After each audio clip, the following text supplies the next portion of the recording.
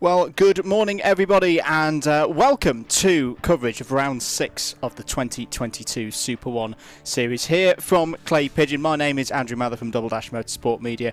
Absolutely fantastic to have you here with us on this Platinum Jubilee weekend. I hope you've enjoyed the first 3 days of it, and I'm sure we're going to give you some entertainment here on the 4th day on this Sunday round and the halfway point of the 2022 season. Here's your circuit for today. Clay Pigeon Raceway in Dorset, an old school circuit, 815 metres in length. Looks simple from the air. The circuit established in 1963.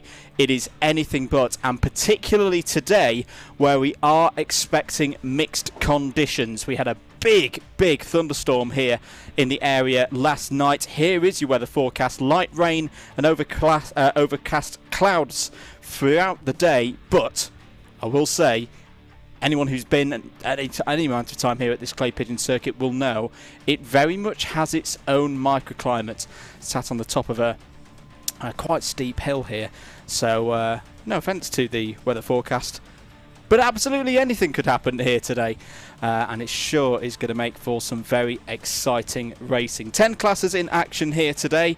2 in the C50 Bambinos. The new eras and pros will see their first heat up soon. IAME Bambino, Honda Cadet, Mini Rok, Junior Rok, Mini Max, Junior Max, Senior Max, and Rotax 177.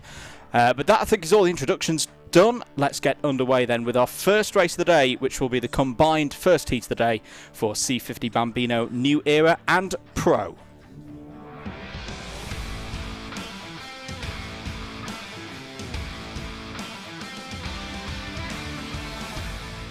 So heat 1 of 2 heats today, decided on the grid by timed qualifying earlier on this morning. Let's have a look at the grid. Chloe McGill has overall pole position. The New Era driver with a 49.821, edging out Chester Fawkes alongside on the front row. Soren Gallagher and Lewis Kirkcaldy go from the second row of the grid in this, the first race of the day. Jensen Biglands and Theo Poyser there on the third row of the grid. Row 4, we find Jack Mellon and Henry Algar. Rex Pooley and Buddy Hugo are inside the top 10 overall at the start of this race. Let's see if they can stay there. Harry Chapman and Charlie Page are on the 6th row of the grid. And then we find on row 7, Elliot Payne and Marley Wordy. Toby Biggs, first meeting of the Super One season for Toby, starts on row 8 here on the second day. Grace Mayer alongside. Mason Hibbert had either a sporting or technical infringement in qualifying, not sure which, apologies, but Mason starts on row 9 there alongside Riley Murrow. And then we find Austin Oman and Harper Das on row 10. Cole Teal and Amelia Dial on row 12. Alfie Mayer and Ellis Wildchild on row 12, Bertie Clark. Completing the 25 karts in this field, of which 17 of them are in the New Era category. Those are the karts with the black backgrounds on their number boards with the white letters. And then the pros have an orange background and black characters on their number boards. That's how you tell the difference between the two. I actually think it is, yes. I was slightly confused when reading out that grid that the New Eras were on it first. No matter, the pros start from the front. So that will be Riley Murrow and Austin Oman on the front row of the grid. Harper Das, Cole Teal, row 2. Amelia Dial and Alfie Mayer, row 3. Ellis Wildchild and Bertie Clark, row 4. We are under starters' orders. All of these heats are 7 minutes plus 1 lap. 2 of them for all classes today. We're ready to go racing here on Sunday for Super One at Clay Pigeon Raceway.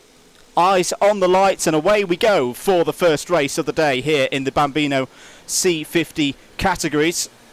Looks like a solid start for everybody. It's a long run for these young drivers down into Billy's Blind, which is the first sweeping right-hand corner before we go into the S's. And I think it's Austin Oman who's had a great start there in the blue and red helmet, karts number 7.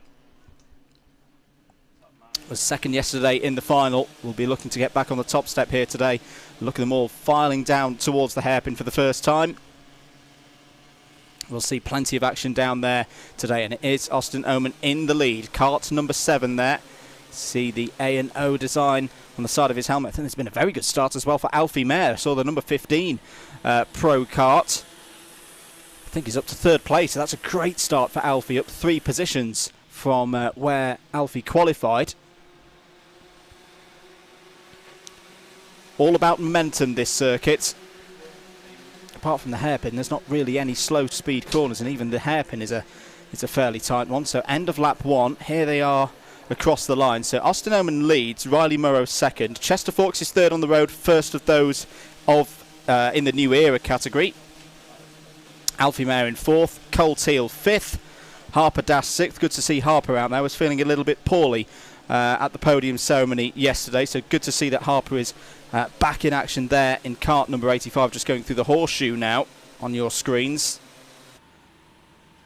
Hello to everybody around the circuit today as well. We've got local PA here at Clay Pigeon. Apologies, you are going to have to hear me all day. You had a quiet day yesterday on Saturday, but here we are, good scrap down the pit straight. Now this is between the two classes. This is Oman and Fawkes, and it looks like Fawkes has just nipped over the line in the lead, and Austin Oman will be wise here to try and work with Chester Fawkes, but at the moment they're fighting over this first place on the road and not competing for championships per se, because they're in different classes but running out on circuit at the same time. You see Riley Murrow there in the blue kart trying to get involved. Winner yesterday in the final for the pro category, was very strong overall yesterday, took a clean sweep in terms of heat victories and the final. But a steady start this from the Bambino C50s, just what we want to see.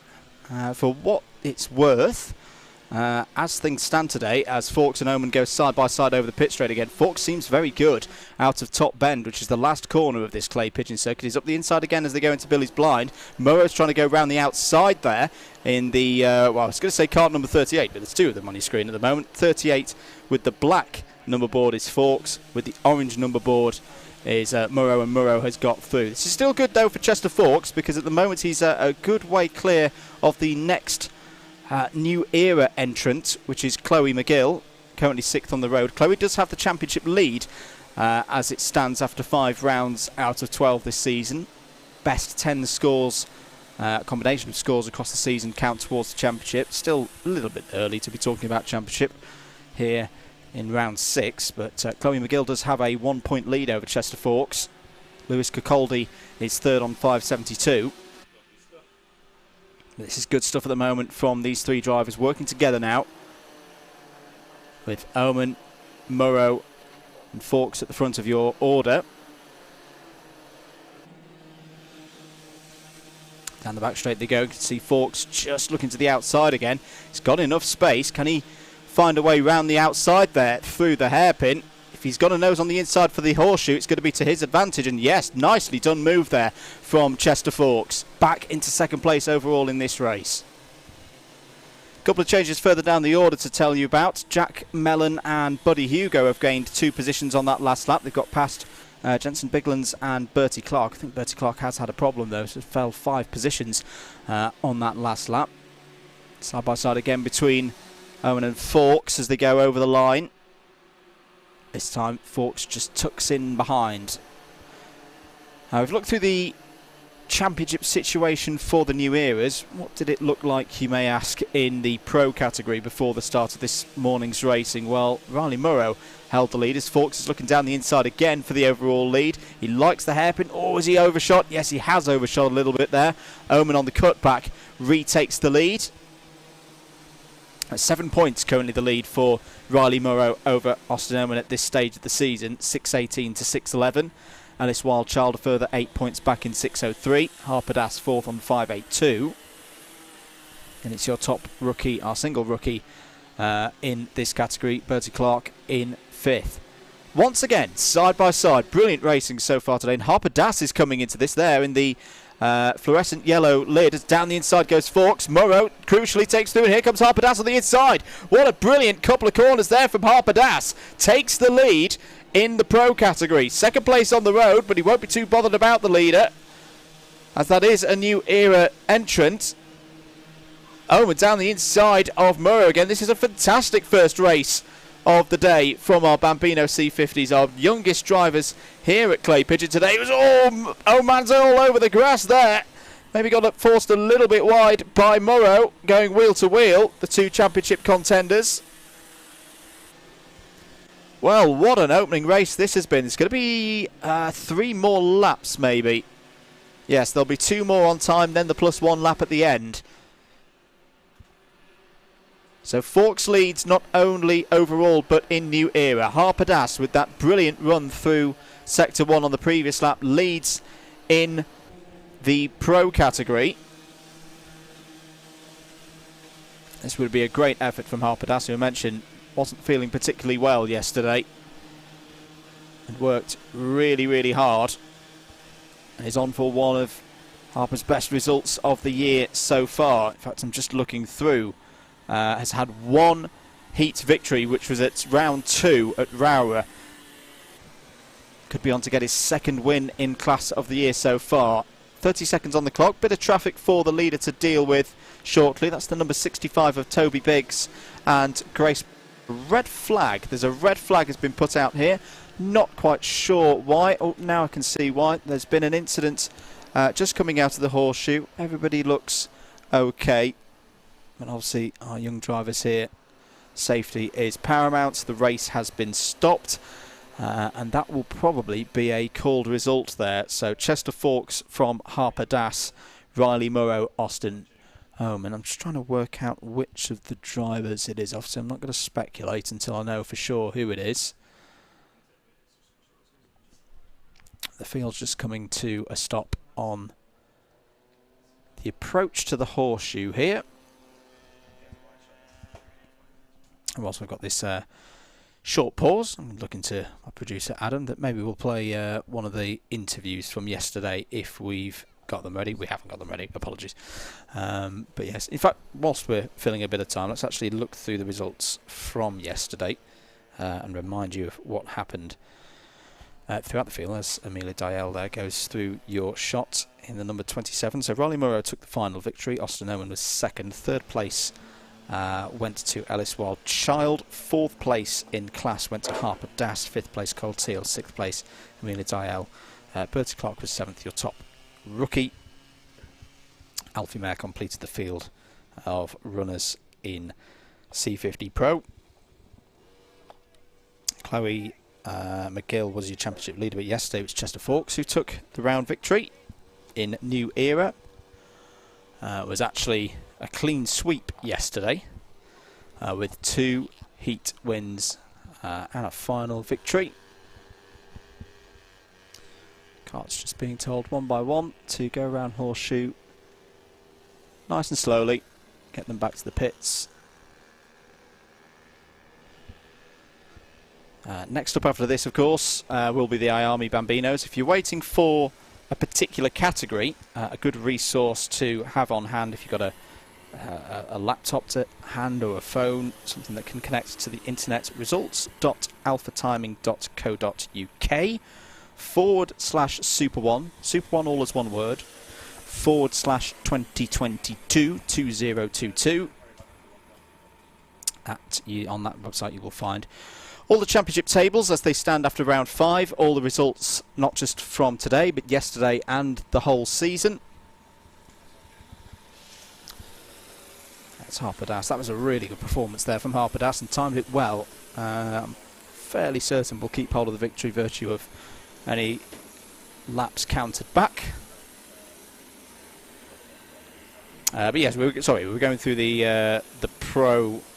Oh, we've done the Pro. The New Era results from yesterday, just to get you up to speed with that and how that looked. In New Era, it's Chester Forks, as we mentioned, taking a clean sweep, 2 heat victories and a final win. Charlie Page, 2nd, great result there for Charlie. I think that was one of Charlie's best of the season so far. In fact, in general, very strong day for Charlie Page. 3rd and 2nd.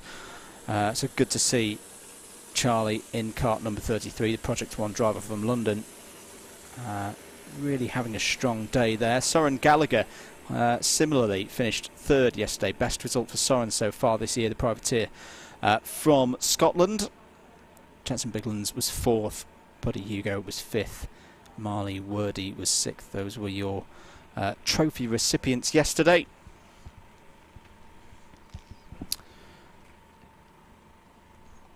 So procedures is going on here at Clay Pigeon. Driving question, apologies, I'm not quite sure which driver it is. It's always the classic. It's always difficult to exactly know from a distance who the kids are when they've got the lids off.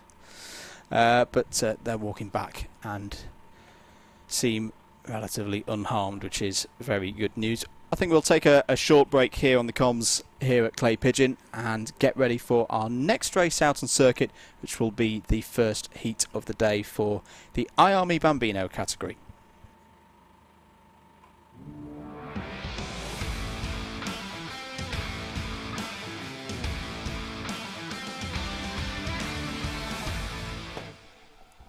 IAME Bambino's out on circuit next. Let's have a look at their grid, which was decided by timed qualifying earlier on this morning.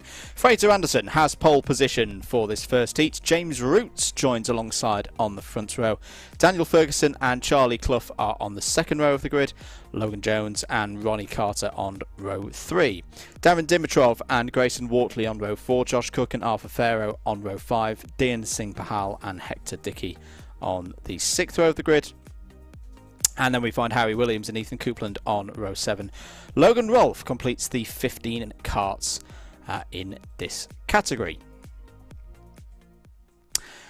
Championship situation after 5 rounds completed here in Super 1 for 2022. Grayson Wortley had a stellar day yesterday and has an 18-point lead at the moment. 10-point lead. I need new glasses. 6:18 over 6:08. Grayson Wortley ahead of Josh Cook.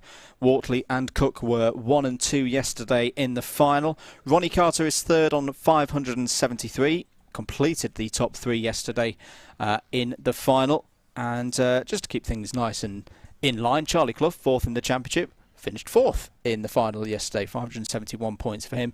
Dean Singh Pahal is 5th on 529. Darren Dimitrov 6th on 507.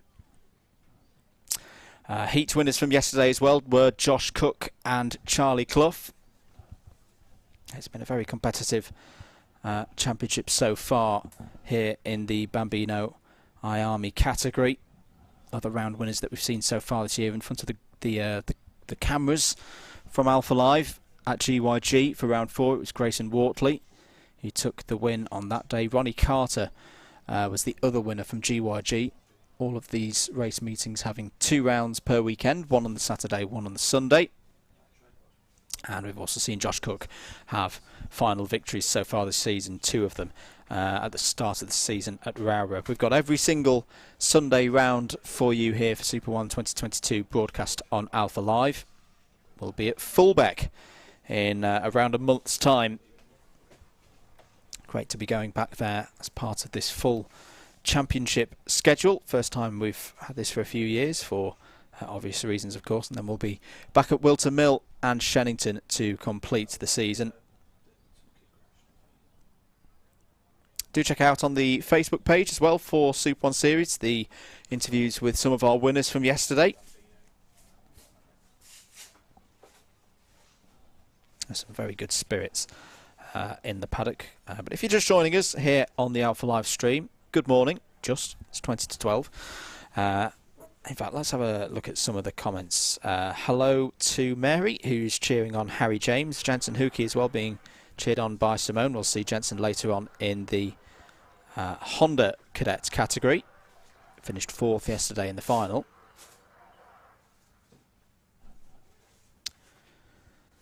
And support coming in for Danny Ferguson as well from Mum. Keep your comments coming in. Let us know who you're supporting here today. But yes, if you're just joining us, we had a curtailed first race of the day. The Bambino C50s finished under red flag. I'm actually seeing now on my timing screen a count back to the end of lap number 6. Now that's important because it meant that Austin Oman was still in the lead of the race at that point. So that would mean there's a change in pro. Oman from Murrow and Das. Which would be a shame for Das because great overtake that he pulled off would not stand. But there go the Bambino IAMEs out on circuit. Circuit is back in a state where it can run. And once again, it will be 7 minutes plus 1 lap. There is the number 61 of Fraser Anderson. Pole position for Fraser here. Best results so far this season for Fraser is a 3rd place. That was in the final of round 1 at Rowrah.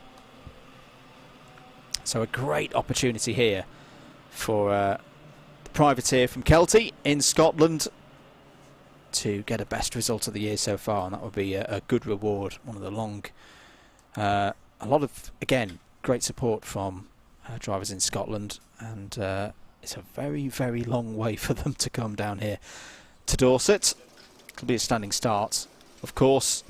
Anderson there on driver's right, the number 11 of James Roots, similarly looking for a best result of the year so far here, best result of 5th.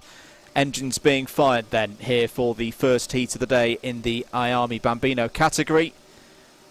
Drivers will have their eyes on the lights as directed. Be looking for a good start. Oh, almost there's a bit of a movement there from number 7. Is going to get a bad start as a result. That was Charlie Clough, but down to Billy's blind we go for the first time in this one. Good start for Fraser Anderson. Leads ahead of James Roots, the number 6 of Ronnie Carter has had a good start, and there's a spin in Billy's blind for the number 65 of Darren Dimitrov. So that's one of our big runners. I think Grayson Wortley's in trouble as well. The number 70 towards the back end of the field. Down the inside goes Roots. Through the hairpin, takes the lead here on lap number 1.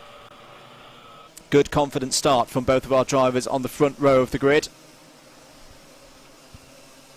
Great opportunity this. These heats, as I say, decided by the timed qualifying, and both heats have the same grid in effect. 6 minutes and 15 seconds of this race to go. End of lap 1. Let's count them through as Ronnie Carter is on the move. It's Roots from Anderson Carter. Daniel Ferguson is up to 4th place now. Charlie Clough in 5th. I think may have just got away with a jump start, but definitely compromised his start as a result there. The number 24 of Arthur Farrow has had a good run so far also. It's just got 6th place ahead of Logan Jones. That's the number 24 ahead of the 73, and the number 77 of Josh Cook trying to fight through. It's a very jumbled up grid, I must say, here today. The likes of Wortley and Dimitrov and Cook all looking to move their way through the order, and it's not an easy circuit to overtake on this. Due to its high speed nature, the braking zones are very, very short. There's Charlie Clough, kart's number 7. He's had a few wins so far this season. Took a win, one of them, yesterday. Took the first heat ahead of a not so good second heat, finished in 12th place, and then was 4th in the final. Josh Cook working his way through. It's just got past the number 73 of Logan Jones there, and is currently the fastest driver out on circuit. 44.352, the best lap time so far. With Grayson Wortley further down the order, although Grayson Wortley and Darren Dimitrov are starting to recover. They've both gained 2 positions on that last lap. This is a big opportunity for Cook to get some of those points on the board. I say it's still a little bit early in the season to be talking about championship, but it will just start to play on their mind, especially after today when we'll be into the second half of the season. Here comes Ronnie Carter though, down the inside of James Roots into the hairpin. Hans hairpin will need to get it done through the horseshoe. And that's the classic move that we see quite often here at Clay Pigeon. The dive down the inside, side by side off the hairpin, but then have the inside line for horseshoe. That was very nicely done by Ronnie Carter. 5th, 3rd and 3rd yesterday, but Roots is coming back. Roots has got some good speed out of top bend and actually retakes the lead just before we get over the line. Now that could be important. That's an important sign for the end of this race. Carter now looking up the inside of Billy's into the S's, keeps it tight. He's actually one of the best chances to overtake round here. If you can get to the inside into the S's, do a bit of a block pass. That was again very nicely done from Ronnie Carter. And a really good race again here at Clay Pigeon. It's stacking up behind as well, with the likes of Anderson still there in the kart number 61. Josh Cook is up to 5th place now in 77. Here Roots comes again, side by side, and he is going to have the lead once more. With this circuit being about momentum, as Carter cuts the inside again, replays the same move that he pulled one lap before. Having good straight line speed is a must round here at Clay Pigeon, especially in dry conditions. At the moment, Ronnie Carter cannot break away from the rest of the field, and they're all snapping at his heels now. Roots, Anderson, Cook is up to 4th place now, has got past Daniel Ferguson on this lap so far. We'll fancy a chance here at trying to get the win. It's into the outside now. This time Ronnie Carter's got a better run through top bend. You have to be so precise through there to carry the speed. Very easy corner to get wrong. And is that the sign that Ronnie Carter is starting to get this race under control? Up the inside for 3rd place. There goes Josh Cook past Fraser Anderson. Takes that position.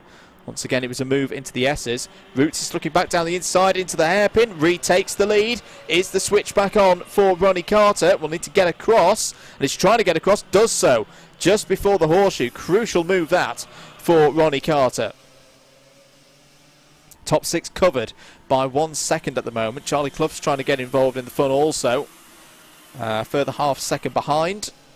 Bit of a gap from 8th to 9th though, side by side once again, Roots and Carter. Roots again, just over the line, had the lead.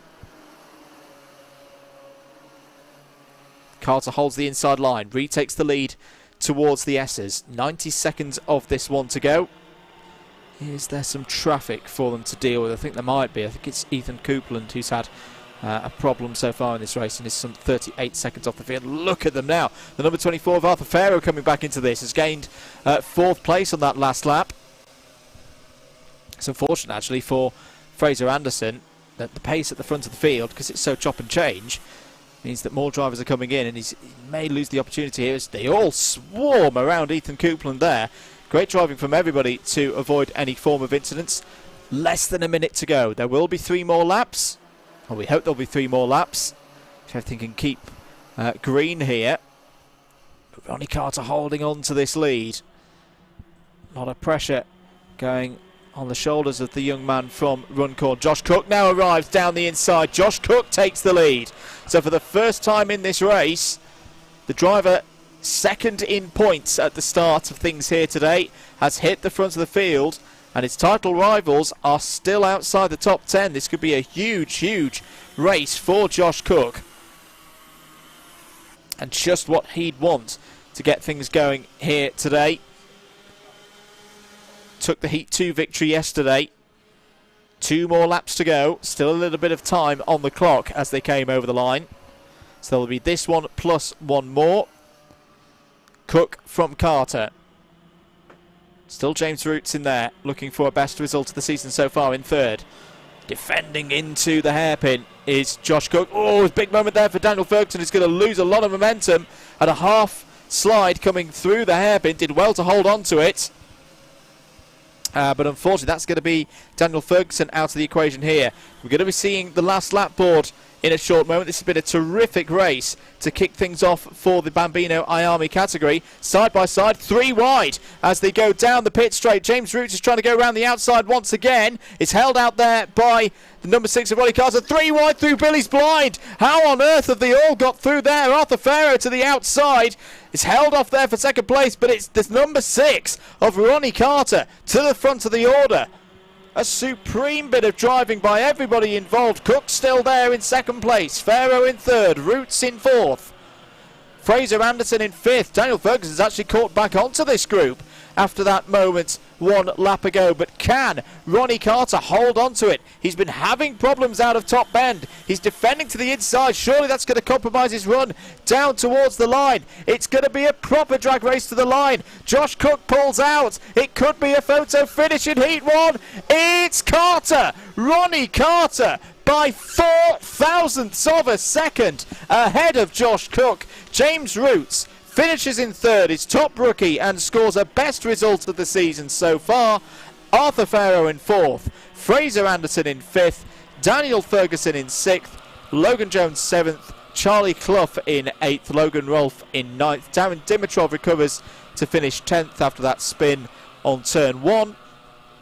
And then it was Grayson Wortley, Harry Williams, Hector Dickey, Dean Singh Pahal and Ethan Coupland, your 15 finishers in that race. And what a race it was.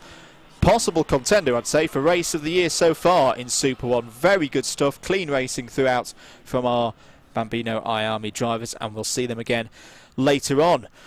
Right, let's catch our breaths after that one. A superb race by everybody involved.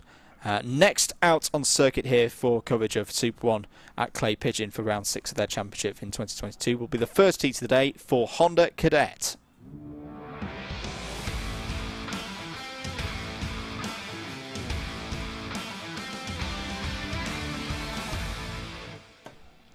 Back with us here on Alpha Live with commentary from Double Dash Motorsport Media. Here is your grid for the first heat in Honda Cadets. Yesterday's final winner, first final victory of the year for driver number 22, Andrew Dixon.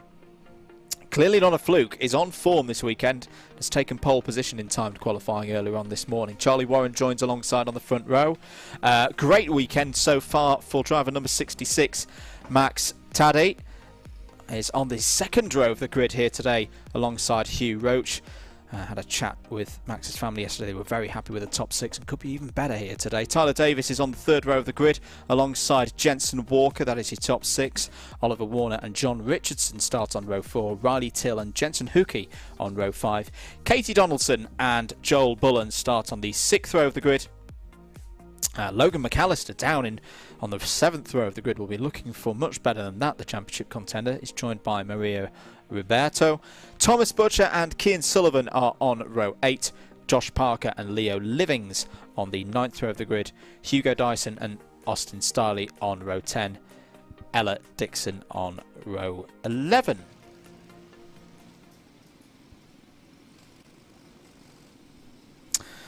So the result from yesterday in the final, classified as this: Andrew Dixon, Hugh Roach, Logan McAllister 1, 2, 3.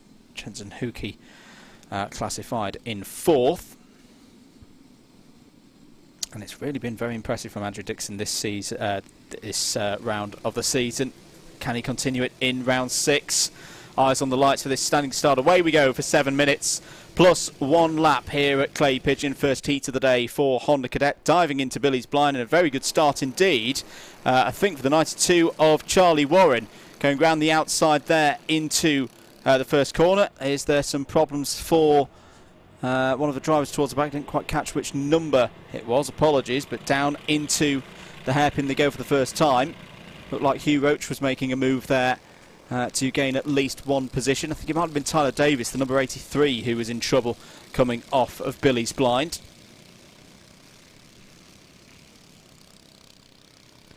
Round top bend they go then for the first time in this heat. Count them through. Charlie Warren ahead of Andrew Dixon. Max Taddy is, I say, having a really strong weekend is Max, driver number 66 there. Best results so far this season for Max in heat racing, a 3rd, as Hugh Roach makes a move down the inside there on Jensen Walker. And we're under full course yellow. The Battenberg flag has come out. Apologies for my position. I may have to jump a little bit or go up on my tiptoes. Can't quite see what's happened. Now I can see what's happened. There is a driver off at the hairpin being tended to by the marshals. I don't think there's anything of major concern, otherwise the red flags would have come out. But the race is effectively neutralised. There it is. It's Leo Livings who is out of the kart and gone out under his own power as well, which is the most important thing. That's a shame for Leo, driver racing in the number 97. He's been having a tough season so far in Super 1 on the Synergy chassis. He's had a few top 10s. I suspect we'll be back underway shortly. You can see the Battenberg flag, the yellow and black quartered flag there out, denoting that all drivers should not overtake, not be racing. First kart effectively becomes a safety kart, and I think away do we now go? No, I can still see some Battenberg flags out. No, we'll carry on then. So Warren from Dixon, Taddy in third, Roach fourth, Walker fifth, John Richardson, who has tended to have this thing of being very strong on a Sunday. It was 9th, 10th and 11th across his 3 races yesterday.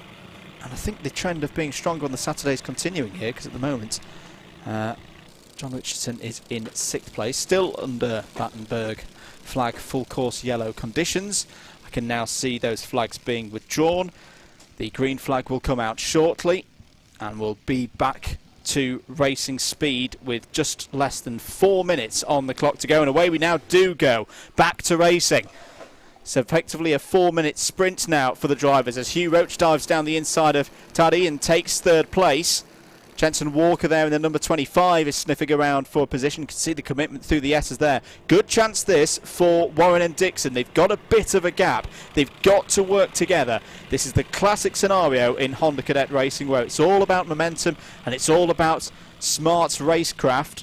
You can see Logan McAllister in the number 3 there trying to get round the outside of Katie Donaldson. Not exactly where McAllister would expect to be. 3rd in the championship at the start of today on 573 points. Hugh Roach at the moment is your championship leader on 604, 11 points over Jensen Hookey. But it's good stuff at the moment from Warren and Dixon. Far better to get some points on the board for 2nd place than try and go for 1st, end up back in the pack and ending 5th or 6th. Playing this wise and tactically is Andrew Dixon. And Charlie Warren's not doing a bad job either at the front of this order. Through Top Bend they go. It's actually the first Super One race meeting of the season for Charlie Warren, hence he's a little bit out of position in terms of points. Won't be a championship contender, of course, because he's missed 4 rounds. He's putting on some good stuff here this weekend. Was 5th in the final yesterday, took a 3rd place in heat number 2. Has had strong pace throughout in the dry conditions. Down the inside there goes the number 17 of Joel Bullen, trying to fight with Jensen Hookey, who's now got the attentions of Katie Donaldson behind. 2 minutes to go. Still Warren leading from Dixon, but good work from Roach and Taddy and Walker behind. They are catching this duo. And it's still all to play for in Honda Cadet racing. Dixon looks down the inside, sees the threat coming in, and decides, no, I've got to take the lead of this one, otherwise I'm going to go backwards. That was timed well by Andrew Dixon. Back to the front of the order, but Hugh Roach is now through and into 2nd place. Roach is looking down the inside into Hans Hairpin. Has he got the move done? Yes, he has. Very nicely done from Hugh Roach. Championship leader to the front of the order then, with 1 minute and 20 seconds to go. The number the 66 of Max Taddy is in there. In 3rd place, I think, has Jensen Walker at least challenged? Yes, Jensen Walker's challenging Charlie Warren. That just shows you in 1 lap of Honda Cadet racing how quickly things can change. But it's Roach from Dixon, Taddy, Warren in 4th. You couldn't call this one at the moment. We saw the IAME Bambinos go back and forth a fair bit some 10 minutes or so ago. This is shaping up to be another really, really good race. Oh, a bit of a moment there for Taddy. He's run a bit wide. Is Charlie Warren going to find a way through Buttons and then into Top Bend? No, Taddy is held on there. 2 more laps to go. Dixon back in the same position he was earlier, trying to work with the leader to push away from 3rd, 4th, 5th behind. Down the inside into the S's there goes Charlie Warren. Yeah, he's definitely coming through in that situation. Up to 3rd goes Charlie Warren.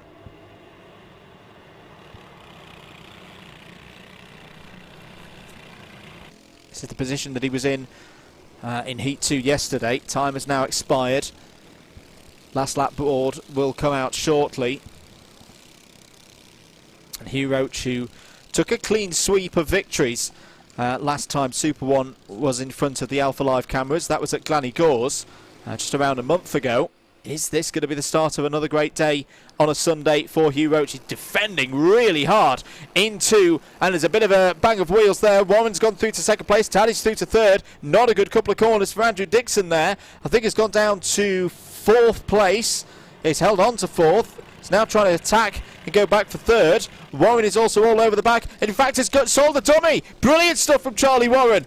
Hugh Roach was literally looking the wrong way there, but Charlie Warren slipped down the inside. But here, Roach fights back, tries to go around the outside through Buttons. There's a bit of grass cutting there that John Button would have been proud of. Round the outside, through Top Bend. Another cracking race to kick things off here in Honda Cadet, and it's still not done. Hugh Roach has it on the line by, well, compared to the IAME Bambinos, a mammoth 100th of a second.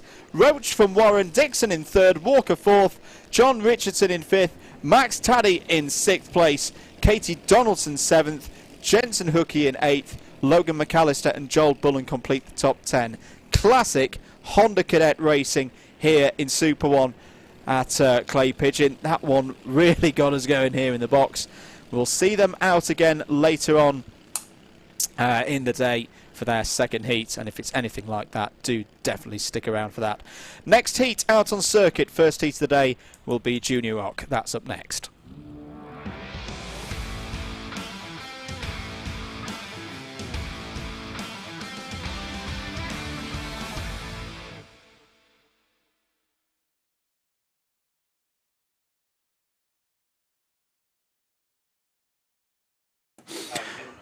Back here at the circuit, here is your grid for the Junior Rok first heat of the day. Apologies if you've had any technical issues, we have just had a headset change, but here is your grid for Heat 1 in Junior Rok. Alfie Briggs on pole position, looking to continue this great form that he's been in this category, has not lost a single race so far this season. Shane Collins joins him on the front row of the grid. Oliver Law and George Barker complete the 4 entries in this one. George Barker did have technical issues, I believe, in qualifying this morning, so he'll have work to do. Will want to get back ahead of Oliver Law, has been challenging Shane Collins as well at times. I think there's a slight pause in proceedings, yes, because you can see one of the Honda Cadet carts, I think it's Leo Livings' cart, being recovered. But what an opening trio of races that we've had so far this morning. If you're just joining us here on Super One on Alpha Live, it has been very, very good indeed. Hello to Tim. He's been cheering on Thomas Butcher and Grayson Wortley. We'll see them out again later on. And Jigsy as well, cheering on Mark Oliver. So just waiting for the track to be cleared.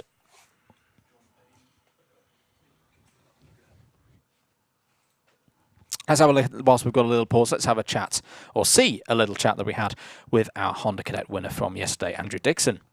Back at the podium, and always good to see another new face showing the competitiveness of this Honda Cadet category. So our round 5 winner, Andrew Dixon. Andrew, a tremendous victory, quite a big gap by Honda Cadet terms, over 0.3 of a second. You must be proud. Yeah, I am very proud. What do you think was the big difference today? This is your first final win of the year. What have you been working on since we last raced at GYG? Well, this is my strongest track probably, and we've been working hard to get this victory. What is it about this Clay Pigeon circuit in particular that you enjoy? The whole track, everything. And in terms of looking ahead tomorrow, it could be wet tomorrow. It's very changeable conditions here. Is that something that you're thinking about as you've got the winner's trophy here today? Yeah, definitely. And who, in terms of the team, who's been working hard behind the scenes to get you in this position today? My mum and dad and Joe Forsdyke and Lawrence Sayett. Good stuff. Well done, Andrew. Hope the good form continues tomorrow and you have a strong Sunday. Thank you. Here we go then, ready for the first appearance of the day for Junior Rok. Alfie Briggs on the left of your screen from pole position. Shane Collins in the black and yellow from P2. And away we go for 7 minutes plus 1 lap. Briggs takes the lead. Collins second. Barker already looking for the second place round the outside. Can he hold on to third ahead of Oliver Law? Yes, he can. Good start there from Barker, trying to respond back from the disappointment earlier. He's looking to the inside, half attacking, half defending at the same time. So situation in championship, Briggs looking in a comfortable position, if I may say so. As I say, he's taken a clean sweep in every single round so far this season. winner of this championship, of course, gets tickets to the Rok Cup Super Finals held in Italy in October. Very good event indeed. I do go check out some of the action from that and some of the exploits of Team GB over on the DDMM social medias.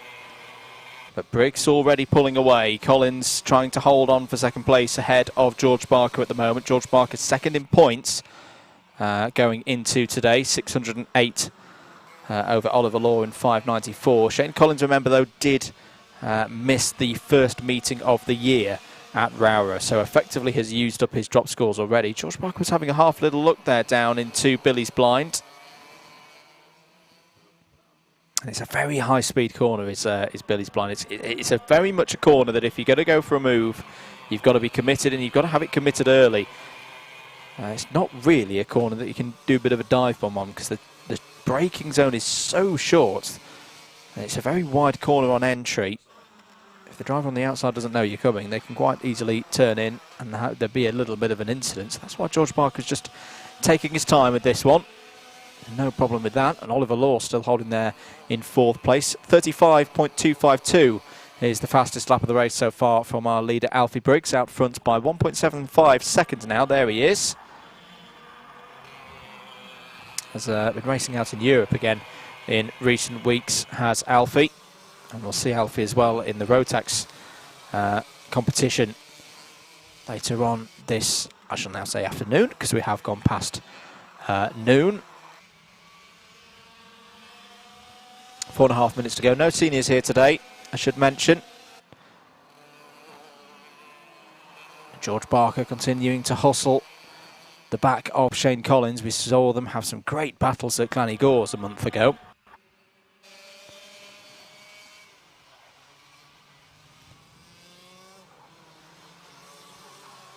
Through the horseshoe they go. This lap's looking like a good one for Shane Collins so far. It's just starting to edge away from George Barker. George, you remember, ran very well here last year. He was in the junior Rotax and mini Rotax categories at the time, mini max. So knows this circuit from 1 year ago. Oh, a bit of a mistake there from Shane Collins. Now he got out wide, out of the S's. There's a big sausage curb to driver's right, and I think Shane Collins just got on top of that. He did very, very well to hold onto the kart, but that means that George Barker's all over the rear of him again. Let's have another look at this. It's just coming out of the S's. Collins is going to run wide. Yeah, gets all over that sausage curb. And at that point, your wheels are in the air. You've got no steering. You've not really got any momentum and power pushing you forward. You're just skating the bottom of the kart along that sausage curb, and that definitely will have caught Shane Collins' attention.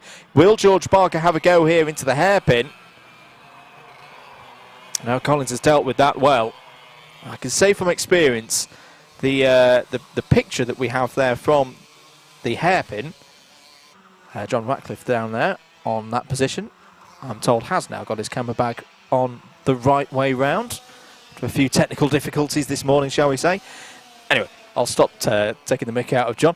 It's a very big curb. The camera shot does not do justice as to how big it is. I mean, the obvious reason why it's there is to stop drivers running wide and track extending out of the S's, because that's a big advantage for a driver down towards this here Ham's hairpin. Yeah, that definitely will have caught Shane Collins' attention. Alfie Briggs clear out front now by almost 3 seconds from these two. Oliver Law has just set a personal best through sector number 1. He's increasing the pace, 35.444 for Oliver Law last time around. Still these two going over second place. A lot of drivers really committing in hard as Barker has another half little look into the hairpin.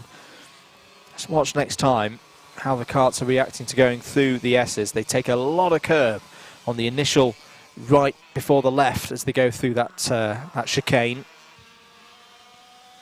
It really is key to getting a lap together around this circuit. Alfie Briggs has gone even quicker, 34.757. Just look through here. Look how the kart hops over the curb. That's a great example there from George Barker. Checks over the shoulder, sees that he is clear of Oliver Law behind. Will he think about a dive on Shane Collins in the remaining 1 minute and 20 seconds of this race and the lap that will be added on afterwards? Pace at the moment for these two, 35.1 for Collins, 35.2 for Barker last time around. They're now both into the 34.9s though, so they're increasing their pace as well. Alfie Briggs in race management mode, by the way. It's just lifted off a little bit, 34.8. A tenth or so slower than his best. Knows that he just needs to take care of the tyres. No point pushing overly hard in this machine, in the position that he's in. Wants to take care of it to very much move himself into a commanding position at the halfway stage of the season. 30 seconds to go. 2 more laps then for the junior Rok drivers. 11 laps completed by them so far. George Barker set at, oh, he's pushing really hard. Just flirting a little bit with the sausage curb out of the S's. He's keeping the pressure on Shane Collins. He looks good on corner entry, does George Barker, but just loses a little bit on the exit. Time has expired. Briggs, I think, will be shown the last lap board. Yes, has been shown the last lap board. These two drivers will as well. Shane Collins and George Barker. Down into Billy's they go. There's your leader. Looking very calm, very comfortable, very much in control, Alfie Briggs. Through the horseshoe, looking for his 16th race victory of the season out of 16. Through buttons, through top bend, and a very good job for Alfie Briggs. Wins again in Junior Rok. Shane Collins is going to hold on to second place there ahead of George Barker. Good fight between those two. Oliver Law comes home in 4th place. Good points for all of those drivers there in Junior Rok. Well, a good performance again from Alfie Briggs. He definitely is on top of things here with this kart and this season. We're going to get ready, though, for the next race out on circuit, which will be the first appearance of the day for Mini Rok.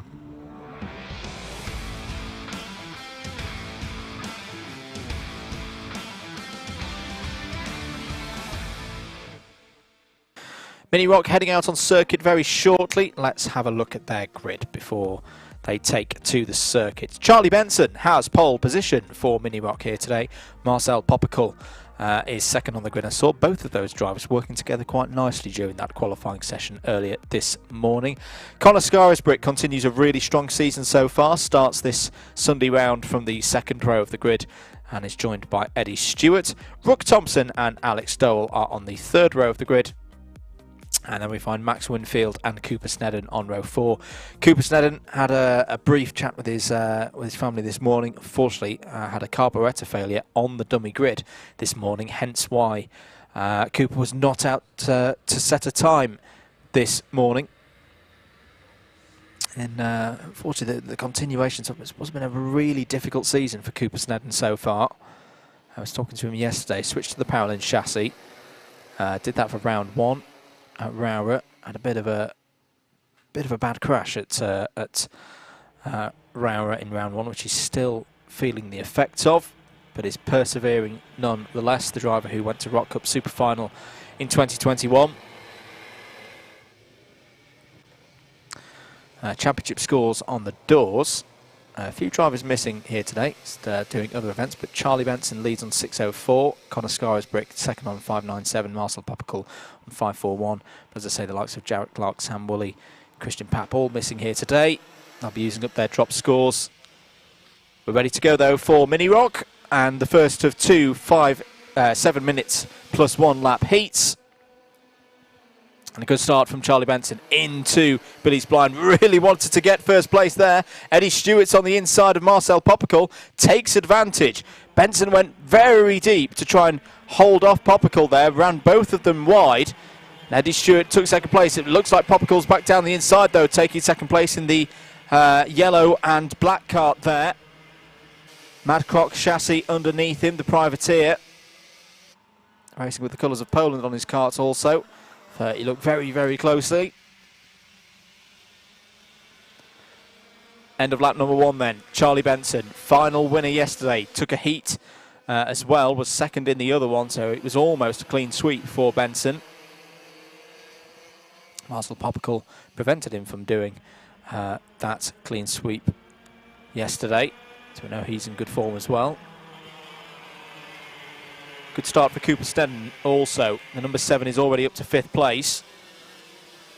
As down the inside there, that's Scarisbrick fighting with Stewart. Stewart defends it well, very well. Carried the speed off of the horseshoe, gave enough room for Connor to get alongside, then held that speed around the outside. Bit of a George Russell inspired helmet I've spotted there for Eddie Stewart. Very nice design indeed. Just trying to shut the gap there. Oh, Scarisbrick alongside. They managed to get side by side through the S's. You don't often see that. Cooper Snedden's got the best seat in the house at the moment. He's going to go to the outside of the number 28 now.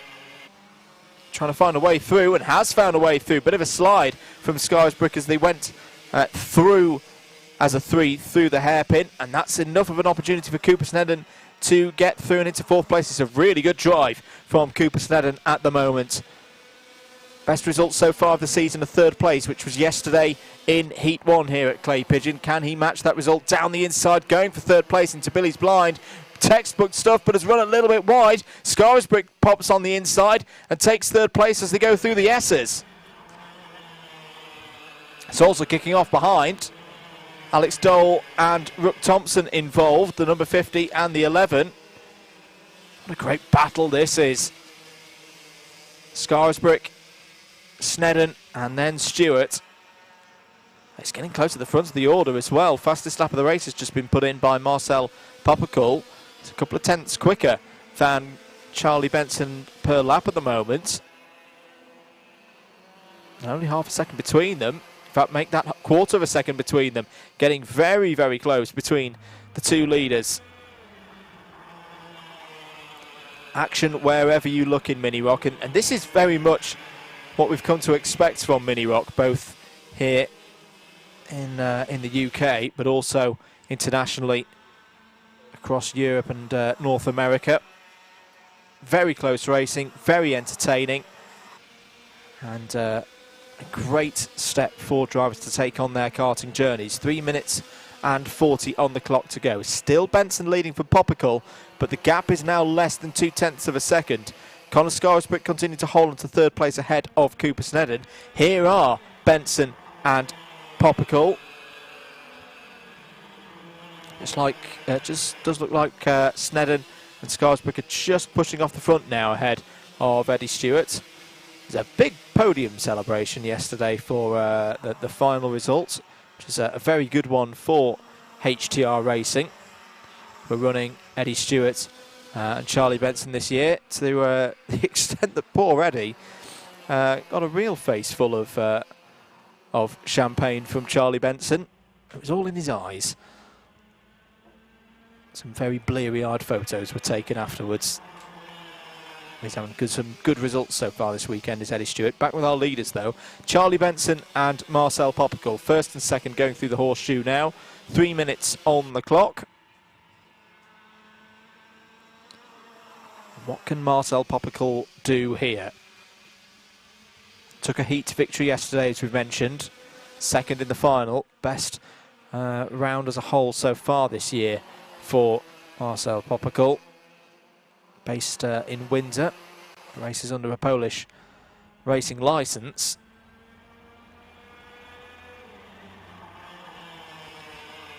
Through the hairpin they go. It just seems as if Charlie Benson is able to soak up the pressure. Had a bit of an off weekend, I think, at GY-G. Won't have been happy with the results from Wales. But this is more back to the form that we saw Charlie in when we started the season at Rowrah a couple of months ago. And across the course of 6 races held that weekend, was no lower than 2nd in any of them, including a win in the final in front of the Alpha Live cameras on the Sunday. If you enjoyed the coverage, of course, and it's your first time here, do make sure you've clicked that subscribe button and the notification bell as well. Conor Scarisbrick's just pulled away from Cooper Snedden now. Looks like he's got this race under control for third place. As we know, Cooper Snedden is driving as a slightly wounded driver at the moment. So he had a big crash at Rowrah in round 1. He's working hard to regain himself to full fitness, but is not quite there yet at the moment. Does get quite tired. He's not got the full strength in one of his arms at the moment. See, it's a slightly different driving style that Cooper is deploying at the moment. It's working for him. He's come from 8th on the grid in this race, up to 4th. Setting up a potentially strong result for the grid for the final later on, if you can do likewise in race number 2. 2 laps left for the drivers here. 30 odd seconds on the clock as they cross the line. Benson has responded actually, is now pulled out a gap to 0.8 of a second over Marcel Popical.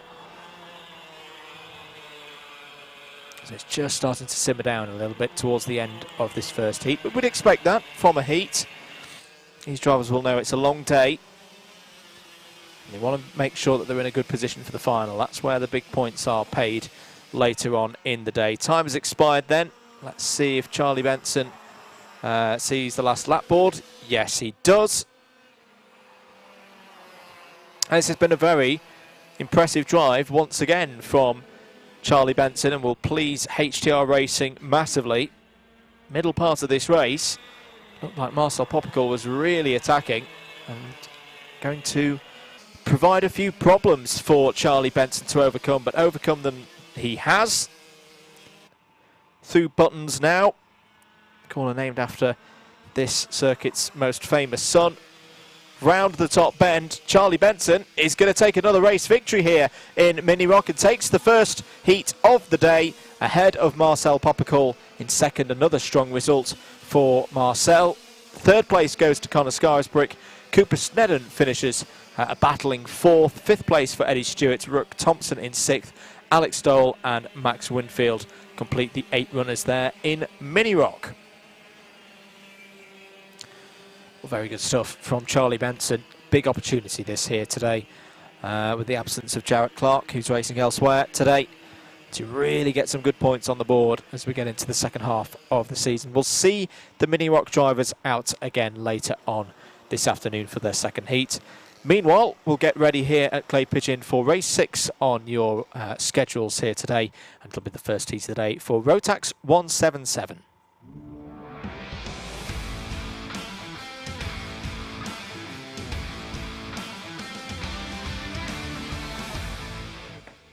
Here we go then for the grid for the first heat of the day for Rotax 177. Alex McGee has pole position, strong showing yesterday in round 5. Can he get some more points on the board here for round 6? Championship leader and reigning champion and final winner yesterday, Chris Thomas, is on the front row there. Joe Hunt and Ian Branfield on row 2. Oliver Smith and Oliver Appleby start on row 3. Hayden Cater and Sammy Milam are on row 4. And then we find Scott Clee, who was on the podium yesterday in the final, on row 5 alongside Dan Miller. Max Davies and James Ockenden start on row number 6. Rhys Llewellyn and Simon Kavanagh start on row 7. Simon Kavanagh did have some issues this morning in qualifying. Michael Gamble and Alex Joyner on row 8. Andy Ward completes a 17 kart field. Well, the gloves were off yesterday in the round 5 final for Rotax 177. Chris Thomas was your round winner, ahead of Ian Branfield and Scott Clee. Alex McGee was your top rookie. What's going to happen here today for round 6? Away we go then for 7 minutes plus 1 lap and a big dive into turn 1 for the first time. And Chris Thomas has taken the lead. Ian Branfield to the inside, challenging Oliver Appleby there for 3rd place and has got 3rd place. So good starts for both of those drivers at the top of the standings as we go into today. Chris Thomas leading by some 17 points, 6.13 versus 5.96 for Branfield. Oliver Appleby a further 6 points back. But a very good start indeed for Chris Thomas. End of lap 1 it is. Thomas from McGee, Branfield, Appleby. Oliver Smith is up to 5th place. Joe Hunt down 2 to 6th. The Scott Clay goes down the inside, gets it all wrong. Gets it completely wrong. Last year's runner-up. And I think collected someone on the way through there as well. It may have been Joe Hunt. We'll confirm in a moment. It's down the inside there on Branfield goes Oliver Appleby. Did he get it done? It was a big dive. Oh, it's off. There's Ockenden. Oh, James Ockenden has had a big off in the number 55. And I think, is that down at Billy's as well? Yes, it is. Well, I think James Ockenden must have had a problem on lap. I'm trying to figure out why he's so out of place there, because he was in around 10th place at the end of lap number 1. But that I mean, he's glad it's okay. He's got back out of the barriers, back out on circuit. Let's. Was it involved in the incident with Scott Clee? Let's have a look at this again. So Scott Clee in the black suit is going to come down the inside. There, collects into the side of the 67, and yeah, I think it was Joe Hunt. And then, well, the incident for James Ockenden must have been a separate incident at the same corner. I don't know whether he just lost it on the braking, reacting to the incident ahead of him. A very strange set of events down there at Billy's Blind. Well, 5 minutes to go. At the front of the field, Chris Thomas leads. Alex McGee is 2nd. Ian Branfield and Oliver Appleby 3rd and 4th. That was Hayden Cater going for a move on Oliver Smith and getting it done. That's Cater up to 5th place. I think Andy Ward had a problem on that last lap also. So 4 minutes and 30 seconds to go. Chris Thomas in control of this one again. 2 wins yesterday, 1 heat, 1 final. 11th in the other one though. Had some choice words to say about things in heat number 2. Wasn't happy with how things had gone.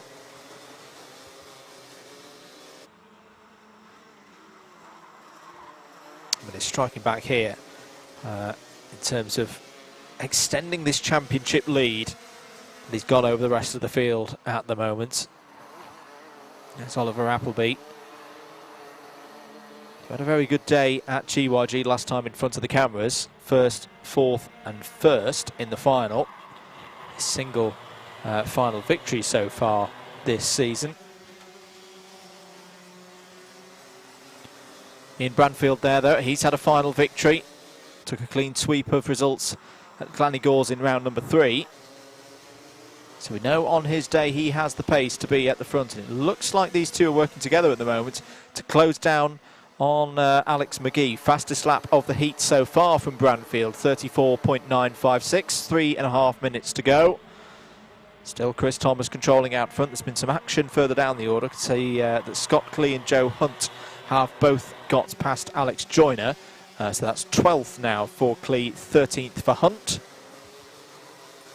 I think James Ockenden has actually pulled off the circuit because he's not being scored as going round anymore.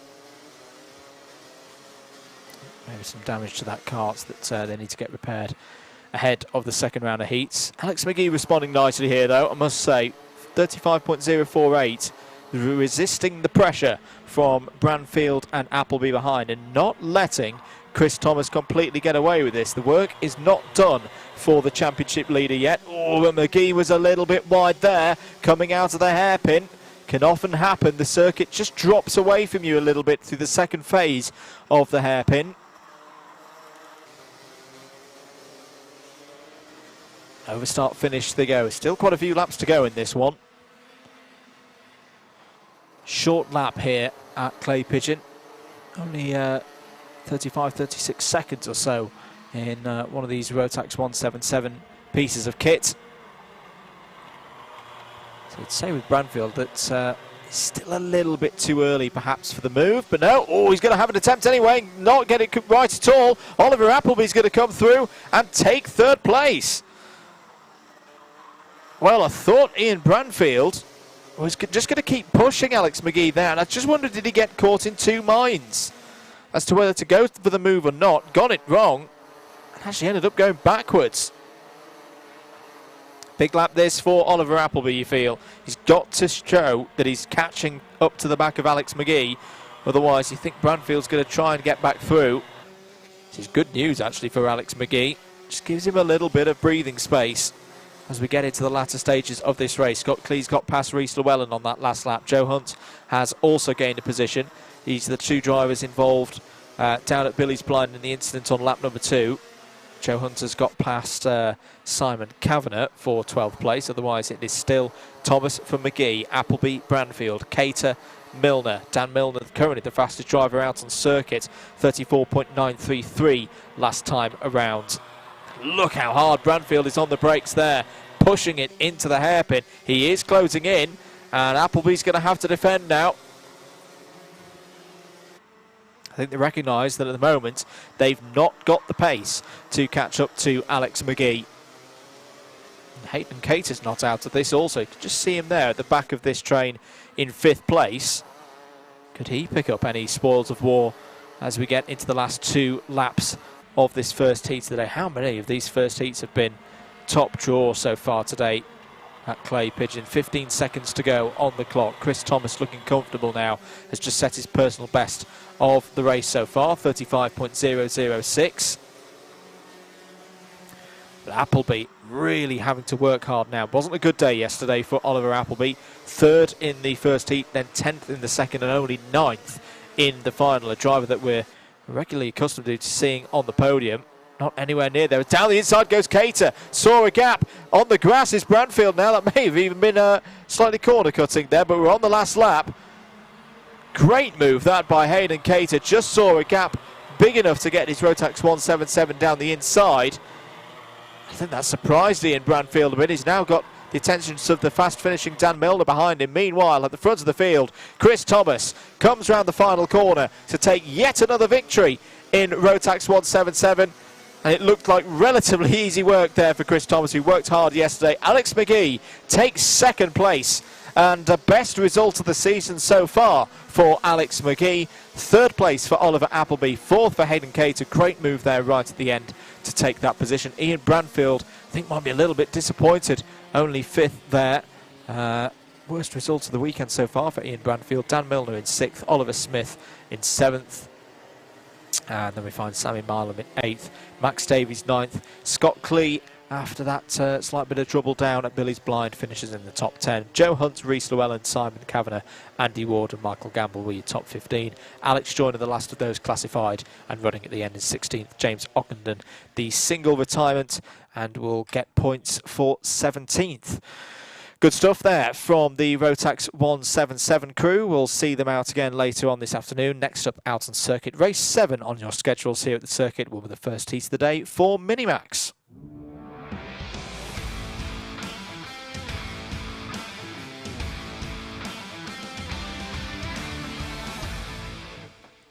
Welcome back, everybody, from that short break from the commentary from DDMM. Here's your grid for the first heat of the day for Minimax. Ernie Overton has pole position. Joshua Bagembi alongside on the front row. Won the final yesterday, is in supreme form at the moment. And there's something that will be very interesting that I'm about to say after this grid. Max Hollor is on the 2nd row of the grid with Joshua Jarvis there as well. Cameron Edmonds and Amelie Ackett on the 3rd row of the grid. Joseph Murphy and Charlotte Stanley on the 4th row of the grid. Jasmine Taylor, who got a great podium yesterday in the final, is on row 5 alongside Archie Dyson, Martin Wright and Lucius McDermott on row 6, Riven Welsh and Yusuf Yacoub on row 7, Jensen Powers and Emily Cotty. This is Emily's first race weekend in Super One this year. They start on row 8, and Freddie Baker did not set a time in qualifying. I have just heard in my ear the first signs of rain down at turn 1. Very, very light. And Joshua Bagembi, I hope he doesn't mind me saying, is a very, very strong driver in mixed conditions. This could be a very interesting first race of the day for Minimax. Away they go for 7 minutes plus 1 lap.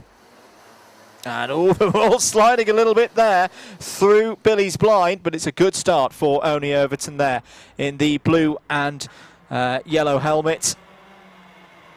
And they beautifully presented momentum racing karts. All of them are very, very nicely decked out this weekend.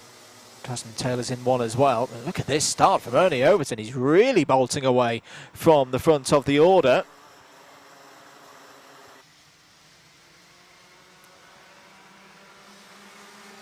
End of lap 1 then. Overton from Bambino, Edmonds, Taylor. Hollow in 4th. It's Jasmine Taylor. That's a really good start actually from Jasmine Taylor, up 3 positions to 5th. And those regular viewers of Super One action here on Alpha Live will cast their minds back to the round that we had here last year on a Sunday, which had similar back and forth with the rain. I think it's still obviously a little bit too early for a set of wets. It's only very light rain that's been reported to us here in the box. Jasmine Taylor down the inside on Max Hollow there, going for 4th place. Really good move. Jasmine Taylor is in really strong form this weekend. I was very impressed with her racing yesterday. Improving all the time. It's Emily Ackett's there in the number 4, trying to fight a way through with Joseph Murphy in the 48. But yes, it's a very competitive weekend so far for Jasmine, who took the Girl Power Trophy yesterday. Lucius McDermott is currently championship leader before things gone underway here today by 2 points over Joshua Bambino, 594 to 592. It's really those two out front at the moment. There's a 42-point gap back to Ernie Overton in 3rd. Hollow down the inside of Taylor there, retakes 4th place. Tap on the side of the helmet, the international karting gesture for work with me. Let's think about this. Let's try and work together to close in Cameron Edmonds in 3rd, who it's a good opportunity this for Cameron Edmonds. Best result so far this season, a 2nd place in a heat at round 4, which was at Glan-Y-Gors a month ago. But apart from that, has only been in the top 3 one other time, which was at Rowrah in one of the heats there. Other moves there. Oh, it's Martin Wright and Amelie Ackett's getting together a little bit. Lucius McDermott in the number 91. Again, this class similar to what we've seen in others so far today. Some of our championship contenders struggling maybe a little bit on a bit of a damage limitation day. That's the number 22 of Joshua Jarvis, 6th in points at the start of today. Currently having to deal with Joseph Murphy, 1 place ahead of him in the points, out on the road at the moment, but 1 place behind in this heat right now.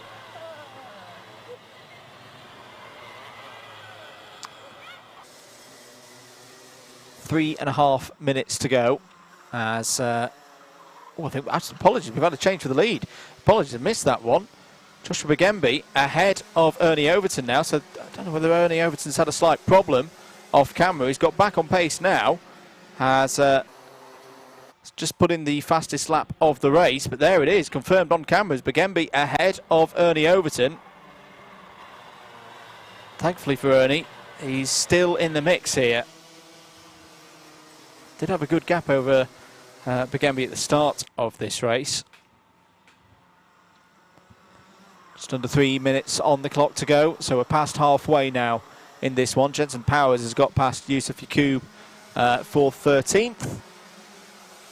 There's still Hollow ahead of Taylor. Taylor's having a look into Billy's blind.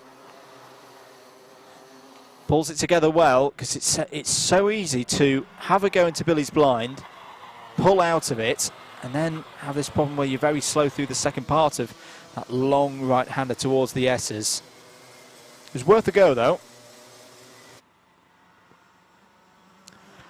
More problems, unfortunately, for Amelie Ackett's. Now lost positions to Martin Wright and Lucius McDermott. So Ackett's now down into 10th place. 2 minutes on the clock. Still Bambino ahead of Overton. Edmonds being reeled in now, and probably has been reeled in. So we've got a 3-way scrap for 3rd now between Cameron Edmonds, Max Hollow and Jasmine Taylor. Hollow's having a little look down the inside. Was the half a touch there for Hollow? I'm just having a look at that front bumper as well. Is that such an interesting angle, or is that just a trick of the eye?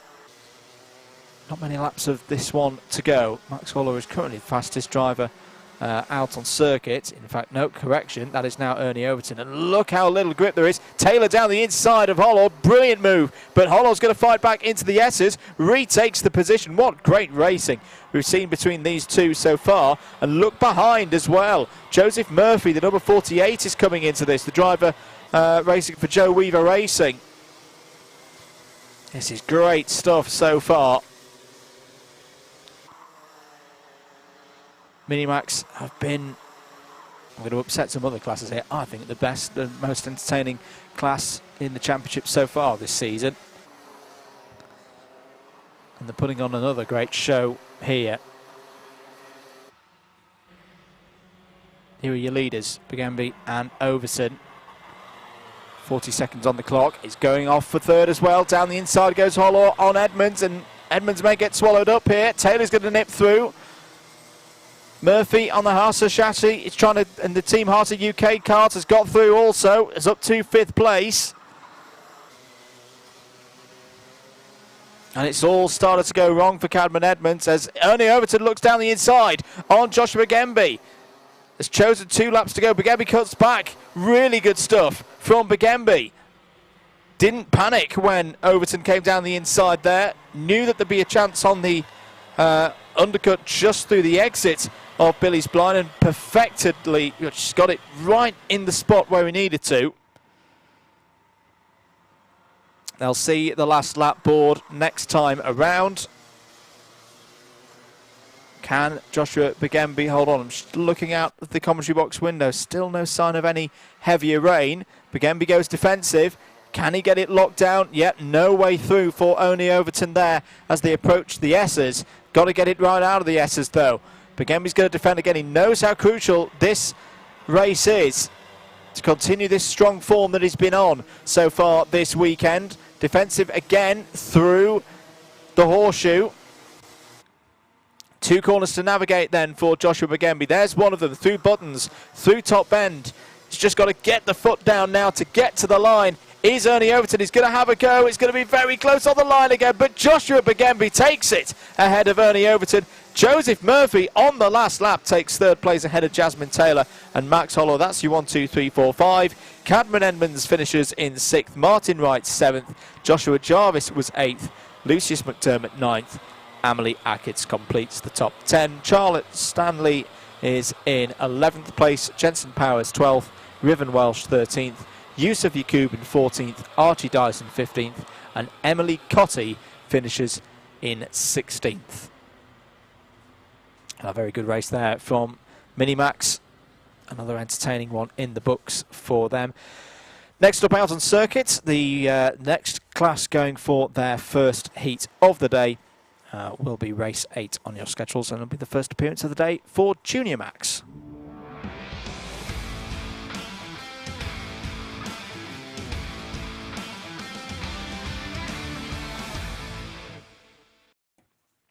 Here we go then for the first heat of the day for Junior Max. Finn Smith, the man very, very familiar with this circuit, has pole position after taking a clean sweep yesterday. Billy Edgecombe is on the first row as well with him.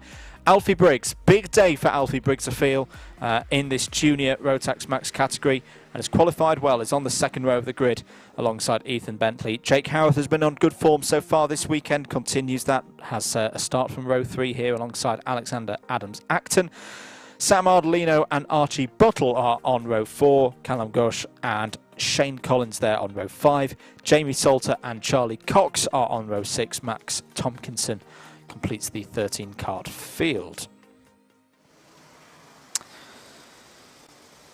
So yesterday, Finn Smith, a driver who knows this place very, very well and showed that to great effect. Took the final victory, as he did 12 months ago as well. Jake Howarth was 2nd, Billy Edgecombe 3rd.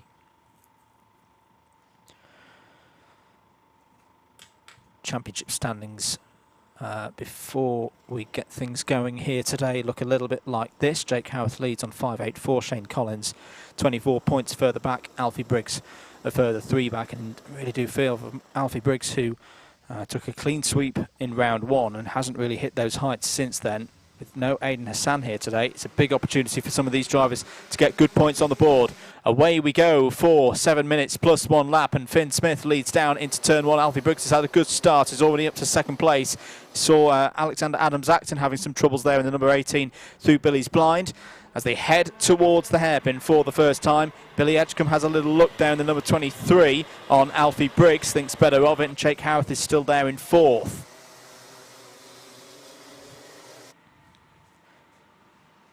Completing this first lap then, Finn Smith, his first appearance in Super 1 this year, so we definitely know that he's not in championship contention for the same reason that we mentioned with others earlier, that with only 2 dropped rounds worth of scores this year, i.e. if someone completes their full complement of races this season, their 4 worst heats and their 2 worst finals, having missed 4 rounds so far, Finn Smith has already used those drop scores up. But we know how strong he is around this Clay Pigeon circuit, and it really is throwing the gauntlet down to the others behind him to challenge him and beat him on his own patch.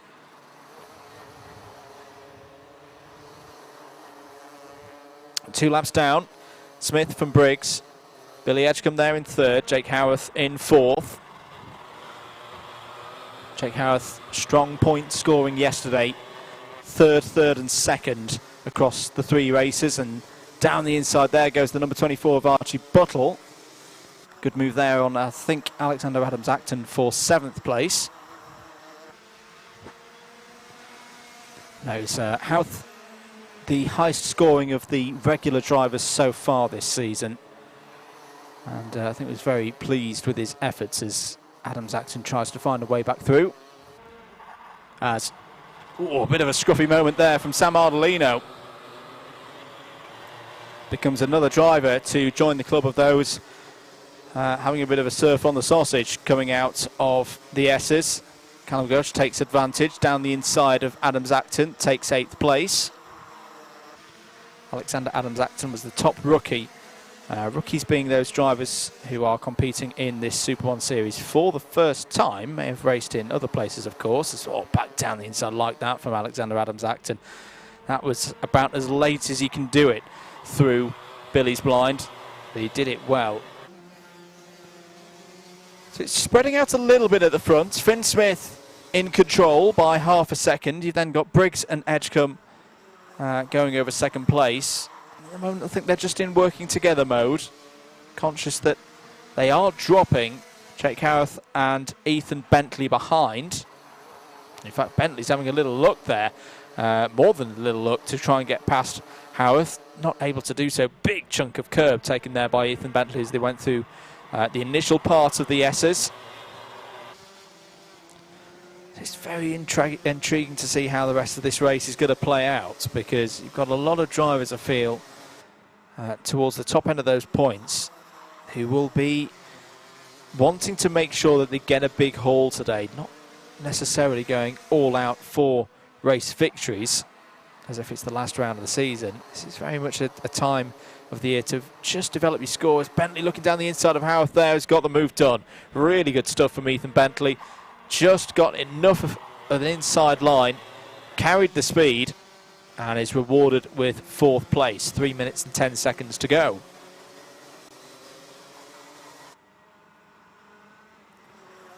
Finn Smith then comes around the final corner to complete lap number 7. This could be quite a quick one, actually. In fact, it is. Look at that, 34.288, the fastest lap so far of the race. As Edgecombe goes down the inside of Briggs. Briggs fights back, holds on to 2nd place as they go through the S's. The race is on now. I think they both recognise that they have not got the speed in this particular heat to catch Finn Smith, so they are fighting over 2nd place now. Now, have they started a little bit too early?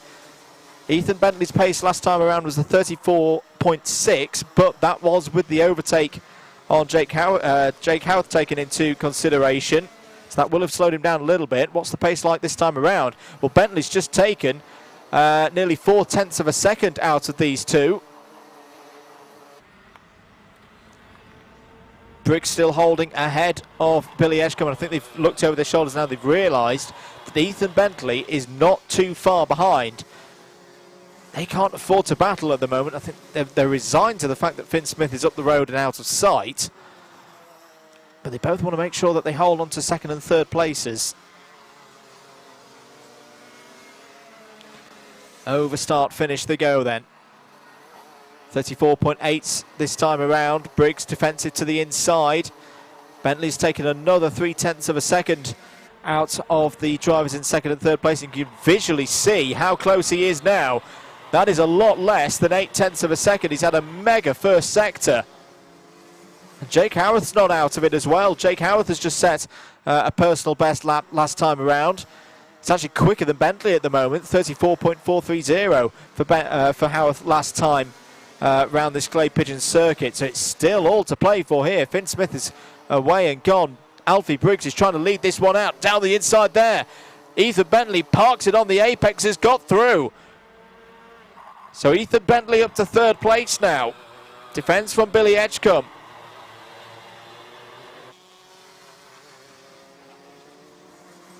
Does Bentley fancy a go at Alfie Briggs here?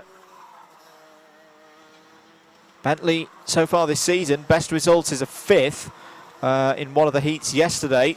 So he's on to beat that at the moment. Can he get more? Edgecombe looking down the inside. Oh, very, very good driving from Bentley to hold the outside. Gave Billy Edgecombe enough room, and Billy Edgecombe's got through. Well, it's all broken down behind Alfie Briggs. This is great news for Alfie Briggs, actually, because it means he's got a bit of a gap towards the end of this race. Can just get his head down now. Is Finn Smith going to trip the line just before time? I think he is. So there's going to be 2 more laps here. 34.304 last time around for Finn Smith. Not too far off his personal best, actually. The pace in this race has been very, very high. I think a lot of these drivers have wanted to tackle today by getting on the front foot, getting a strong paced race in early on, get those points on the board. Finn Smith will now see the last lap board. There it is. Pops another 34.3 in for his troubles. Alfie Briggs holding on to second place. Is a 10th or 2 off the pace of Edgecombe, Bentley, and not quite Howarth behind. Howarth's pace has dropped off in the latter stage, so I wonder if that's just taking care of tyres. I think he should have enough to hold on, though, should Briggs in second place. Finn Smith, though, well, we know how good he is around this Clay Pigeon circuit, and he really is proving it again here in Super 1. Takes a 4th win of the weekend here in Heat 1. Alfie Briggs gets a very important second place, bouncing back from the disappointments of yesterday in this particular category. Billy Edgecombe strong again. He's really on good form this weekend. Actually finishes with the fastest lap of the heat, 34.175. Third place for Billy. Ethan Bentley, some good overtaking from Ethan there in that race, finishes in 4th. Jake Howarth in 5th. Sam Ardolino in a bit of a lonely 6th place there. Archie Buttle was his top rookie in 7th. Alexander Adams-Acton was 8th. Callum Gosh 9th. Shane Collins completes the top 10. Charlie Cox, Jamie Salter and Max Tompkinson complete the 13 runners who finished that race. Well, the Junior Max drivers head on in, and we'll have another short break ahead of the last of this first round of heats, and with the first appearance of the day for Senior Rotax.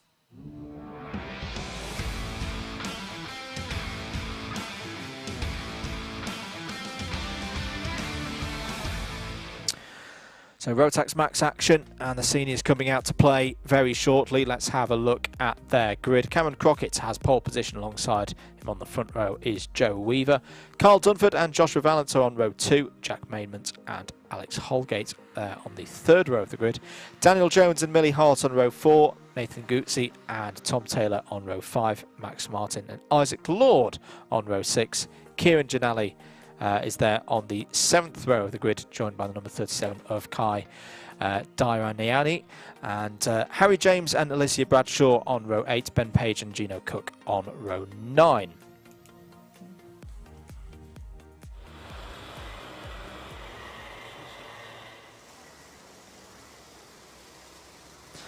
Big thanks to our sponsors, of course, CWG Choices, AST Signs, JKH and RI Helmets.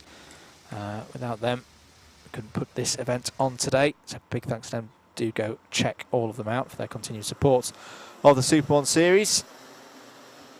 We'll get going then for the final race of the first rotation of heats here at Clay Pigeon today. And it's a good start for Joe Weaver into Billy's Blind for the first time in the lead. P2 seems to be the place to be, and in fact, no, Joe Weaver's off and on the grass.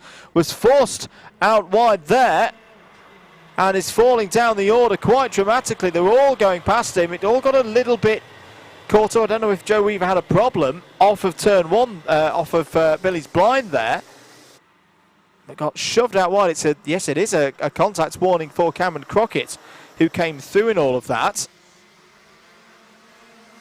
and leads the race at the end of lap number 1. It's Crockett from Dunford, Valence, Maidment, Holgate. Alex Holgate was your winner yesterday in the final. Was very happy about it indeed. A bit of bumping and barging there. Jack Maidment into the back of Joshua Valence. Holgate down the inside takes 4th place away from Maidment. Maidment was in the wrong lane there. Tom Taylor sniffing around also in the number 77.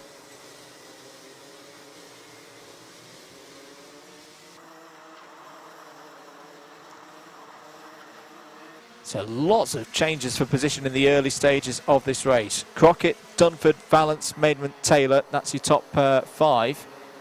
Although, sorry, no, there's a transponder issue for Alex Holgate because he's quite clearly there in the number 68 in the blue and burnt orange helmet. So he can slot him back into position. 5.5 minutes to go here. Looks like Ben Page has got through past Kieran Janali on that last lap for 11th place once you slot Alex Holgate back into his correct and proper position. There's Joe Weaver. The number 40 is back up to 9th place and is moving quite nicely. Fastest driver in sector number 2. Apologies actually on our timing screen. I've just spotted that there's only 2 sectors listed, so that will actually be sector 1 will be combined as sectors 1 and 2 on some of the track maps around here. Never mind that right now, because Alex Holgate is having a look at Joshua Valence there for 3rd place. Can't quite get up alongside. He's having a go into the S's. That's going to be very close indeed between the 2 of them, and Alex Holgate is in trouble here. He's got a problem and is slowing down. Was side by side with Joshua Valence through the corner there. Didn't quite see whether they made contact or not, but whatever. No, sorry, no, it's Carl Dunford. Carl Dunford is out. Apologies. Carl Dunford has had a mechanical issue, was running in 2nd place, and is now out of the race. Alex Holgate now looks down the inside of Joshua Valence into Billy's Blind. This time has got it done. This time has got through, so that is for 2nd place in the race now due to Carl Dunford's issue. Joe Weaver down the inside of Tom Taylor now, goes for the move through the hairpin. Well, all of a sudden, the door has been opened for them for some really strong points here. Cameron Crockett is away and gone at the front of the order, nearly 3 seconds ahead of the rest of the field. And here is the rest of the field. Holgate from Valence. Maidment now up a position also. You can see him there in the number 17. Joe Weaver is coming back into this. He's up to 5th place now. Ben Page is on the move also, trying to fight his way through. It's all getting a little bit scruffy as they come through the S's there. I think that was Ben Page having a go at Daniel Jones. 3 minutes to go then. Cameron Crockett at the front, meanwhile, is setting some blistering lap times. 34.419 last time around. Now he's just done a 34.457. Holgate, though, has dropped into the 34.3s. this one is properly heating up. It kind of follows the thing that we've seen so far today. A lot of these first heats of the day have felt like finals in the way that they've raced. It's been some fantastic action so far this morning into the early afternoon. 2.5 minutes of this one to go.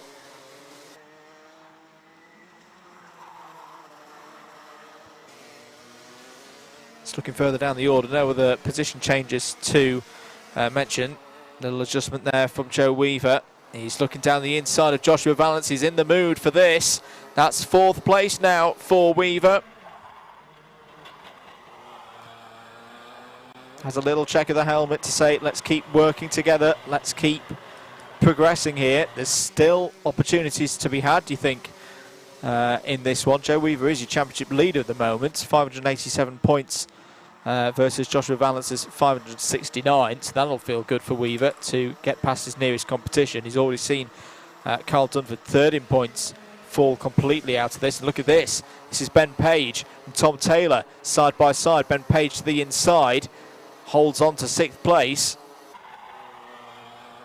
Tom Taylor, who's had a bit of an up and down season so far, is currently tied on points with Ben Page ahead of today. Daniel Jones down the inside there as well, having a good fight with Nathan Guzzi, making his first appearance in Super One this season. So what do we reckon? I think we've still got maybe 3, maybe 4 laps to go. The pace from Alex Holgate, though, now that he's got clear at the front of the order, again, another driver who took a first final win yesterday, showing that that was no fluke here in the dry conditions. No more reports of rain at the moment, I can say, for those not at the circuit. Less than a minute on the clock. Where do we think there's going to be a change here?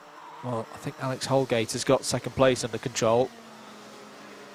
So you'd have to think it's between Jack Maidment and Joe Weaver here, and Joe Weaver has closed in. We've seen some moves from him down into Billy's so far. Thinks better of it that time around. Is he going to try for the move into the S's? Yes, he is. Holds it in there beautifully, does Joe Weaver. Side by side off of the S's again. Maidment fighting back, but I don't think he's going to be able to hold on. No, to the inside goes Joe Weaver, and he takes 3rd place.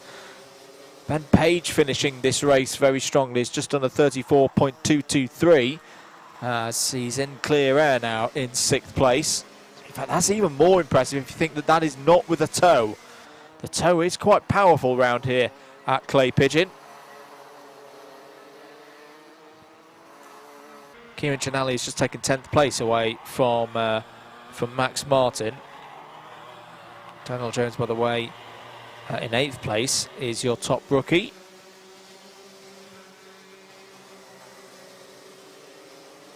Valance behind Maidment here.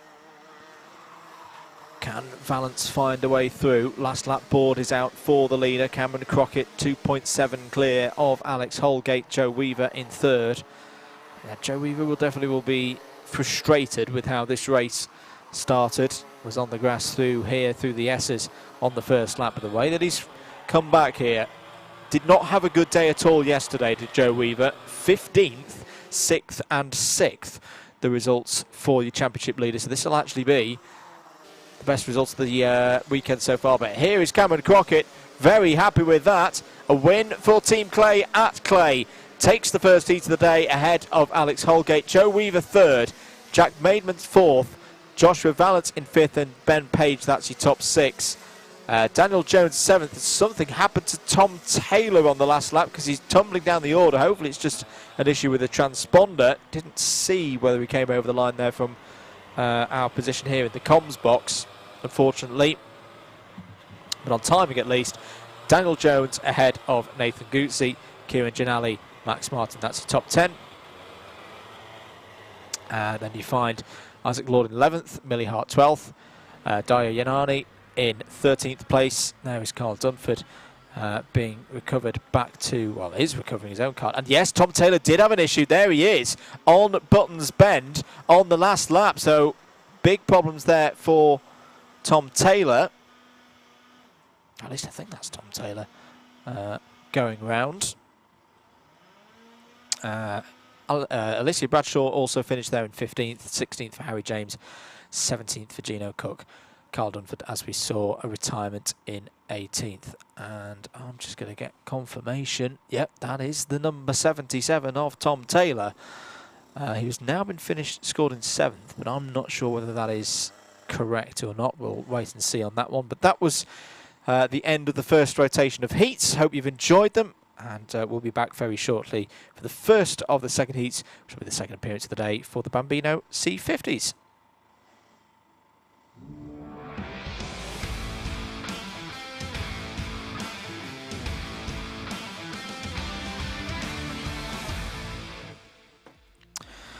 Well, we're getting ready then for the second appearance of the day for the Bambino C50 categories. We'll start with the grid readout for the new eras. Chloe McGill ahead of Chester Fawkes on their first row. Soren Gallagher and Lewis Cacoldi on the second row. Jensen Biglands and Theo Poyser on row 3. Jack Mellon and Henry Algar on row 4. Rex Pooley and Buddy Hugo on row 5. Harry Chapman and Charlie Page on the 6th row of the grid. Elliot Payne and Marley Wordy on row 7.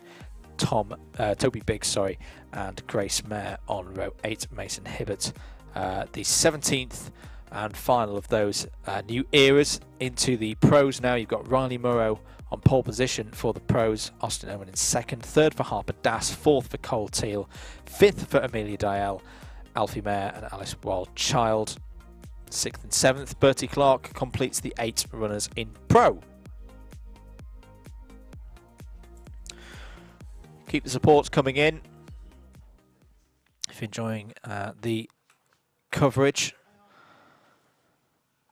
do give that subscribe button a click and the like button as well, because that always helps. Thank you for your continued support. Hello to Callum Brewell, who's cheering on the Attack Motorsport team, who he works with on occasions, and Alex Holgate, who says we'll win it or bin it. Well, we'll see whether Alex does win it or bin it later on today with their second heat and the final for the senior Rotax crew.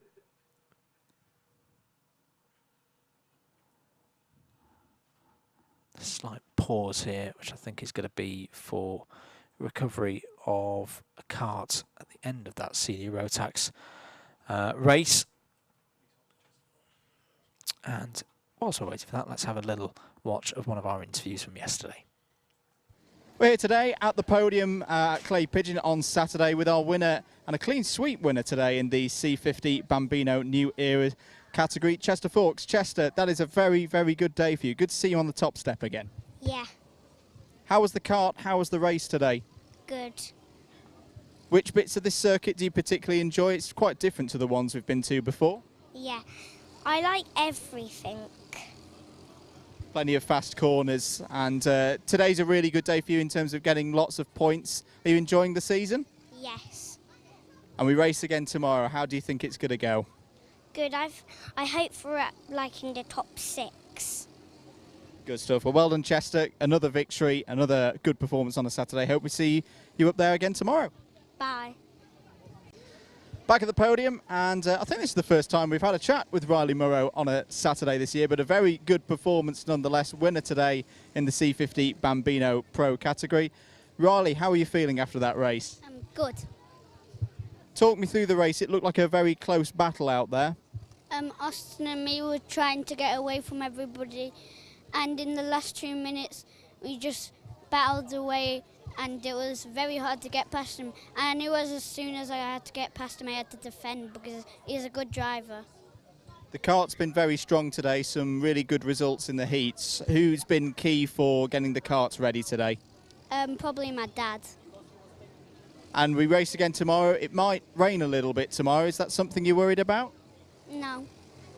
Good stuff. Well done, Riley. A fantastic race, and hope to see you do well again today, well again tomorrow on the stream. There we go. I enjoyed the end of that interview yesterday. Very good stuff from the Bambino C50s, and you can see them there getting ready to go out, and the seniors just behind them coming in. So the order of events for this second round of heats, exactly the same as what we've seen already this morning in the first set of heats. 7 minutes plus 1 lap for each of them. And the results from this set of heats is then combined with the results from the first set of heats, and that gives us the grids for the finals. Just a quick rundown of who we've seen as our heat winners so far today. Chester Forks won the first heat for the C50 Bambino New Era category. Austin Owen took the spoils in Pro. Ronnie Carter was your winner in IAME Bambino. Charlie Warren in Honda Cadet. Alfie Briggs in Junior Rok. Charlie Benson in Mini Rok.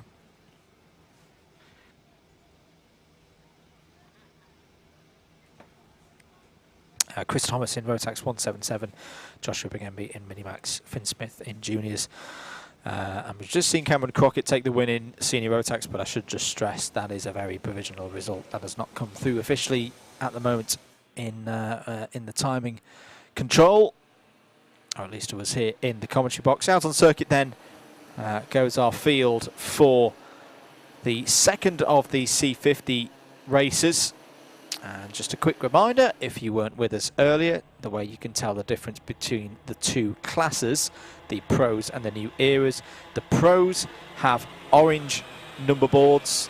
See there, going through your shot, and they're going to change to black in a moment. There they all go. And these are all of our new eras. We will see some of them go wheel to wheel, of course, across the course of this next race. It'll be a standing start for them as four quite big helicopters have just come over the circuit. Not sure where they're going. Might need to get flight radar on that. I wasn't expecting a Jubilee fly past here today at Clay Pigeon, but there you go.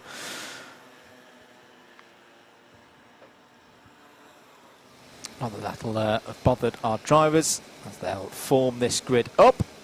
Austin Owen there in the number 7 on the far side, clapping away, ready for this race.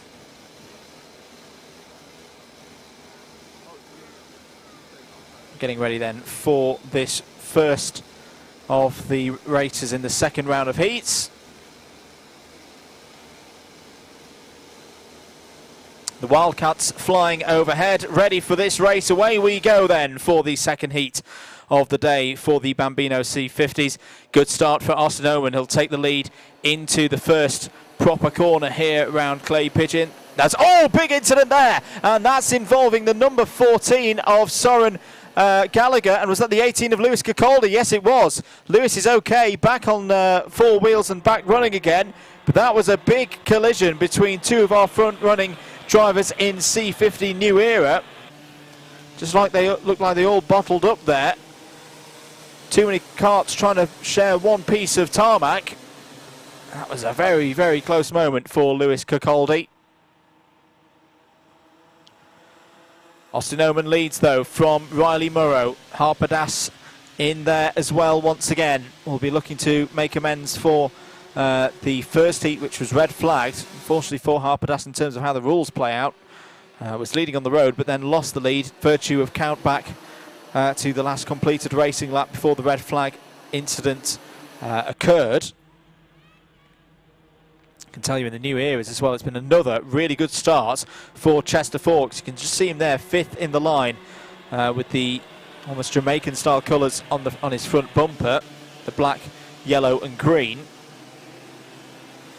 I'll just look to hook onto the back of these 4 pros and pull away from the rest of the new eras behind. The next new era on the road is Chloe McGill, who I reckon will have just lost the championship lead, or it might be shared now in terms of live points after one round of heats. It was very close between them at the start of the day. And here comes Chester Forks. He's actually going through and getting by Alfie Mayer there, who's had a good start to this race in the number 15. Down the inside now of Riley Murrow for 3rd on the road. This is really good stuff from Chester Forks.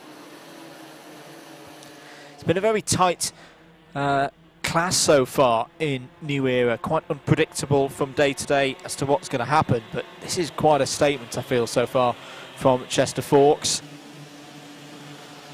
4 minutes and 50 on the clock.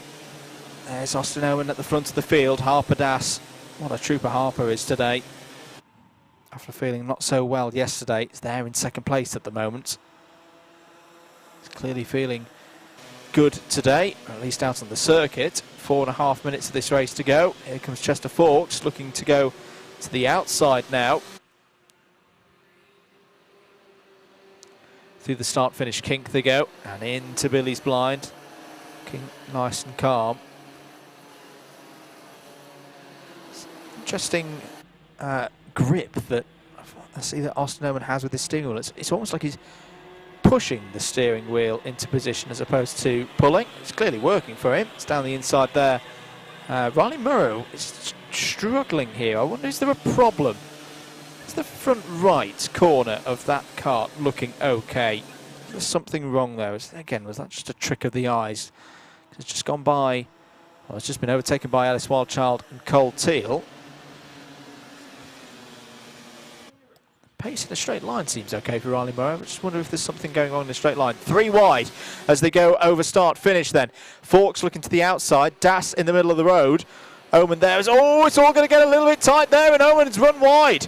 And through comes Alfie Mayer. Well, 3 into 1 didn't go there. I don't think there was really anything wrong. Let's have another look at that again. So Chester Fawkes is going to be down the inside. Harper Das in the middle. Owen takes a very wide line. Yeah, I'd just put that down to a racing incident, personally. Stewards may see differently, but I'd say that's a racing incident between Das and Oman. But they're fighting back now. It really does change the complex of this race. Alfie Mayer is going to have come through here into the lead, and I'm just going to check something here as to whether Alfie Mayer's had a race victory so far this year. No, Alfie has not had a race victory in class so far this year. This is a huge opportunity for Alfie Mayer there in kart number 15 with the orange number board to strike and get a best result of the season so far, the driver from Grantham. Harper Das ahead of Austin Owen there, trying to find a way through. And Alice Wildchild, who's been fairly quiet so far this weekend in terms of the results. 5th and 3rd yesterday.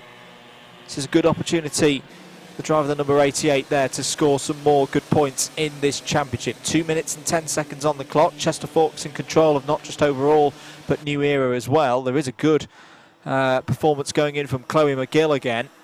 Is currently over 3 seconds ahead of her nearest competitor, which is Charlie Page. Charlie Page continuing the strong results so far for kart number 33 this weekend. Into Billy's blind they go once again. These are your leaders in the pro categories. Down the inside there is looking over. They're going to be side by side almost as they go through the S's. Alfie Mayer defends that well, didn't panic, just held the line. Oman's looking down the inside now as they go into the hairpin. Harper Das may have a lane also. Here comes the 88 of Alice Wildchild. It could be 1st to 4th for Alfie Mayer. It is 1st to 4th. Shouldn't panic though. There's going to be more opportunities in this race, you feel, between these drivers. Chester Fawkes in a bit of a lonely position now. He's up front by over 1.5 seconds. He's probably wondering, where has everybody gone? Austin Oman defends that inside line as they go towards the kink.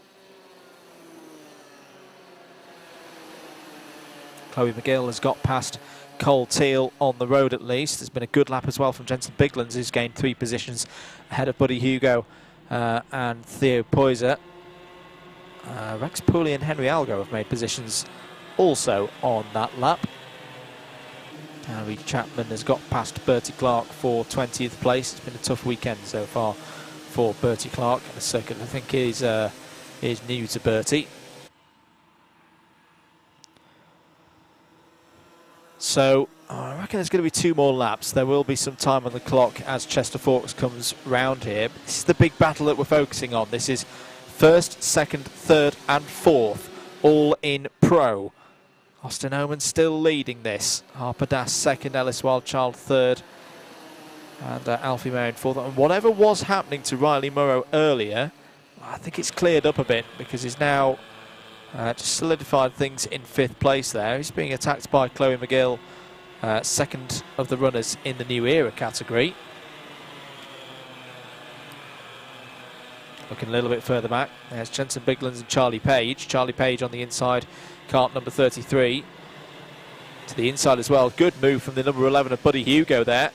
More battling off the corner. A little bit of gestures there from the 31 of Rex Pooley. Good fight this. This is all over third place in the New Era class. You see there's displays for support for Ukraine on Buddy Hugo's helmet on the back there. Quite a few Ukrainian flags. Good to see flying around the circuit this weekend. Last lap board is out then. Side by side almost between the 33 and 11. This is Charlie Page and Buddy Hugo. Charlie Page holds on to it.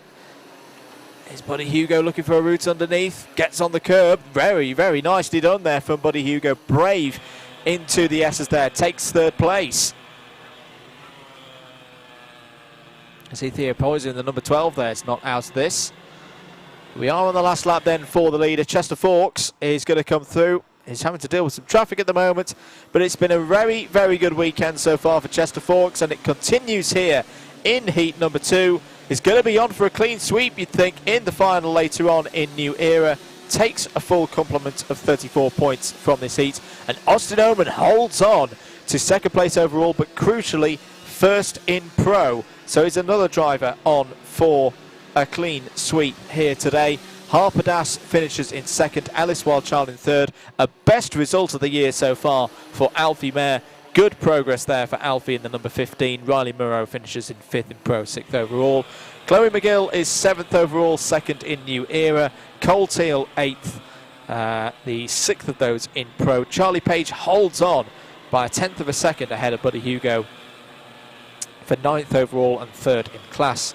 Then Jensen Biglands in 11th, Theo Poyser 12th, Rex Pooley 13th, Henry Algar in 14th, Amelia Dial in 15th, Soren Gallagher in 16th, Jack Mellon 17th, Marley Wordy, Harry Chapman, Mason Hibbert, that's your top 20. Tough time out there for Bertie Clark in 21st. Toby Biggs finishes in 22nd. Then I think we had problems and retirements for Elliot Page. Apologies, no, Elliot Page just had a transponder issue and hopped to 22nd ahead of Biggs. Grace Mary was a retirement, and Lewis Cacoldi was also a retirement. Well, the Bambino C50s will be back out later on this afternoon for their final. Next up out on the circuit, second appearance of the day for the Bambino IAMEs.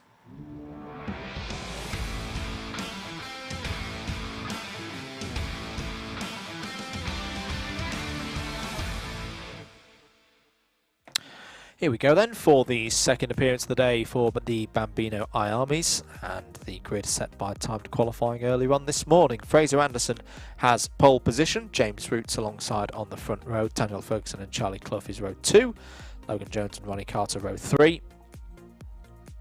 Darren Dimitrov and Grayson Wortley will be looking for better races. They collided on the first lap of the first heat. They start this one from row 4. Josh Cook and Arthur Farrow are there on row 5. Dean Singh Pahal and Hector Dickey are on row 6. And then you find Harry Williams and Ethan Coupland on row 7. Logan Rolfe completing the 15 runners in this field.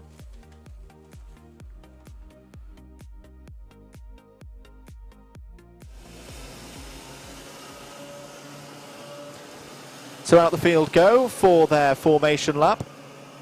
It'll be a standing start once again, 7 minutes plus 1 lap. Let's just take a quick opportunity to have a look at some of your comments. Keep them coming in.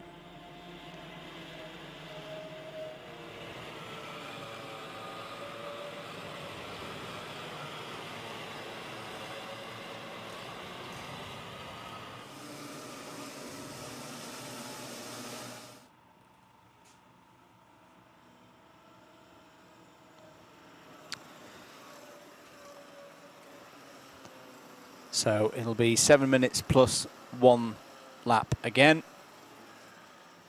And just a quick reminder that it was Ronnie Carter who took the victory in the first heat of the day.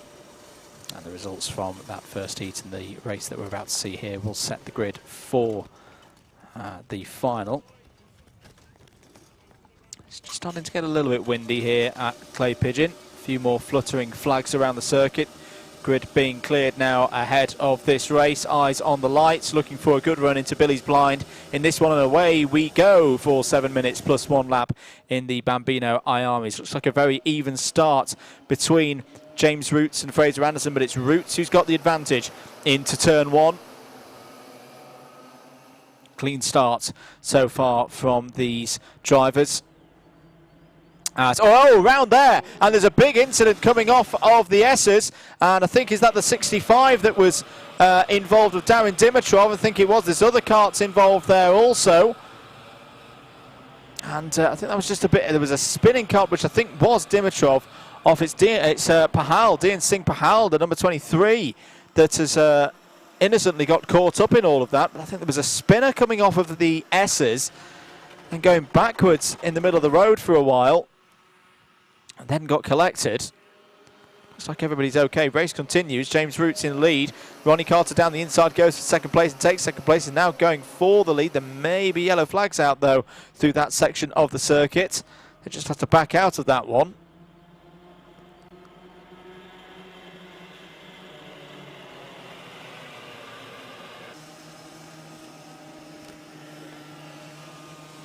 So who gained on that first lap? Logan Rolfe had a great first lap. Up 6 places to 9th place.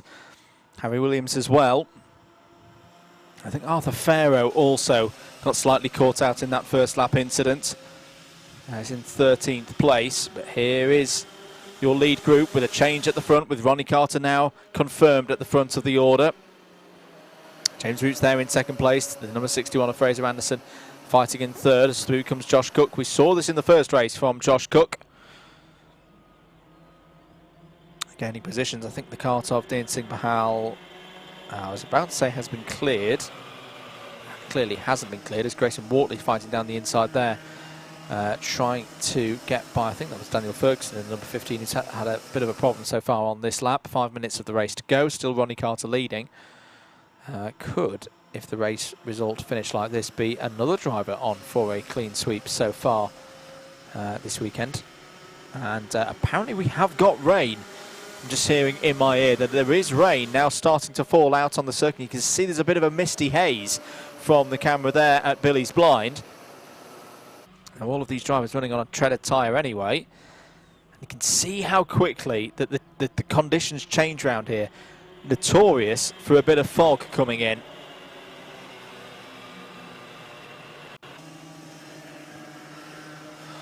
These drivers pounding round now. Ronnie Carter holding a nice line there, carrying the speed. We're just trying to give the visor a little bit of a clear. If it is rain falling out there, it is very fine rain, because I can't actually see any on the windows of the comms box here. Apologies, being in the warm and the dry. 3 minutes 50 on the clock to go. A few more position changes to tell you about. Not such a good lap there for Charlie Clough, fell 4 positions. Daniel Ferguson, Grayson Wortley and Logan Rolfe all getting by. And it looks like it's down here into the first couple of corners. Oh, a bit of a slide there from the number 24 of Arthur Farrow, trying to recover. Dean Singh Pahal, I think, has... Oh, there's a spin there. Is that the number 21 of Hector Dickey? Yes, it is. So the conditions are starting to get a little bit trickier out there for the drivers. Hector Dickey was in 11th place. Darren Dimitrov, just to report, the kart was pulled into the pits, is out of the race. Slippery surface flag is out. So there is a true sign that it is starting to properly rain out there. That race control have put out the striped yellow and red flag to denote, well, in this case, that there's water on circuit. Can also be used for oil and debris on circuit.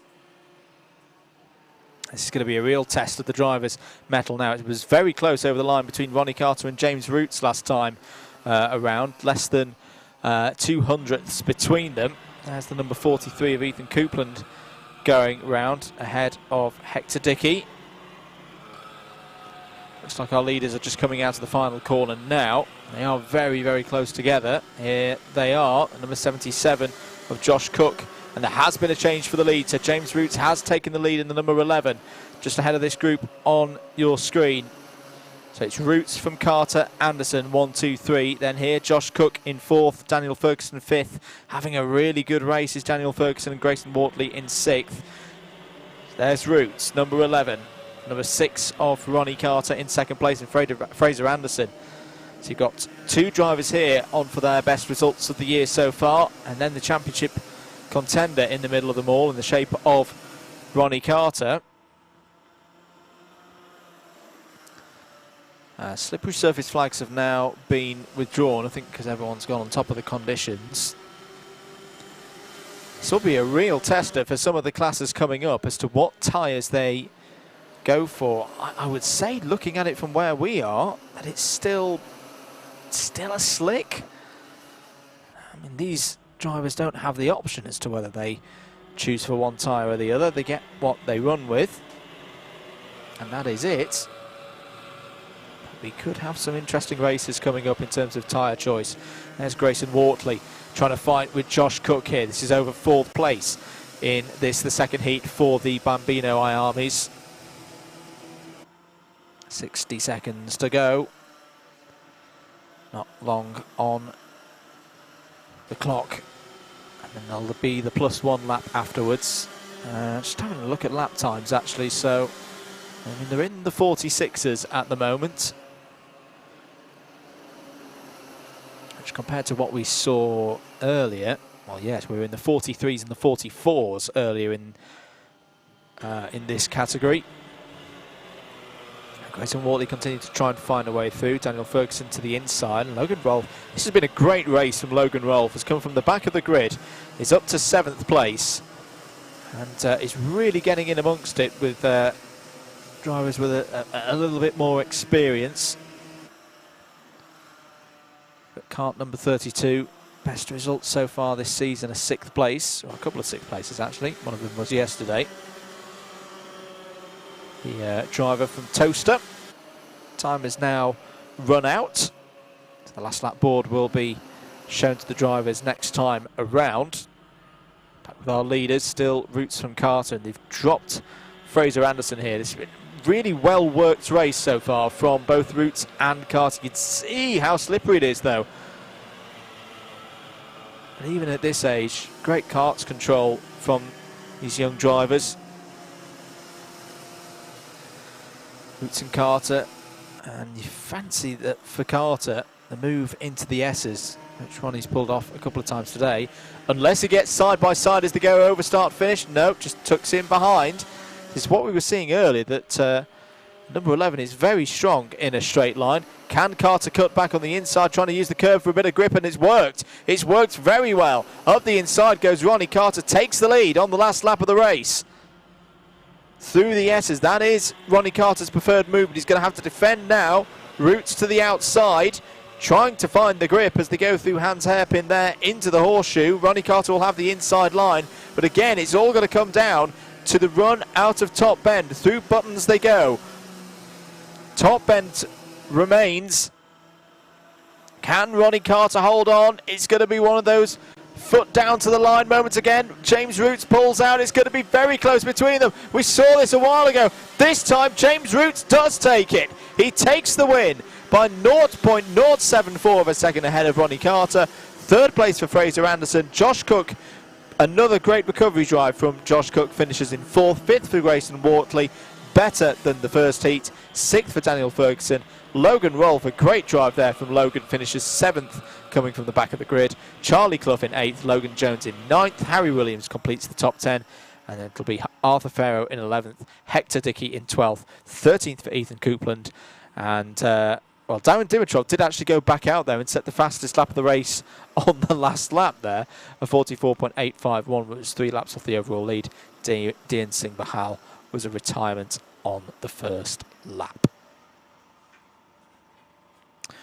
Well, the IAME Bambinos really putting on a bit of a show today, and we look forward to seeing them back out on circuit for their final, which could be very, very interesting. Meanwhile, we're going to move on and get set for the second heat of the day for Junior Rok.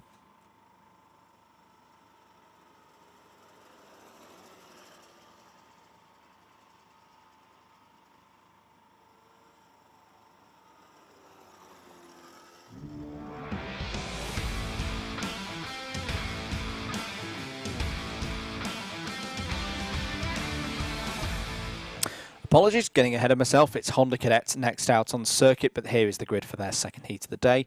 Andrew Dixon and Charlie Warren on the first row of the grid. Max Taddy and Hugh Roach on row 2. Tyler Davis and Jensen Walker on the 3rd row of the grid. And then we'll find Oliver Warner and John Richardson on row 4, Riley Till and Jensen Hookey on row 5, Casey Donaldson and Joel Bullen on the 6th row of the grid. Logan McAllister goes from row 7 in this one, alongside Maria Roberto. Thomas Butcher and Keane Sullivan are going from row 8. Josh Parker and Leo Livings looking to have a better race, this time on row 9. Hugo Dyson and Austin Starley on row 10. Ella Dixon completes the 21 runners in this race. First heat of the day was won by Charlie Warren. And we've seen great support in the chat already for the likes of Thomas Butcher. Keep those comments of support for our drivers coming in, as, oh dear, it's a bit slippery out there for some of our drivers. This could be a very interesting race. You see the slippery surface flag being shown again to these drivers. It's the first time they've experienced these conditions.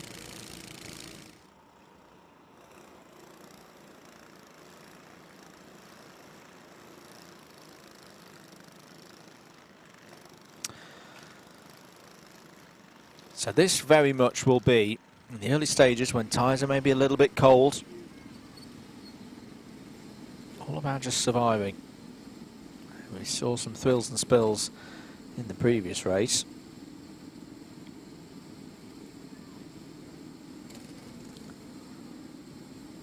But we're ready to go here for another heat of 7 minutes plus 1 lap. Eyes on the lights here for the standing start in Honda Cadet. And away we go. I think there was a bit of a problem there for Jensen Walker on the 3rd row of the grid in terms of anticipating the lights. Charlie Warren, though, will lead down into turn 1. This is going to be interesting. Who's going to be able to find the grip? Is there some grip round the outside there? It's going to tighten as they go towards the S's. This is where we saw some spins in the IAME Bambinos. Looking good so far in Honda Cadet. That's well done by all of the Honda Cadets, apart from the spin there for the number 83 of Tyler Davis. So Tyler Davis is off on the approach to the S's, quite a long way off the road as well. Yeah, he definitely needs some help to get out of there, because the field just drops away when you go off the edge there at the S's. So unfortunately, no, it wasn't a fully clean start. And Tyler Davis from Milton Keynes is not going to be getting a good result in this one. Who made progress on that first lap? Jensen Hookey made progress on that first lap in the number 6. There he is, up 5 positions on the first tour of the circuit. Also progress from Casey Donaldson up 2. Keane Sullivan was up 2. Leo Livings has had a better run in the early stages of this one. He's gained 2 positions, it's up to 16th. But there's your leader, Charlie Warren. Took the win in the first heat. At the moment looking in good control at the front of the order. Pulling away from Andrew Dixon at the moment. As soon as I get any more reports of rain, we'll let you know. But you can see the slippery surface flag still out there for the drivers to just remind them that things are a little bit tricky out there. 42 mids is what we're seeing so far. It's Logan McAllister trying to make a move there in the number 3 kart. We saw his younger brother racing a few weeks ago here on the Alpha Live YouTube channel, and in events with commentary from DDMM. His younger brother Wyatt was racing in the Club 100 Cadets Championship. It started at Bookmore Park, as I say, a fortnight ago. If you missed it, do give that a watch when you can.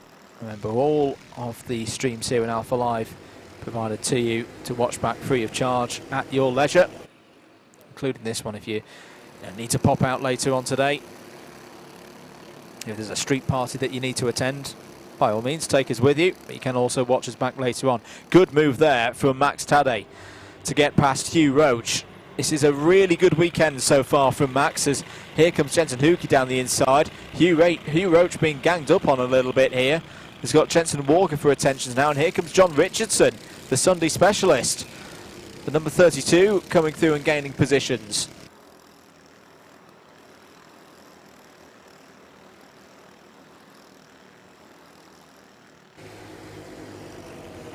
So around the halfway point of this race. 4 minutes gone of the 7 on the clock. But remember, we've got the +1 lap. Joel Bullen, just saw there at the back of this train. is in 10th place at the moment, and third of those classified as rookies. Number 23, follower Warner. It's got Logan McAllister just behind it. It's been a tough day so far for Logan McAllister. Hope to get some more points in the final, but I feel like today's going to be hopefully a drop by the end of the season for Logan. Jensen Walker just checks over the shoulder there. They've just about seen Riley Till, and look at this, going for the lead. Andrew Dixon. Almost a switch of roles here from what we saw this morning when it was Charlie Warren attacking Andrew Dixon and overhauling and taking the win, but the SART Motorsport driver from Ashtead is really on the attack now to try and find a way past Charlie Warren. Fourth, and then the win in the final for Andrew Dixon yesterday. Let's continue to improve the scores. Jensen Hookey is having a very strong race here. He's now up to third. Started on the 5th row of the grid, remember. And we'll fancy a chance here. He's looking down the inside for second place. Gets second place. So Jensen Hookey takes another position. Took a heat win yesterday in heat number 1. It's been a bit of a mixed bag so far for Jensen this weekend. Best result for a whole round so far this year was round 2 at Rowrah. He got 2 wins and a third, including the win in the final. Ella Dixon, by the way, has just got past Leo Livings for 16th. Big proper Honda Cadet train though, going down into turn 1. Warren ahead of Hookey. As Max Tadej has found the inside line, he's going to get third place. Good commitment, bravery from Max there. Held that inside line. Andrew Dixon tried to fight it, but simply could not get the space to hold on to third place. Some really good racing here today in Honda Cadet. Oh, there's a bit of a problem there for Katie Donaldson, but forced out wide. Will lose a couple of positions. That was just on the approach to the horseshoe. Just tighten up on the entry there quite sharply. 1 minute 20 to go. Still Charlie Warren leading. I just feel that Jensen Hookey's picking his moment here. There's been a couple of occasions perhaps this year where he's gone a bit early. He's gone now down the inside. Has he run on too long? Oh, I think he has. And Tadej's going to be in there, looking for a move through. And in fact, Tadej's taken the lead. So Max Tadej's taken the lead. 4 wide through the hairpin. It is all kicking off here in Honda Cadet. And Jensen Hookey, this is the thing, I've seen him do this a couple of times. It just goes a little bit early in round. I think that was Andrew Dixon going round. In the number 22, just got caught on the inside as the conditions continue to come in here. 40 seconds to go. It is really all lit up again in Honda Cadet. I do think the rain is getting ever so slightly heavier. They are dropping pace, 42s, 43s for the times round at the moment. You see the windscreen wipers on someone's van going away there, so they can see the action. You can see the action here on the stream. And Max Tadej has got on top of the conditions here. The driver from Scotland will probably be quite used to this kind of drizzle. And he's pulling it to advantage here in the south of England. Time is going to run out now. Last lap board is going to go out now. And could the driver, the privateer from Cumbernauld, be on for a first Super 1 victory this season?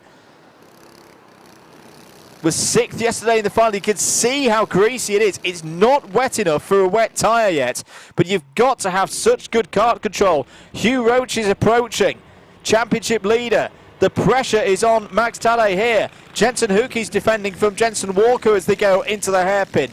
Just a mere couple of corners to go now for driver number 66. Max Tadej's checking over his shoulder at every opportunity, but I think he's got this one more corner to go. What a victory this is under real tough conditions for young drivers. Max Tadej is going to take his first victory in Super One in 2022. Hugh Roach takes a good haul of points there in second place. John Richardson continues strong form on a Sunday, finishes third. Jensen Hookey, I just think, went a little bit too early for the move for the win, but recovers to fourth place. Charlie Warren fifth. Jensen Walker sixth. Joel Bullen in seventh. Katie Donaldson fights through to eighth place. Logan McAllister is inside the top 10 in ninth, completed by Josh Parker. Oliver Warner, Riley Till, Maria Roberto, Andrew Dixon and Ella Dixon is your top 15. And that is gutting for Andrew Dixon, who was a big part of that race in the early stages but span out. Cian Sullivan in 16th. Leo Livings in 17th, Thomas Butcher 18th, Hugo Dyson in 19th, Tyler Davis we saw off the road finishes 20th, and Austin Stiley is 21st. Well, the Honda Cadets putting on proper racing here today.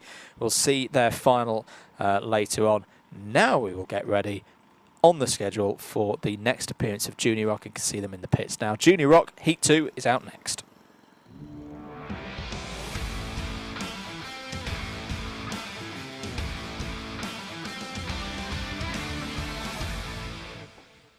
Here we go then for Heat 2 for Junior Rok. Let's have a look at the grid.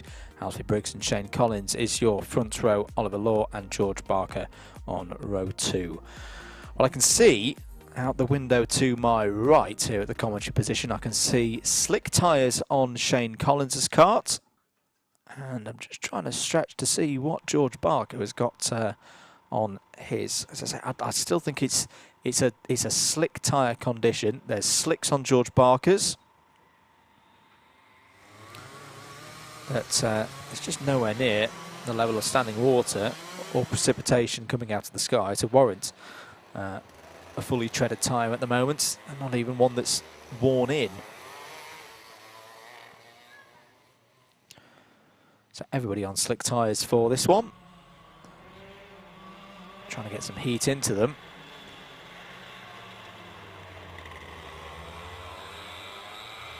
There's Oliver Law, the number 77, in third place. Result from earlier was Briggs ahead of Collins, Barker, Law. Alfie Briggs will look to continue this run of results that he's had here today and through the season. Forming up the grid now, 47, 10, 77 and 63. Are we ready to go? I think we are for 7 minutes plus 1 lap down into Billy's Blind to go for the first time. And look how just very, very careful they're all being through the first corner here. Don't want to fall off the road at this early stage. Let the carts come to them, because it is very greasy out there for everybody. Into the hairpin they go, as round goes George Barker and off. Oh dear. Well, I've got to say, that is an incident I'm personally familiar with, and is so easy to do, that you just brake in these conditions ever so slightly. That will have been George Barker braking 1 metre, 1.5 metres, maybe even just a foot, to talk in imperial terms, too late, and off you go at the hairpin. Don't worry, George, many drivers have done that. Oh, Alfie Briggs has had a big moment, a huge moment, coming through the kink before Billy's Blind.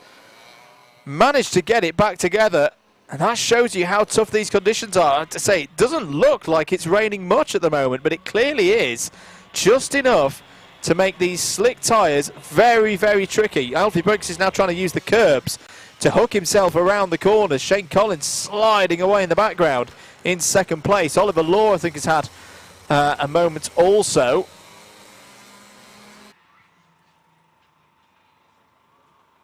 I think George Barker has got going again, but he's now some 30 seconds off the back of where Oliver Law is. And one thing to consider, of course, if the rain gets any heavier, there may be opportunities still to claw that time back. See Shane Collins trying to lean there, trying to work the tyres as much as possible, because they'll be losing temperature at this speed as well. Shane Collins is getting closer to Alfie Briggs. Here's Alfie Briggs's winning streak record under threat here.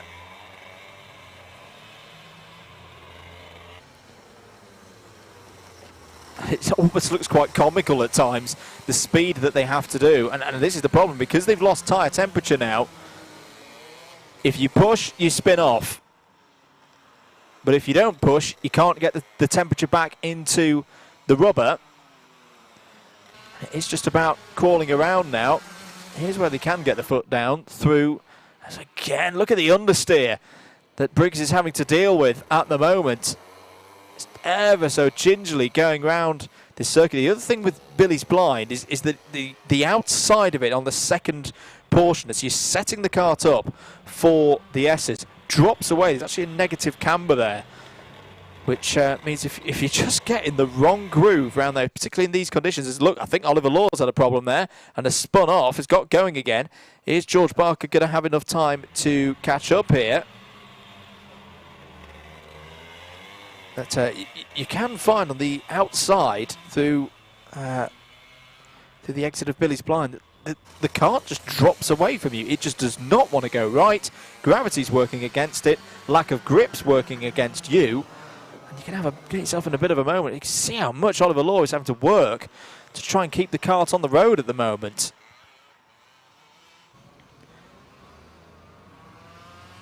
Briggs still leads though, ahead of Collins. 0.4 of a second last time around. This is a huge opportunity for Shane Collins to get a win off Alfie Briggs, and Briggs has run wide. They touch on the rear wheels ever so slightly. Shane Collins to the outside. Now Shane Collins is through. So Shane Collins gets by. Now, can Shane Collins pull away? Because the one thing, oh, it's Oliver Law's off. Oliver Law is off in exactly the same place that George Barker went off on lap 1, and we said earlier that there may be opportunities for George Barker to get through. Well, here it is. George Barker will then retake third place due to Oliver Law having exactly the same incident. There he goes. So there he goes. Barker back through and into third. Oliver Law, well, the best thing is that he's okay. So it's not a nice feeling going through those tyres. And Shane Collins is pulling away. Oh no, Shane Collins is off. Oh, he's gone through the wall. Exactly the same point that we saw Barker and Law go off. Another one is claimed by Hans Hairpin. Just pushing a little bit too hard, braking again a metre too late, and bang, off the road. Got back on the road in a relatively quick amount of time, but Alfie Briggs now will just tiptoe this round for the remaining 2 minutes of the race. Does not need to push. Will keep his winning streak in Junior Rok going, and Shane Collins will be absolutely kicking himself that he has let go of a first race victory in Junior Rok of the season. That one hurts, not just physically, but mentally as well. There is Briggs. I say that he doesn't want to go too slow because Shane Collins is catching again. I'm just looking at that bumper though. Is that taking a bit of damage? Is there going to be any kind of fairing trouble? Just trying to catch the curb. What drama that we've had here in this second heat of the day for Junior Rok, and it's not done yet. We've still got a minute to go. I think there's actually going to be 3 more laps because the pace they're going at the moment, 53s and 54s. Yeah, I mean there's going to be this lap, another one on time, and then the +1. Can Alfie Briggs is the only driver so far to have not fallen off the race circuit. As George Barker's had it's the same corner again. As I say, it is really, really tricky, especially when you're on these slick tyres in these conditions to judge, and it bites so hard. It's just as you come over the rise, there's a little rise as you run from the S's to Hans Hairpin, and they'll be trying to use that feature as a reference point.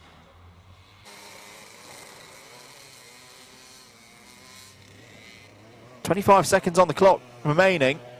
So yeah, they're going to get round again and do another lap here.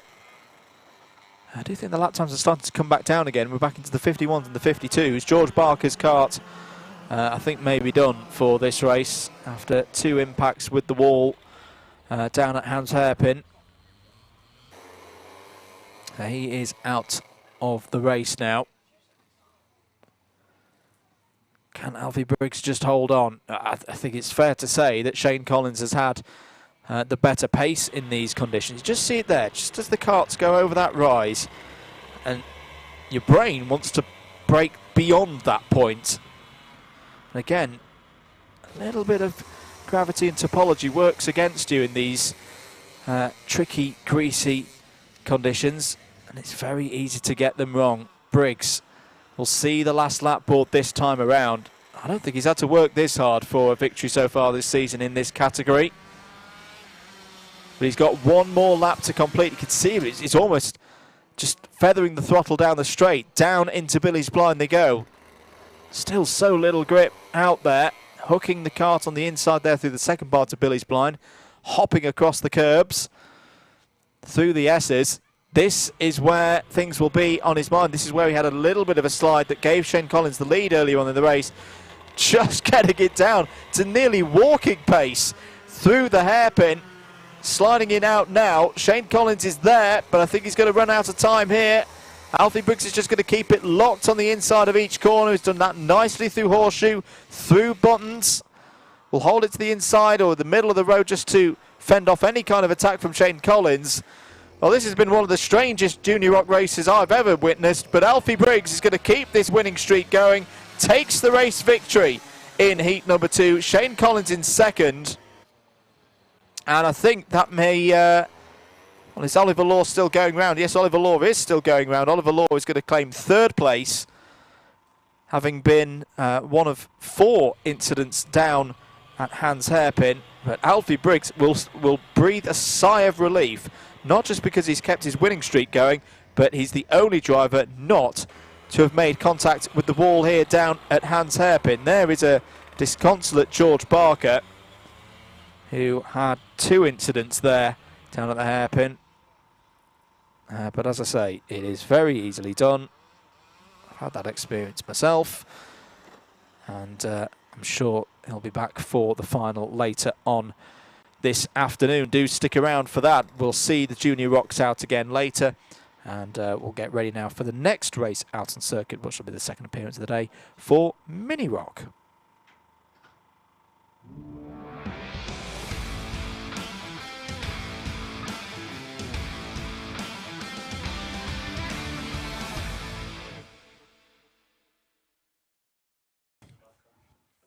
Here we go then for the next race.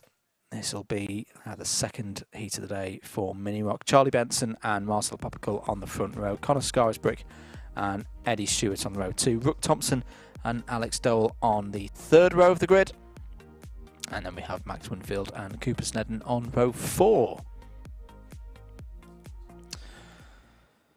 Well, again, this is going to be very, very interesting to see what tyres people go for here and who can avoid ending up here,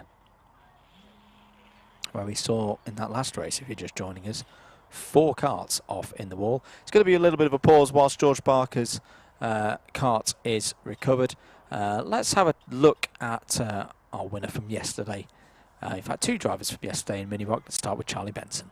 Second final win of the year? Yeah. Yeah.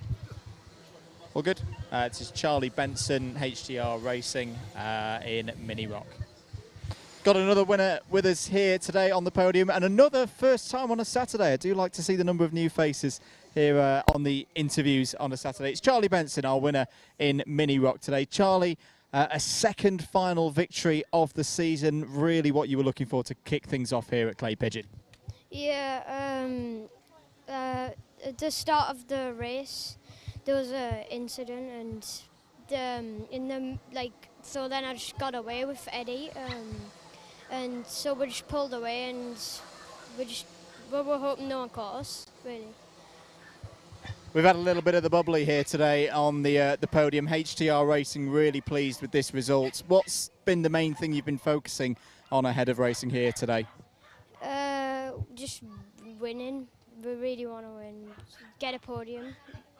I've been asking a few people this because it is Clay Pigeon. It is very changeable here. It could be wet tomorrow. Is that something you're looking forward to? Yeah, I've been really confident in the wet over this year and last year, so I got my first ever heat win here last year on the wet, so we're looking for a good result.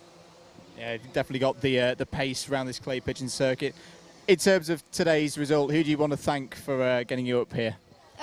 My sponsors, Yes Electrical, Tappy Carpets, CMC, and my dad, Benson's Electrical, and Derek at HTR.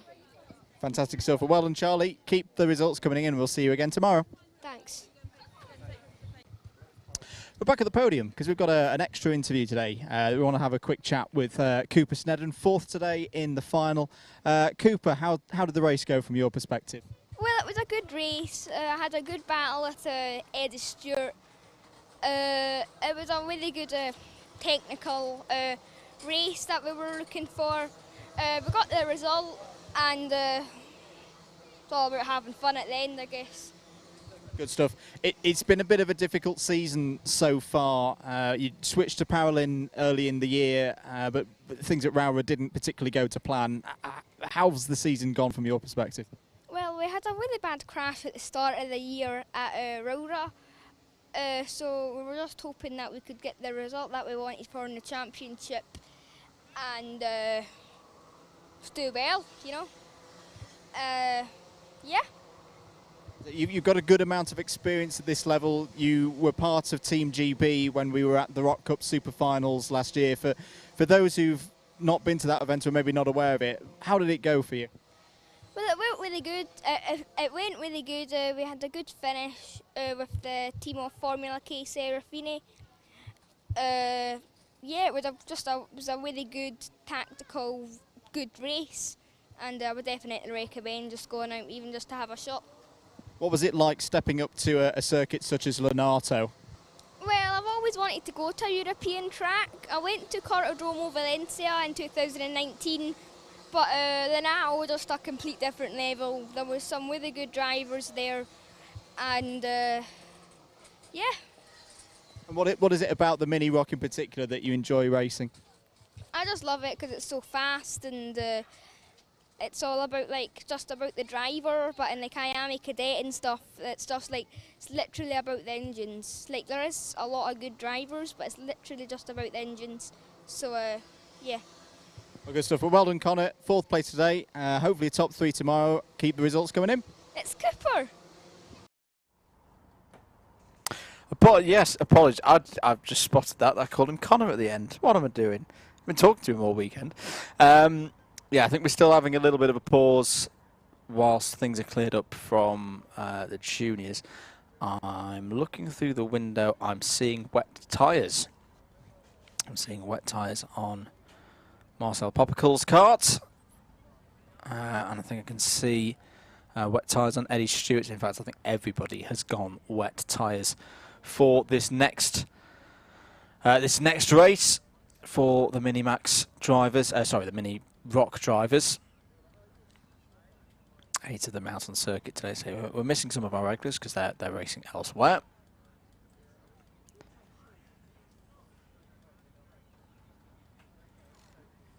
Still kind of, well, not any heavy rain I can report. Let's say I think it is just patches of the circuit that have got a bit greasy here on this Jubilee weekend.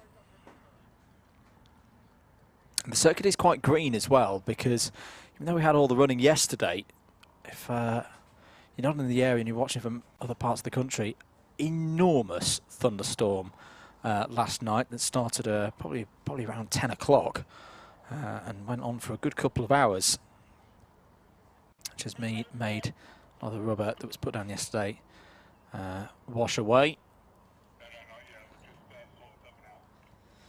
So just continuing to have a little bit of a pause here at the circuit.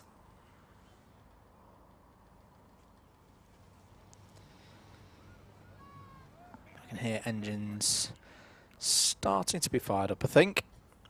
It's beyond the retaining wall there. If you're enjoying the commentary, at @MM across your social media networks. Plenty more events coming up through the summer. We've got the remaining Sundays of this championship. We'll be at Fulbeck on the first weekend of July. Really good to go back to Fulbeck, a circuit we've not been to for quite a while. It's been the first season in a few years where Super One's been able to run to a full schedule. So yes, we will be there on the 3rd of July. And then it'll be back to the Midlands for the final 2 race meetings of this season, where I've seen some great racing in the past. Whilton Mill and Shenington will put on a good show as we move towards the latter stages of this season.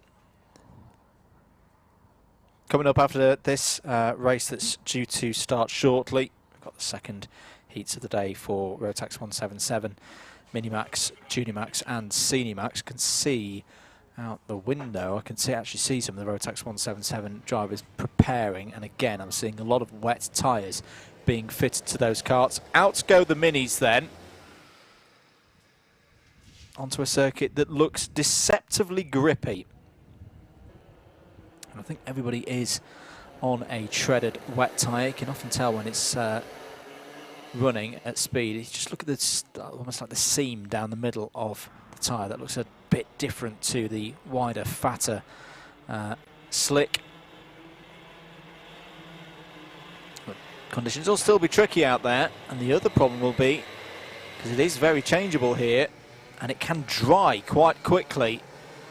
Will these tyres, if it does stop raining and the wind gets up and you get the track drying out, will these tyres be able to cope with that situation? We're going to find out in the next 8 minutes or so. 7 minutes plus 1 lap is the order of the day for Heat 2 in Mini Rok. Can Charlie Benson continue this great form that he's been on today? Away we go then. Good start for Benson versus Poppergull as they head down to Billy's Blind for the first time. Connor Scarsbrook is going to be on the inside there going for P2.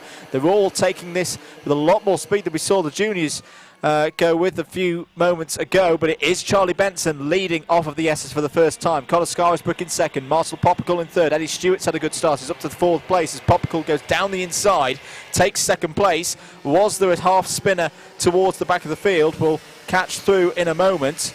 However, Alex Dole, Rok Thompson, Cooper Snedden, not Connor Snedden, and Max Winfield got on so far in this race. I think they're all there. 6.5 minutes to go. Let's count them through. It's Benson in the 25. Big run from Connor Scarsbrook as they go through there. Takes second place. Marcel Poppergull is still alongside there for third. It's been another very good start for Cooper Snedden. He's up to 4th place in the number 7. This is actually a really good opportunity for Cooper Snedden. So he's been struggling with the grippier conditions. Now with a slightly less grip out there, may be able to come through the field. However, I'm having a little look at that.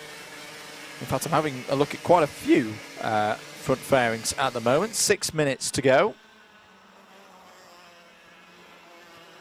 Side by side between Poppergull and Snedden.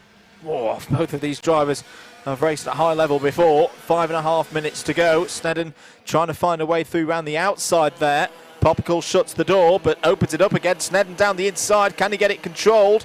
Poppergull's going to be back on the inside as they go through and round the outside. Really brave stuff there from Cooper Snedden. Takes 3rd place.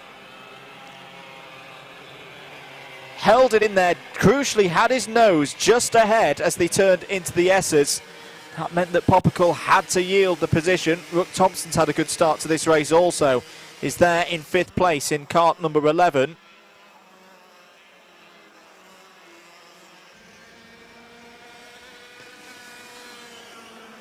Five minutes of this race to go. Charlie Benson looks in control at the moment, as he has done for most of this weekend. Marcel Poppergull is needing to find a bit of pace here.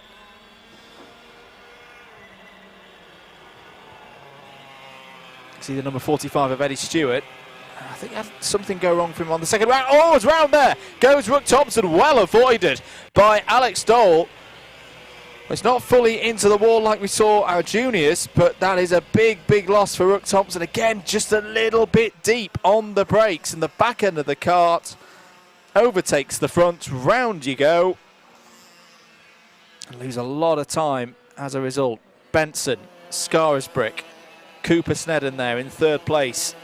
Seems invigorated here.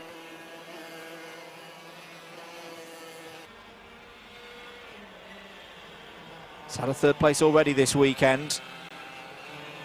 You see the different lines being taken there. Snedden able to hold the inside line. He's finding the grip out there. He's going to try a switch back. Oh, very close there between Connor Scarisbrick and Cooper Snedden. To the outside now.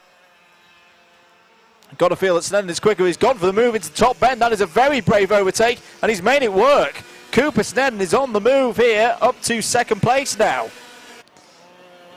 Won't see too many overtakes into top bend today.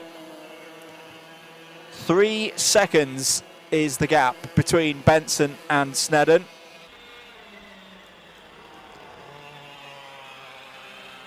Now, can these two work together? It does feel like the number 7 has got a little bit more pace at the moment. We're going to find out in the next 20 seconds or so what the pace difference is. Now, that's the first indicator just on that lens there that there is a little bit more moisture coming in. 41.412 last time around, another 41.4 for Benson, 41.086 for Snedden. This race is not done yet. 2.8 seconds, 0.4 of a second gained by Snedden on that last lap, in a lap where he was having to deal with getting by other drivers. At that rate, that's going to be very close towards the end of this time period. Here's Eddie Stewart and Alex Dole. Alex Dole trying to find a way through for 5th place in the number 50 there.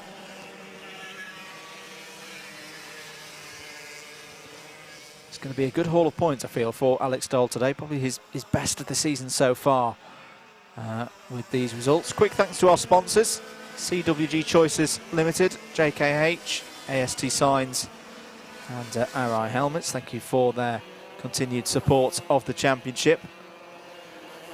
And streamed for you here by Alpha Live as Dole down the inside of Stewart, and Stewart has to yield into the Essex. Good stuff from Alex Dole to just sit it on the inside, so that's 5th place now for Alex Dole. What is the gap looking like at the front of the field? Well, Charlie Benson is trying to respond. A new PB for Benson, 41.184, but Cooper Snedden goes quicker again, not quite by 0.4 this time. It's just under 3. There is your leader. Just to compare the lap times to what we saw before, we saw the fastest lap of a 38.124 from Popical. That was the fastest lap last time, so they're only about 3 seconds off the ultimate dry pace.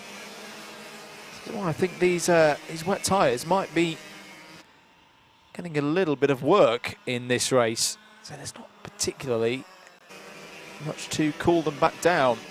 It's going to be about managing them now for the remainder of this race. There's going to be 3 more laps. Charlie Benson crosses the line there with about 46 seconds on the clock.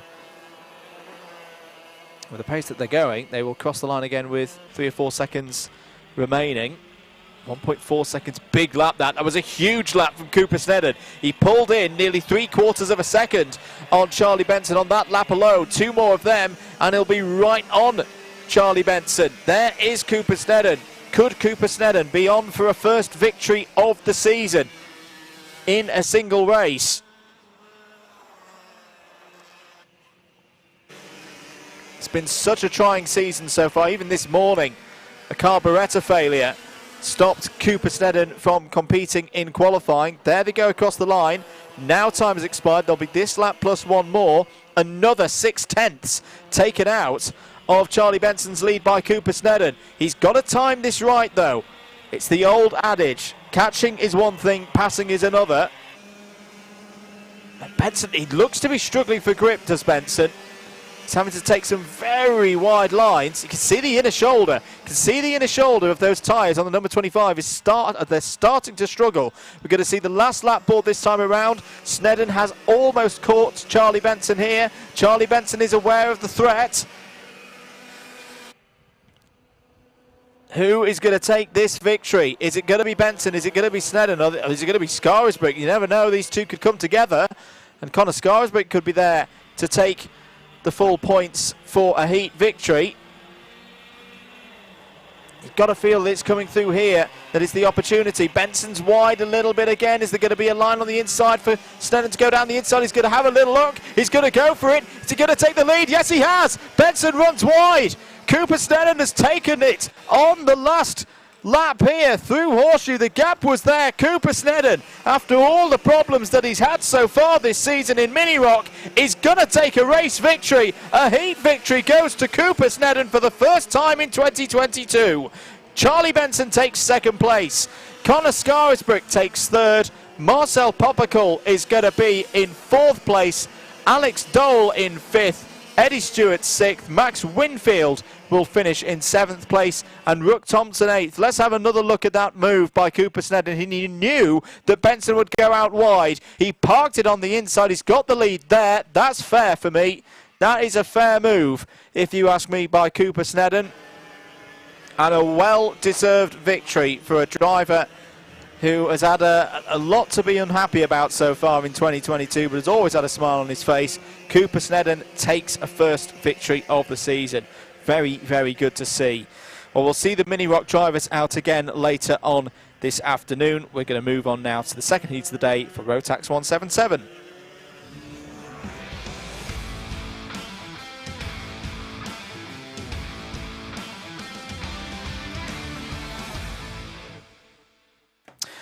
It's Rotax 177 time here at Clay Pigeon. Let's have a look at their grid for heat number 2. Alex McGee has pole position ahead of Chris Thomas on the front row of the grid. Joe Hunt and Ian Branfield on row 2.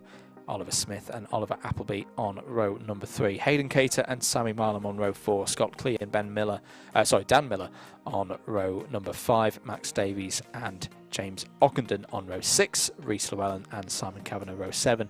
Michael Gamble and Alex Joyner on row 8. Andy Ward completes the 17 kart field, which I believe are all on wet tyres. Now, the rain is officially getting heavier because I can actually see it through the window now. It's still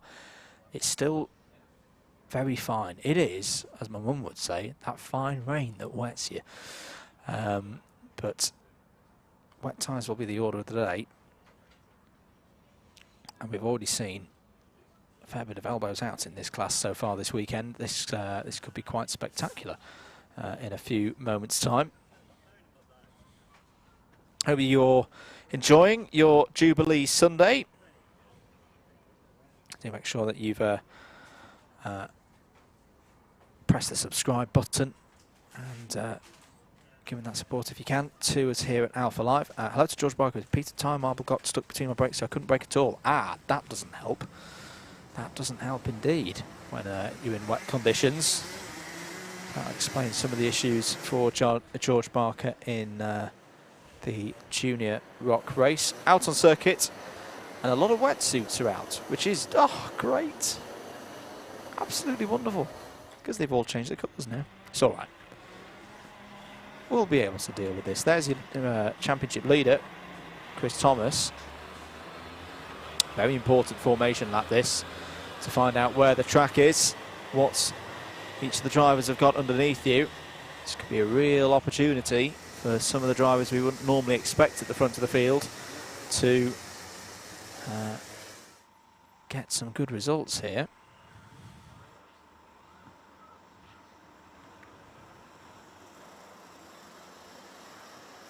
So 7 minutes plus 1 lap set here for Rotax 177.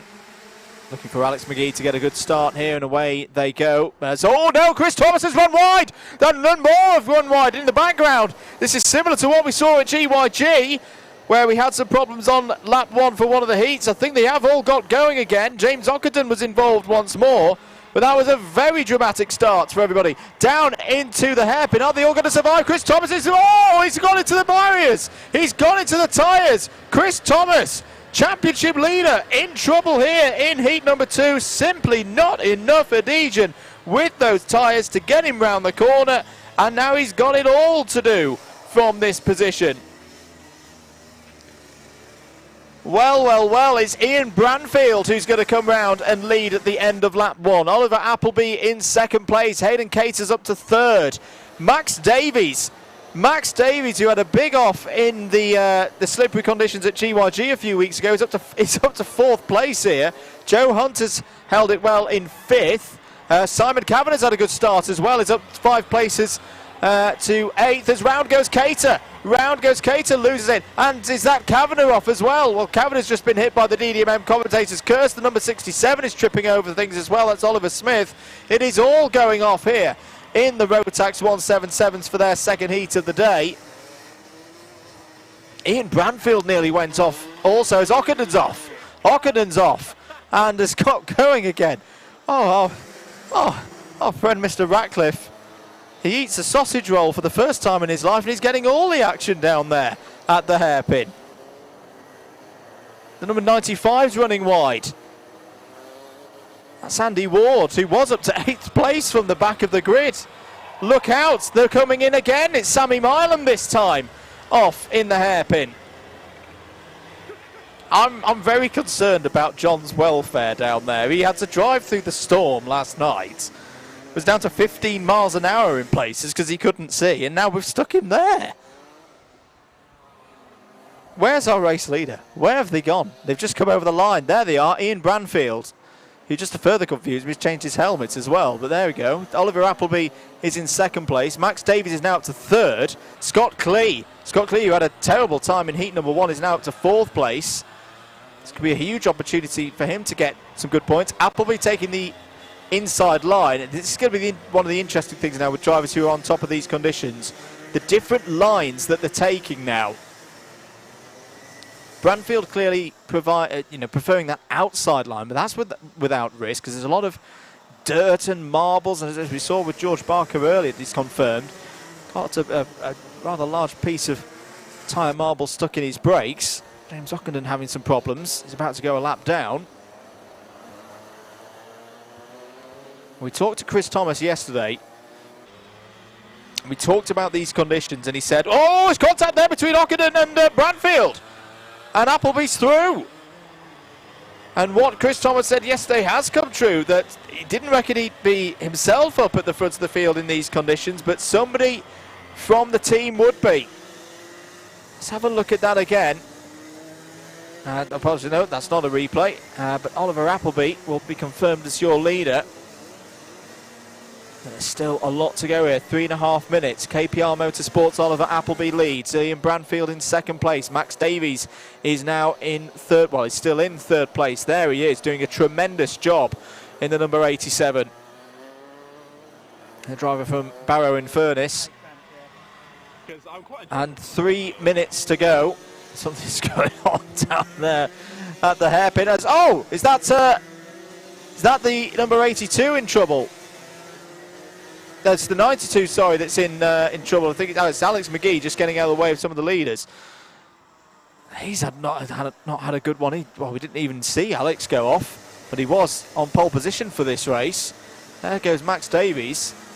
And I want to say Max excelled in these conditions last year as well. Now the leader having to find a way past Michael Gamble.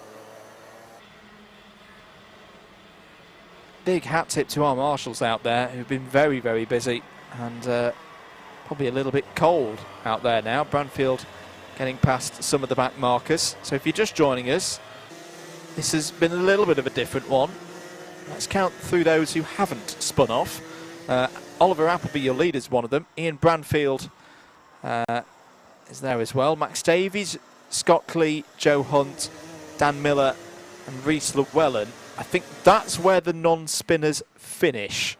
Because we've seen Sammy Milam off, we've seen Hayden Cater off. Alex Joyner and Oliver Smith have had troubles out there as well to be in that position. Dan Milner's just got past Joe Hunt, by the way, for 5th place. Simon Kavanagh's been off, Andy Ward's been off, championship leader Chris Thomas has been off.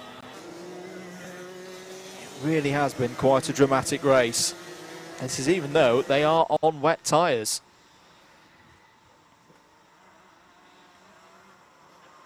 One minute and 25 seconds on the clock. Lap times have recovered now. They're into the 42s, and a lot of drivers setting personal bests along the way. Branfield is just a little bit quicker than Appleby at the moment. 0.2 quicker that last time around. Chris Thomas has gained a position, has got past Andy Ward for 13th place. And he's coming down through the hairpin once again. Here's Sammy Milam, and that's a move for 7th place there on Rhys Llewellyn on the approach to the S's.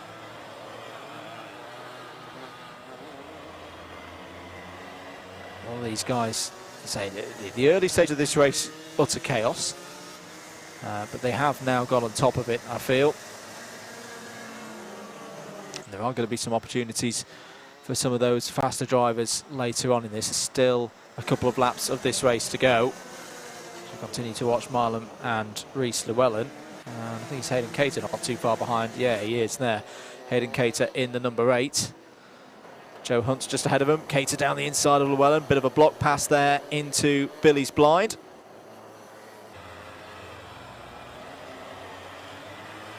Good entertaining stuff here, no matter what the weather conditions at Clay Pigeon. You see how hard Milam was having to work there to get the thing to stop into Hans Hairpin.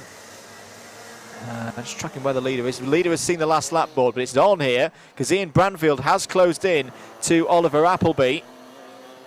Can he find a way through? Oliver Appleby, who had some problems yesterday. 3rd, 10th and 9th were the results for the number 3 seed driver from last year. That's just the 92 of Alex McGee pulling over to one side to keep out of the way. But Oliver Appleby has got on top of the conditions here and he's going to keep this run of KPR Motorsport victories going as long as he can get round the final corner and hold off Ian Branfield straight to the line. Oliver Appleby is going to take victory here today in the second heat. We'll be very happy with that indeed. Ian Branfield takes 2nd. Max Davies, superb, in 3rd. Scott Clee takes advantage of the conditions to finish in 4th ahead of Dan Milner. Joe Hunt finishes in 6th place, or will in a short moment's time. It's going to be very close, actually. In fact, no, Cater's going to take 6th. Milam 7th on the line ahead of Joe Hunt. Oliver Smith 9th, and Alex Joyner completes the top 10. And then we're really into the clutches of those who had big problems in that race at some stage or other. Rhys Llewellyn 11th, Chris Thomas in 12th, Simon Kavanagh 13th, Andy Ward, Michael Gamble, Alex McGee and James Ockenden. Well, they all got home in somewhat of one piece. Might be a slightly bent one piece, but yeah, a lot of fun had there, in some sense of the word, by the Rotax 177s. We'll see them again later on for their final. Meanwhile, we're going to get ready for the next race out on circuit, which will be the second heat of the day for Minimax.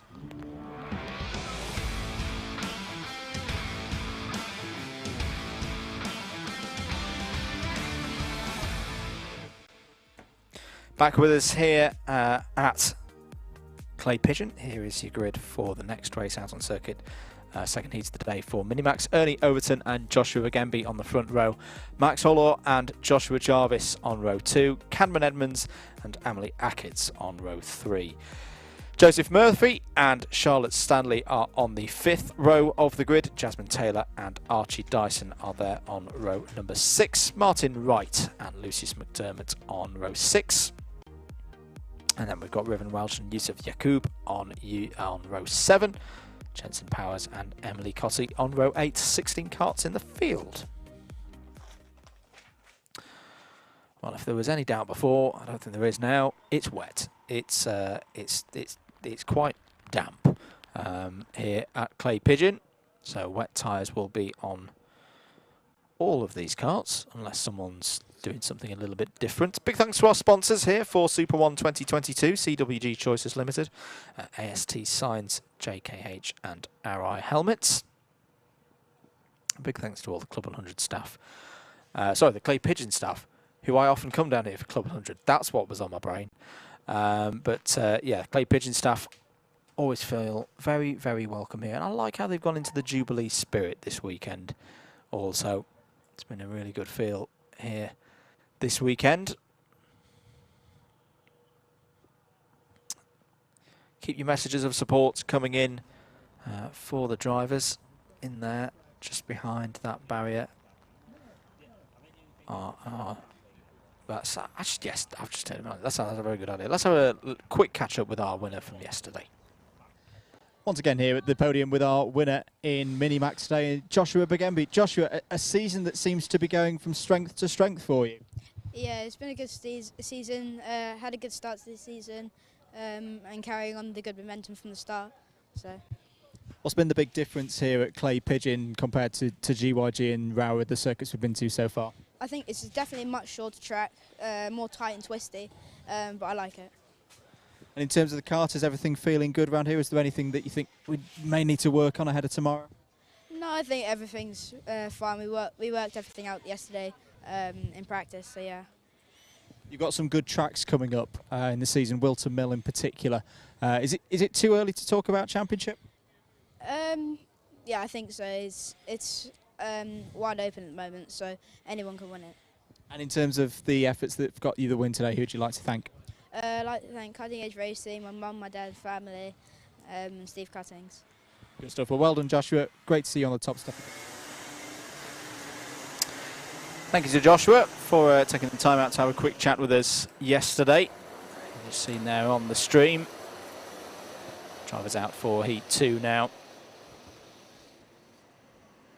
And now that was a very telling tyre. That's the first time I've seen rooster tails of water coming off of a tyre. That was off of Emily Cotty's number 12.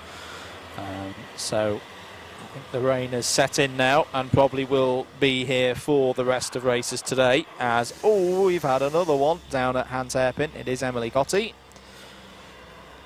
on the LN kart.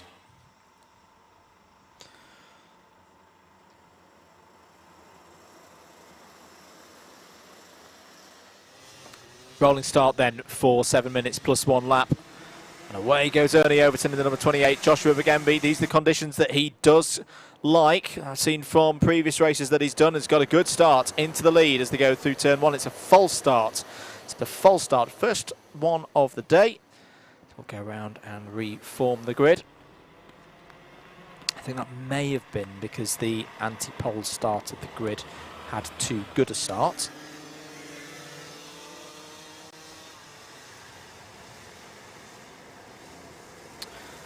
So if you're tuning in and waiting for the finals, not too long away from the finals. Pretty much running to schedule, I think, so far today. All the finals will be 9 minutes plus 1 lap, and yeah, we're not too far off schedule at all here. So 3:10 is when we're expecting the first of those finals to occur, the Bambino C50s. Here we go for the second attempt at the start for Minimax in their second heat of the day. Better that time. Bagembi gets another good one as they go down into Billy's Blind for the first time, fishing their way through, trying to find some grip in the wet conditions. A bit of a problem there, I think, almost for Max Hall. Has just dropped off the back of Ernie Overton. He's all over the curb there. Is trying to get it stopped. Number 22, Joshua Jarvis, has had a good start. It's actually taking the lead. Oh, big off. Oh, that's a very, very big impact for the number 47 of Charlotte Stanley. Charlotte is okay, but that was quite a high-speed exit from this race. And another driver off at Hans Hairpin. Mechanical flag has already come out for Joshua Jarvis. Not quite sure what that is for. We'll try and catch a sight of it as the number 22 goes past. Is it for a loose exhaust? He's letting drivers pass. Ah, yes, rear bumper. Rear bumper is making a break for freedom.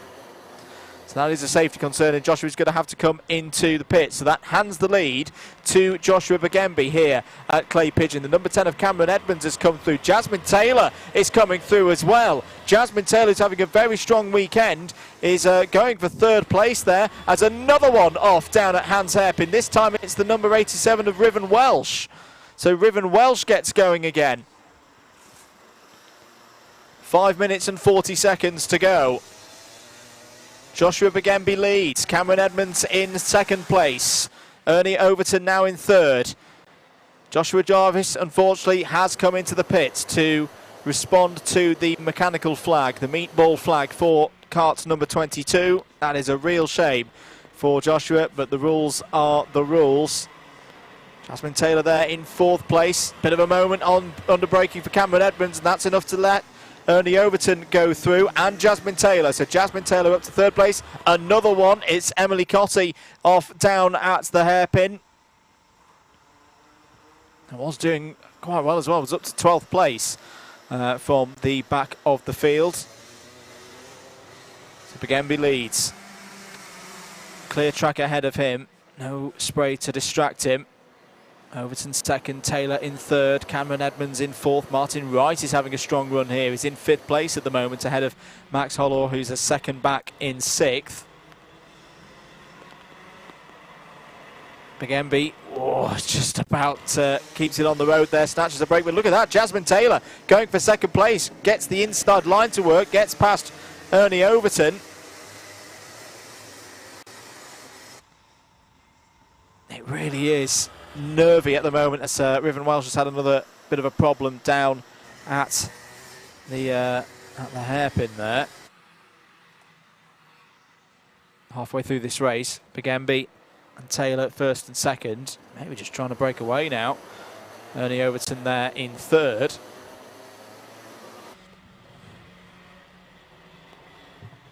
Down the back straight, there we go.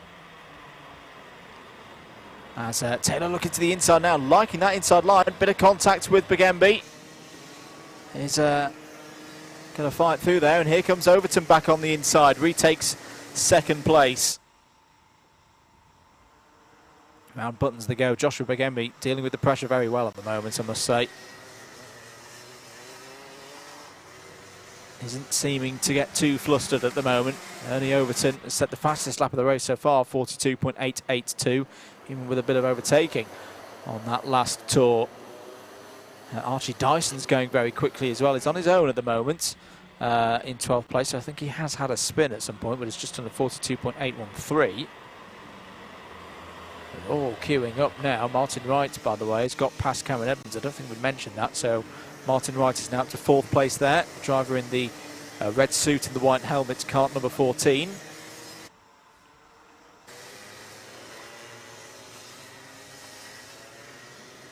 Waiting for the leaders to come back round. There is Bambino still at the front.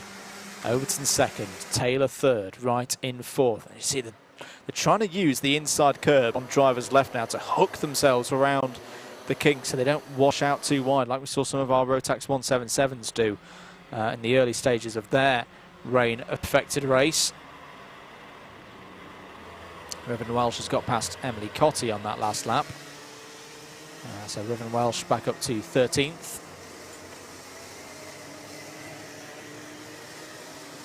Joshua Bambino will just be keeping this pace under control. He doesn't need to go any quicker than he is doing at the moment. He's got the lead. He's got the control. He's got the clear track ahead of him with no spray to put him off. And 2 minutes between him and another race victory here in Super One for 2022. Ernie Overton's right there, though, the driver from Newquay. Looks like Charlotte Stanley's recovering as well from the incident. That's actually really good to see that Charlotte Stanley has got going again after that really big hit into the tyres. Oh, bit of a moment there for Overton. Just got a touch too close to Joshua Bambino.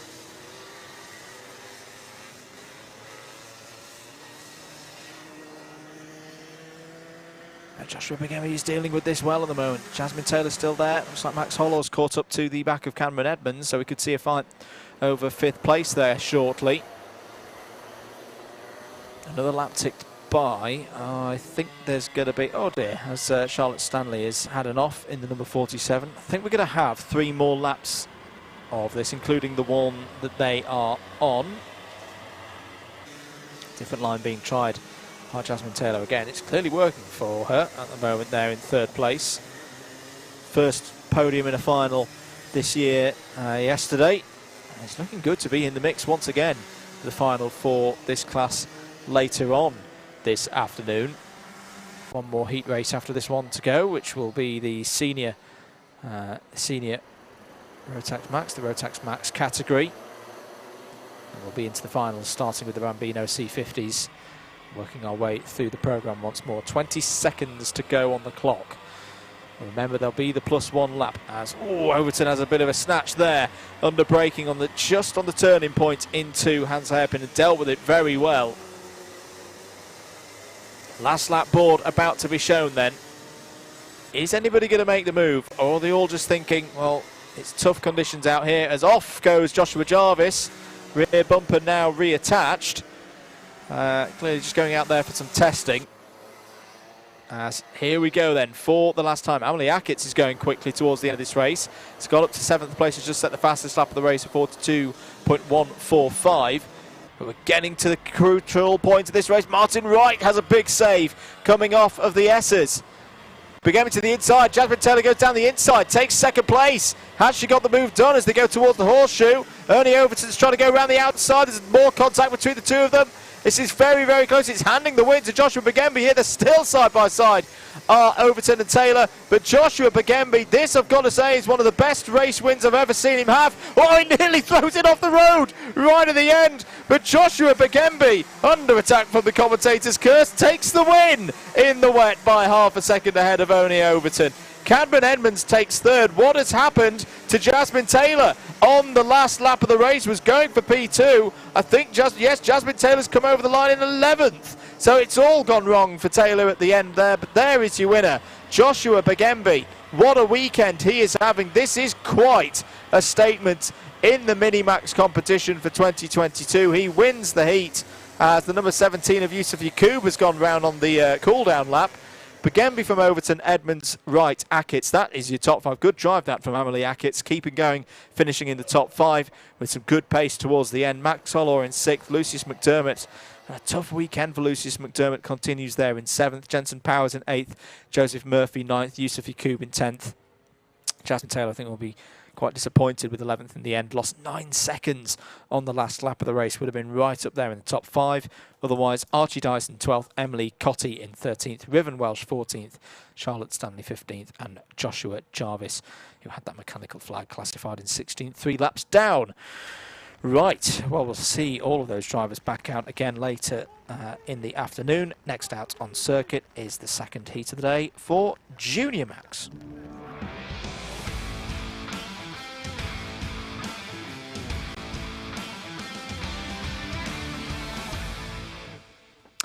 Well, here we go then for the penultimate heat of the 2nd rotation here today at Clay Pigeon. Finn Smith has pole position with 34.130, the kind of lap time we definitely won't be seeing in this race. Billy Edgecombe is 2nd on that front row of the grid also. Alfie Briggs and Ethan Bentley on row 2, Jake Howarth and Alexander Adams-Acton on row number 3. Sam Ardolino and Archie Buttle on row 4, Callum Gush and Shane Collins on row 5, Jamie Salter and Charlie Cox on row number 6. And then Max Tomkinson completes the 13 kart field in this race. Now, the interesting thing I'm thinking right now, got 2 drivers in this race in the form of Shane Collins and Alfie Briggs who've already seen, not quite conditions as wet as this, but they have seen wet conditions. They saw them in the Junior Rok 2nd heat. What was it, about half an hour, 40 minutes ago. Will that be to their advantage in this race? That's Finn Smith in the number 5. Well, we know he knows this place in the wet. We talked to him about it yesterday. He's driven many laps in these conditions. He's looking to continue this perfect weekend in the Rotax category for junior drivers. It's not a factor in the championship this year, as this is the first race weekend that he's been able to attend for Super One 2022. But everybody's set to go for 7 minutes plus 1 lap in the wet here in Dorset. What more could you want? Finn Smith will control the pace then. Billy Edgecombe will be eyes on them. In fact, Finn Smith's gone quite early and swept straight across the front. So good start from Finn Smith as they all dive down towards Billy's for the first time. It is Smith, Edgecombe, Briggs, 1, 2, 3. Let's see, was that Jamie Salter trying to go around the outside there? Really is quite wet here now. You can see the amount of spray for those towards the back of the field. Who's going to get it wrong through? Yep, there we go. That's going to be a big one. That's the 17 off into the wall. Driver's okay, thankfully. Gets back out on stage. In fact, apologies, I think it might have been the number 12 of Charlie Cox who went off there. Anyway, driver's okay. And we've seen a few off in there and get back out on circuit, so hopefully that will be the case for them. Yes, it is the number 12 of Charlie Cox. Looking a little bit sore, as I can sympathise with that one. But we'll be able to get back out on circuit. Look at the level of standing water now out on the circuit. It's Billy Edgecombe. Oh my goodness, has a huge moment there. Just about gets it back under control, but will not have enjoyed that at all. Jamie Salter running a bit wide. There's the number 12 of Charlie Cox back out on circuit.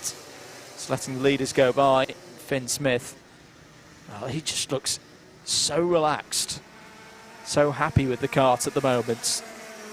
Leading by over a second now ahead of Billy Edgecombe. Ethan Bentley has got up to third place, by the way. He's got past Alfie Briggs, as is Jake Howarth. So at the moment, the experience earlier on in the afternoon is not serving Alfie Briggs in this particular outing. There's a big moment there for Jake Howarth. Just snatches the brake, manages to get it back into some form of control. Trying to hook those curbs again. So it's Smith from Edgecombe, Bentley, Howarth, Briggs, Ardolino having a decent race here. He's in 6th place at the moment, is Sam Ardolino in kart number 16. Crucial thing at the moment for all of these drivers, as I say, it does look quite tricky out there, but the visibility is good. There's no fog. Round goes Bentley! Ethan Bentley goes round. Well, even without the fog, Ethan Bentley's in trouble there. He's got back going again. That was just on the turn in to the S. That's quite strange in a way. I've not seen a kart react in that manner, at least by memory. But, well, Ethan Bentley goes round, loses third place as a result. That promotes Jake Howarth there in the number 36 up into that position.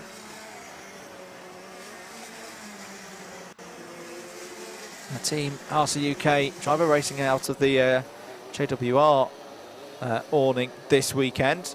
Bit of a bonk there from Shane Collins. He might have displaced his front fairing with that one, behind Alexander Adams-Acton.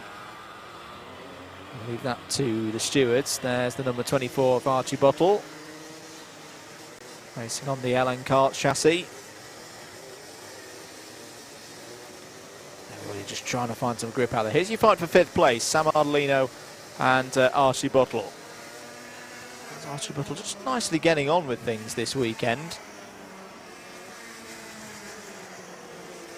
UPV's just gone in from Jake Howarth, 43.0, lead at 42.2 for Finn Smith at the moment.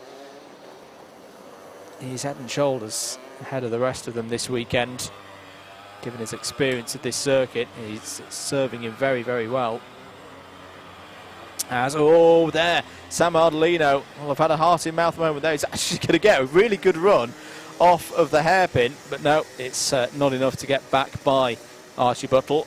Archie Buttle will say thank you very much. That's the easiest overtake for 5th place I'll have in the wet this weekend. Tips a toe in the curb going through top bend. Shane Collins has got by past Alexander Adams-Acton for 7th place.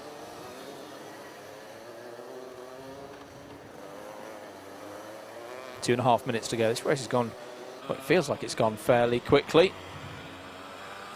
Just hear a no in my ear from John down at the hairpin. He's not commentating today, but I'm sure he will start giving us a second opinion down there on the hairpin. 2 minutes of this race to go. 3 seconds is now the lead for Finn Smith, who puts in another new fastest lap of the race so far. And in fact, the lead is now 4 seconds. Still fairly even between Howarth and Briggs over 3rd place. There's the number 18 of Alexander Adams-Acton. Callum Grosh just behind him. Yeah, cutting edge racing entrant from Alzi. And good move there from Callum Grosh. Down the inside, found the grip. Should have the inside line for the next corner. Oh, just lost it. Just got a little bit squirrely off of the hairpin. This allows Adams-Acton back through. That means Alexander Adams-Acton is back up to 8th place. Not long in this race to go. It feels like everybody's just got on top of things now. It's keeping it fairly calm. Ethan Bentley's gained a position off Max Tompkinson last time around. That's for 10th place. He will be kicking himself after that spin earlier on in this race. At this point here, just on the entry to the S's. We were saying about the fog earlier. It's something that can happen. The fog seems to rise up the hill and then sits on the top of the circuit, but at the moment, by Clay Pigeon standards, this is pretty clear. This is just wet, and we can deal with wet.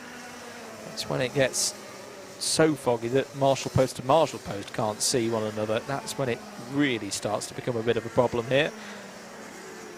When it's like this, you just got to get out there and get on with it. 30 seconds to go. Big slide there from Gosh. Good save.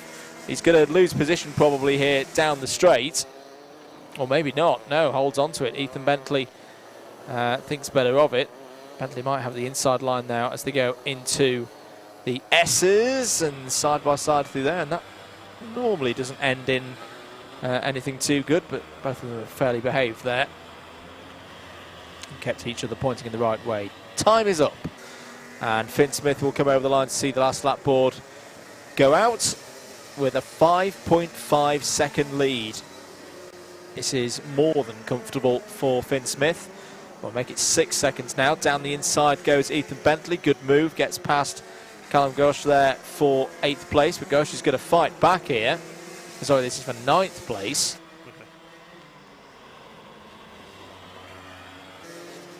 Just caught sight of Archie Buttle there. Looking at the top 5 here. But Finn Smith, the master of Clay Pigeon, is master in the rain as well. Has destroyed them all in this heat and is going to take a big win and pole position for the final in Junior Rotax Junior Max. 7 seconds he wins by over Billy Edgecombe. Jake Howarth in 3rd, Alfie Briggs 4th. I think all 3 of them will be very happy with those results.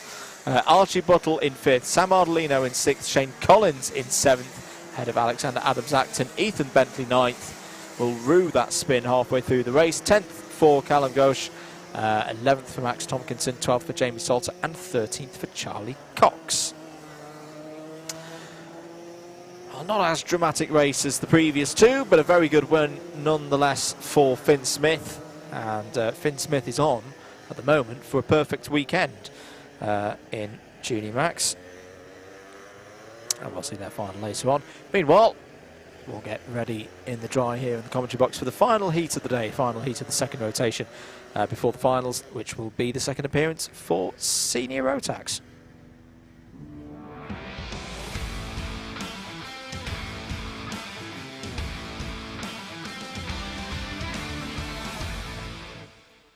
So the seniors coming out to play in the Rotax Max category here for their second heat. Cameron Crockett has pole position, Joe Weaver alongside on the front row. Carl Dunford and Joshua Valance on row 2. Jack Maidment and Alex Holgate, yesterday's final winner, on row 3. Daniel Jones and Millie Hart start on the 4th row of the grid, and then it's Nathan Gutzi and Tom Taylor on row number 5, Max Martin and Isaac Lord on row number 6. Kieran Janali starts on row 7 alongside Kai Daryanani on the 7th row of the grid. Harry James and Alessia Bradshaw on row 8. Ben Page and Gino Cook make it an 18-cart field.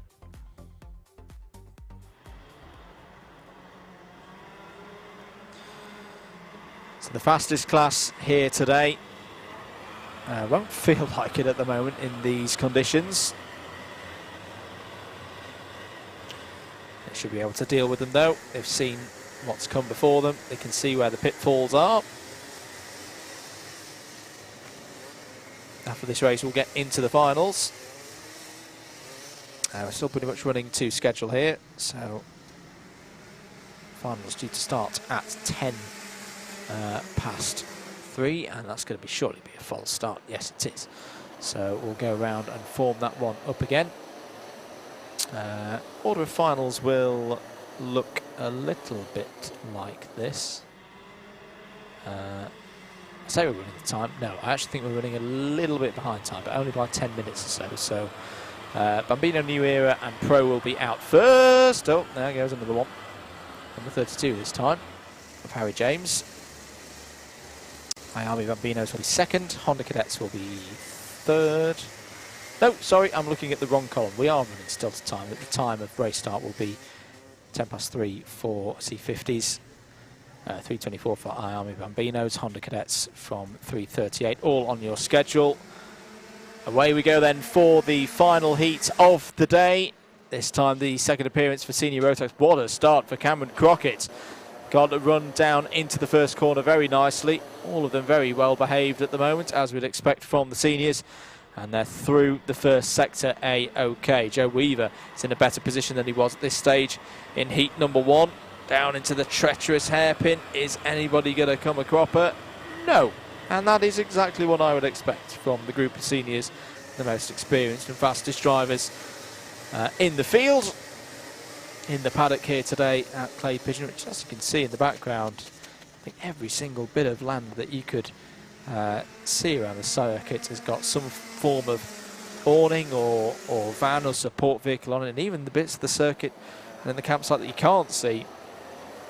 Great support of the event here this weekend, especially as there's many events going on around the country. Oh dear, it's round goes the number 62 there. That's Max Martin, who was in 9th place, who made good progress on that first lap. Tom Taylor had a very good start, up 3 positions, as here goes Alex Holgate down the inside of Carl Dunford. Dunford, who had a retirement in the first heat. Clearly got the kart repaired, back up and running, and back out on circuit. Driving for ASR Karting this season is the man from Milton Keynes. So it's Crockett from Weaver, Dunford, Holgate, Maidment. That is your 1, 2, 3, 4, 5 at the moment after 2 laps. Isaac Lord has got past Tom Taylor on that last lap for 6th place. Good lap as well for Harry James. We saw him have a spin earlier on. This is a good comeback drive so far from Harry James. Gained 4 positions on the second lap of the heat, and it's up to 10th. There has been problems though for Joshua Balance to report. That's not good news at all for one of our drivers we've been seeing at the front end of this field throughout the season. Has not come round to complete a second lap yet.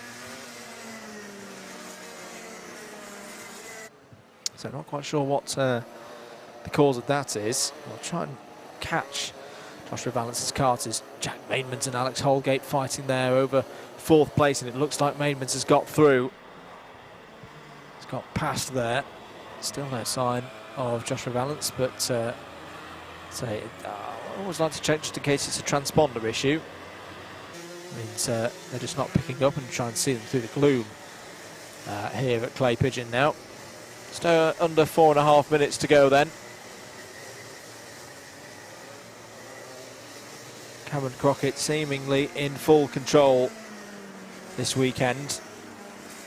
Has been very, very strong indeed. In terms of pace, big hop over the curb there from Alex Holgate. He was also having a supreme event so far. Actually, just looking at the result from Heat 1, yeah, actually Cameron Crockett did receive a penalty. Alex Holgate was classified as your heat winner. Apologies, I haven't spotted that one before. And I suspect that is for an incident on the first lap of the race with Joe Weaver. I reckon Joe Weaver at the moment, in terms of if the race result was to finish like this, Joe Weaver would be on for pole position here for the final. So he'll just want to keep things nice and steady. Carl Dunford, he knows, has suffered a bit of a blow to his efforts so far today with that retirement in heat number 1. Max Martin's making progress again, has gained 2 positions over Ben Page, the number 6 now in 12th place, and then the number 37 in 13th place of Kai Dayayani.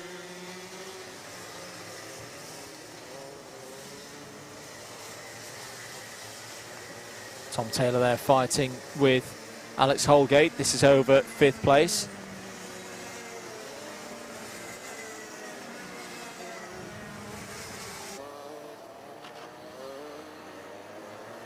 Two and a half minutes to go. does look like the track is starting to get a little bit less damp, but not seeing as heavy rain compared to looking out the window earlier. And we are seeing some lap times coming down now into the low 42s. 42.4 for Jack Maidment last time around. Tom Taylor, who also didn't finish the first race, a retirement on the last lap, was on for a good finish as well. So please him that the kart's running well again and is in the top 5. He's had flashes of pace so far this season. Just hope for Tom that he gets a little bit more consistency to be up there as we go into the second half of this Super One season.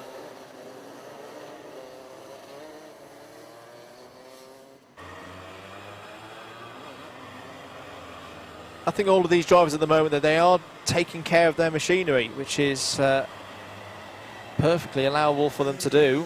So Max Martin's looking down the inside of another driver. I think it was Harry James this time, as, oh dear, off there is the number 37 of Kai Daryanani. That's a shame for Kai, because Kai was up there in the top 10 quite solidly. Max Martin confirmed now in 10th place ahead of Harry James. There's the number 46 on your screen, Daniel Jones. Trying to fight there with number 50 of Kieran Janali. That's going to get very tight, gentlemen. And they have just, bit of a wheel bang there as they go down the back straight. They've just got Max Martin ahead of them. In fact, Max Martin's got past both of them there in all of that dance between the S's. As, oh dear, we've got 2 drivers off there. I think Millie Hart's another one of them. And is that the 61 of Nathan Gutsy off? And Nathan Gutsy may have lost drive there. Actually, would it have been? No, actually, no. Millie Hart was in that region of the circuit as well. Normally runs around in a green and white helmet. I'll just confirm it as they go through. That just shows you it is still very, very tricky conditions out there. So Alicia Bradshaw has gained a position, at least one position out of all of that.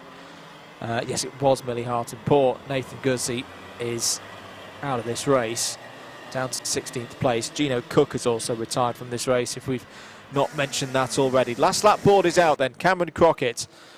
Well, I don't think this win's going to be taken away from him this time. He had a +5 position penalty for advantage by contact in the first heat. Joe Weaver will be happy with this. Obviously, he's got at least one of his eyes on the championship situation. He's had a very strong season so far. Things went a little bit off colour yesterday, but this has been a really good comeback from Joe Weaver. He seemed very content this weekend with how things are going, and he'll have a good position for the final. But Cameron Crockett taps the kart, says thank you very much, because that is a race victory in Heat 2 in the seniors of the Rotax Max category. Joe Weaver, by my very provisional calculations, will have pole position for the final. Second place, another second place for Joe here today. Jack Maidment continues to show good form, finishes in 3rd. Carl Dunford, a well-deserved top 5 there, bounces back from the retirement in Heat 1. Tom Taylor also bounces back from a retirement in Heat 1 to complete that top 5 ahead of Alex Holgate, Isaac Lord, Kieran Janelli, Daniel Jones and Ben Page. They were all in the top 10. And then we're into our drivers who had problems there. Harry James 11th, Max Martin 12th, Alicia Bradshaw 13th, Kai Daryanani in 14th place, Millie Hart in 15th, Nathan Gutsy, Gino Cook and Joshua Valance were all retirements. There we go then. So that completes all of the heats. 2 rounds of heats for each of the classes here today at Super One, round 6 of the season at Clay Pigeon. We will now get into the finals, starting with the C50 Bambinos.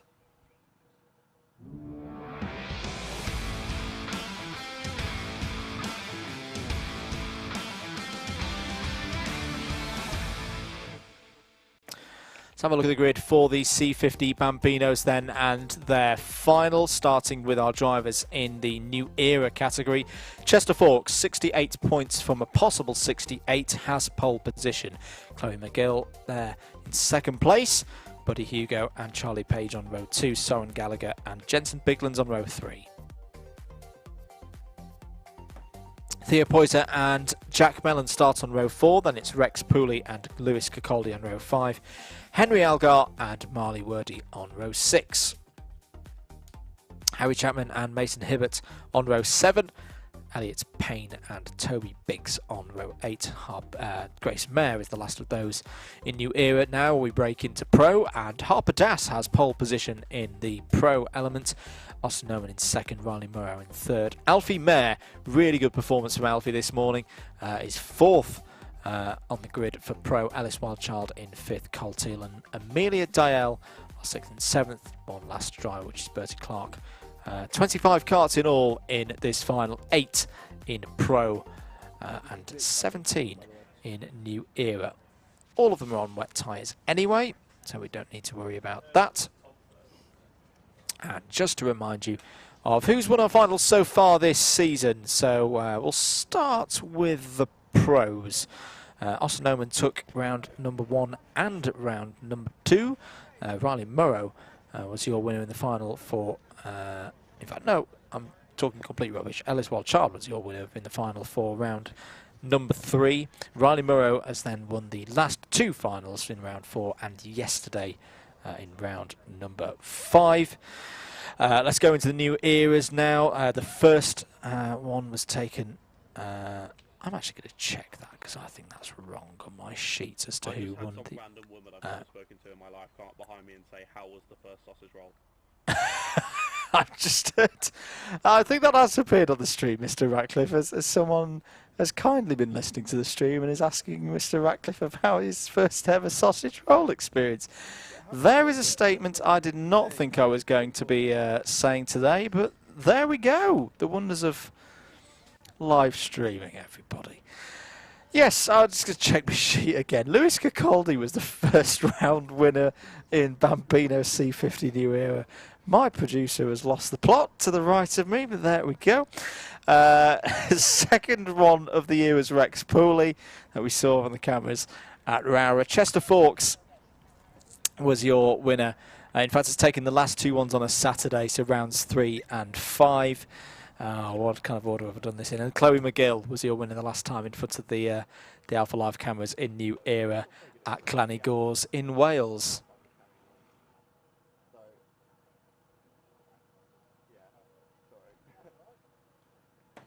I've had an official report out on post there at Hans Hairpin that Mr. Ratcliffe's sausage roll experience was a solid 6.5 out of 10. So there you go, if you were particularly interested in that. What has this stream turned into, Adam? What has gone on here? Gamer Wolf says hi, keep your comments coming in, everybody. Let us know who you're supporting. I think that's enough sausage roll chat for one day. Let's get on with some finals racing here at Clay Pigeon. Here are your pros. Harper Das. I've got to give it to Harper Das. No matter what's about to happen, this has been a very sterling effort from Harper Das today, who's not feeling particularly well at the podium yesterday. And pole position at the moment for Harper. Best results so far in a final. I'm just going to revert through to was a second place at round 2 at Rowrah. Can Harper Das go one better here? It's looked in good form so far this weekend. We'll have a clear track ahead. Now, of course, all of these drivers, their 2 heats were both in the dry. They have not experienced conditions like this, not just today, but all weekend. So this could be quite a challenge for them. And from memory, I don't think they've had conditions like this at the previous 2 rounds as well. I mean, they had a very cold first round at Rowrah, but not wet. So this could be a journey into the unknown for some of our drivers here in the Bambino C50 ranks, our youngest set of drivers. See our two grids, the pros at the front with the orange number boards, the new eras towards the middle and back with the black number boards, all rookies of course. Eyes on the lights for 9 minutes plus 1 lap here. The start of the finals for round 6 of Super One 2022. Away they go. Good even start from everybody at the front of the grid. Harper Das will lead down into the first corner. No, he won't, because it'll be Austin Oman who goes round the outside and takes the lead early on in this one. Everybody else filing through. I think we're all good for the 25 karts going through the first set of corners, and down towards Hans Hairpin we go for the first time. You can see the number 15 of Alfie Mayer there, up in second place briefly.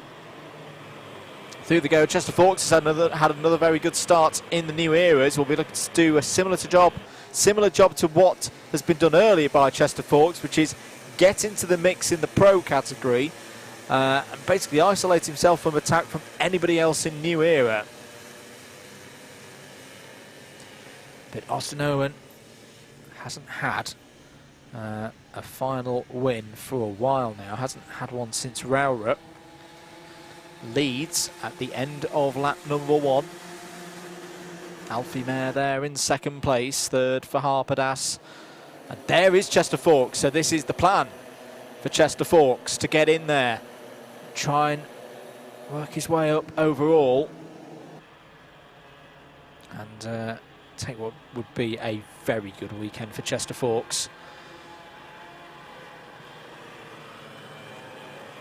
Not many drivers this year have managed to achieve a perfect weekend. There is a yellow flag out. I think Henry Alger has had a problem because Henry Alger has not come through the first sector.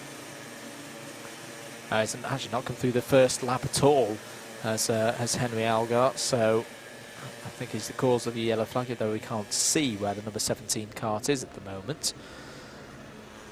So Owen still leads. In fact, Owen's got a big lead here, now ahead of Riley Murrow there in second place. Chester Fawkes third on the road, first in the new eras.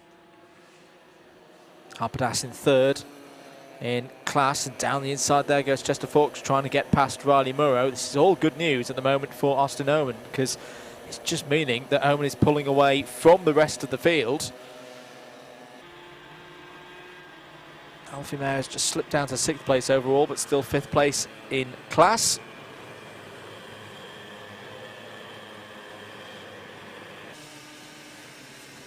Pace of the moment for these drivers, 55s or high 55s, 56s and 57s. Riley Murrow just having to deal with Chester Fawkes here.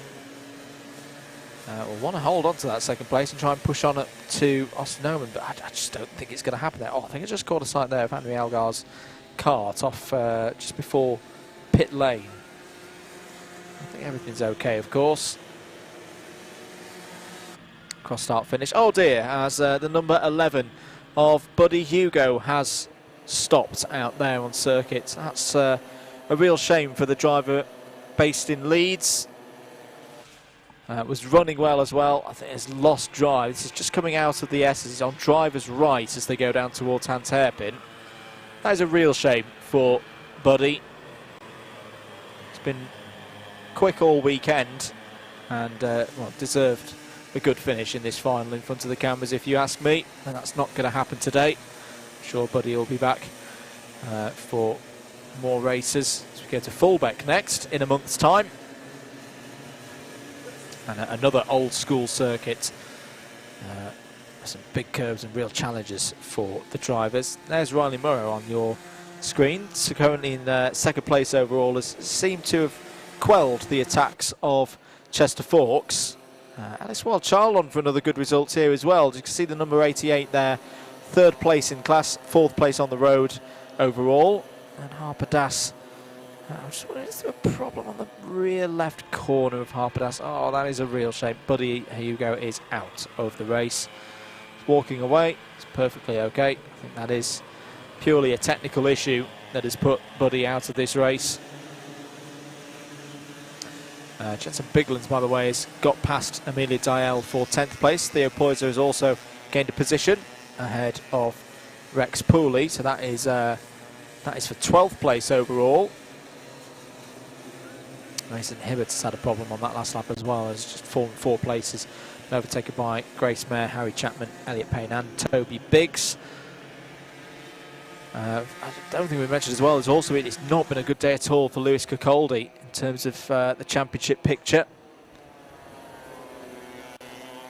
Lewis is out of this race, as is Jack Mellon. Now, the one thing I will note is there does seem to be a bit more fog coming in here. Hopefully, these conditions, if this is okay, I mean, you can see on the cameras, you can see all the way to the S's.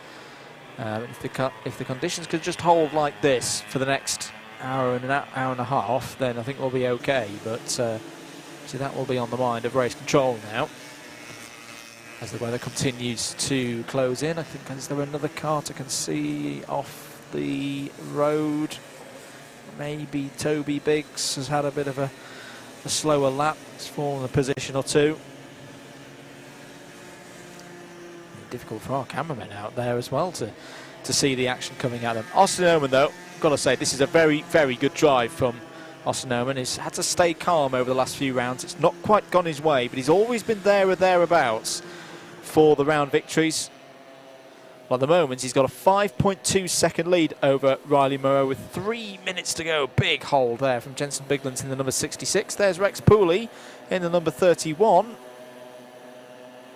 Currently in 12th place. Harry Chapman has got past Grace Mayer, also on that last lap for 17th. Mason Hibbert continues to recover, has just got past Elliot Payne for 19th place. Now you've got Cole Teal looking for another top 6 trophy. And at the moment is doing just that, is in 8th place overall and 6th in class. And who's that just behind? That's Charlie Page. I've got to say, Charlie Page, really impressed with Charlie this weekend.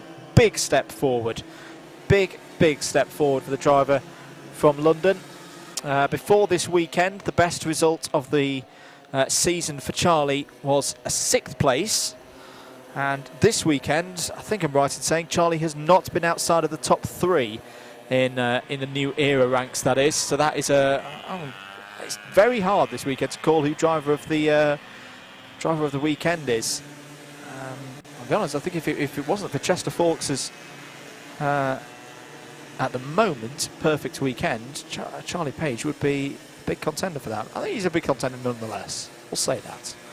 There's a very good effort from Charlie. It's going to be moving up the standings big time this weekend at Clay Pigeon. 90 seconds or thereabouts remaining on the clock.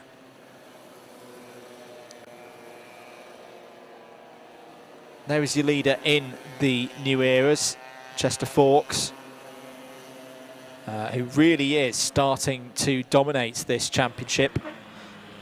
Had 2 race victories at Glan-Y-Gors. I remember interviewing him on the podium, nursing a little bit of a wounded hand. Had a clean sweep yesterday and is just about a minute or so away from another one here. Continue this form, and it could be an early wrap-up of the championship before we get to Shenington. Riley Murrow's had another strong day as well. They're in 2nd place at the moment. More good points in the pros. I think we'll have 2 more laps out there. Fog is continuing to get I'm a little bit concerned at the rate at which this fog's closing in now, at least from my vantage point, because I've seen it do this before here at Clay Pigeon. 20 seconds on the clock. There's Harper Dash, continues to go around on for a top 3 here. It's actually got past Ellis Wildchild in recent laps. Also to report, Marley Wordy has got past Soren Gallagher. Is that for a trophy? No, it's just outside at the moment. It's in 7th place. Top 6 in each of these categories get trophies. There is a kart running around out there that sounds like it's got a bit of a loose exhaust. I can't quite tell who it is. As oh, there's a spin. Oh, that's a shame. That's Alfie Mayer. Alfie Mayer has had a spin. I think that was trying to get past Toby Biggs, one of the back markers. Hopefully Alfie's not fallen outside of the top 6 here, because that would be a real shame. I think Alfie's had 1 top 6 trophy so far this season. Here's Austin Oman. This really has been a very good drive. A really good drive. Just taking things nice and calmly now. Doesn't need to do anything too rash. But through the gloom, you can see him trying to clear his visor there. has had a lot to deal with, has this young man today, but has put in one of the best performances so far of the season. Has had a clean sweep already this season. Took one at round 1 at Rowrah, but this is going to be his first one since, and it's going to be his first final victory since Rowrah, since round 2. And another big mover in the championship today. Just about through the gloom is going to come the number 7. There is Austin Oman. Austin Oman takes round 6 in the Bambino C50 Pro category for Super 1 2022. Riley Murrow is going to finish in second, and Chester Fawkes takes round 6 in the Bambino C50 New Eras. 2 clean sweeps today in the Bambino C50 ranks. 4th place on the road, and 3rd over in class is going to be Harper Das. Ellis Wildchild, Alfie Mayer and Cole Teal take the other top 6 trophies in Pro here today. Chloe McGill, more good points for Chloe. Finishes 7th on the road, 2nd in New Era. 3rd place, a brilliant weekend for Charlie Page. Well-deserved top 3 there for Charlie. Theo Poiter, Marley Wordy and Rex Pooley are your other, at least provisionally, top 6 who'll all get trophies here today. Really good stuff. But track conditions very much have changed here. We've had wet conditions for quite a few races, but we now have at least a decent level of fog in terms of the amount of fog, but not decent for visibility. We'll continue to monitor that situation. For now, though, we'll carry on with our schedule. Next out due on circuit will be the final for IAME Bambino.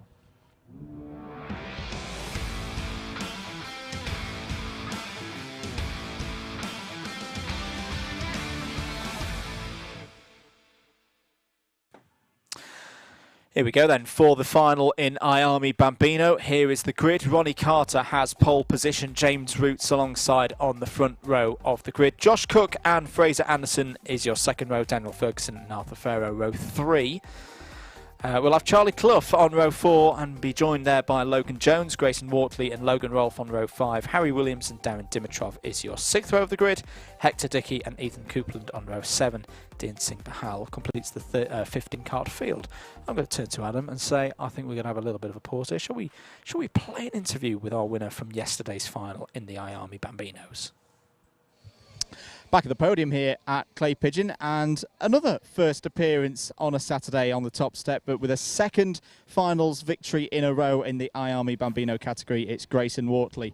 Grayson, the Sundays have been very good so far this season, but the Saturdays, this is your first time on the top step and in front of the camera for an interview. How are you feeling? Good. Talk me through the race out there. It's always a very, very difficult circuit to get on top of this. So on the first corner, Ronnie and Darren Dimitrov, they went on the inside and outside, and then I had to cut across to go overtake them both. And then mid-through, we were all battling for the first place, and then it just appeared for then Ronnie and Josh were battling, then I got away. Good stuff. You were leading the championship at the start of today. You'll have extended your points lead. Is that something you're thinking of at the moment? Not really.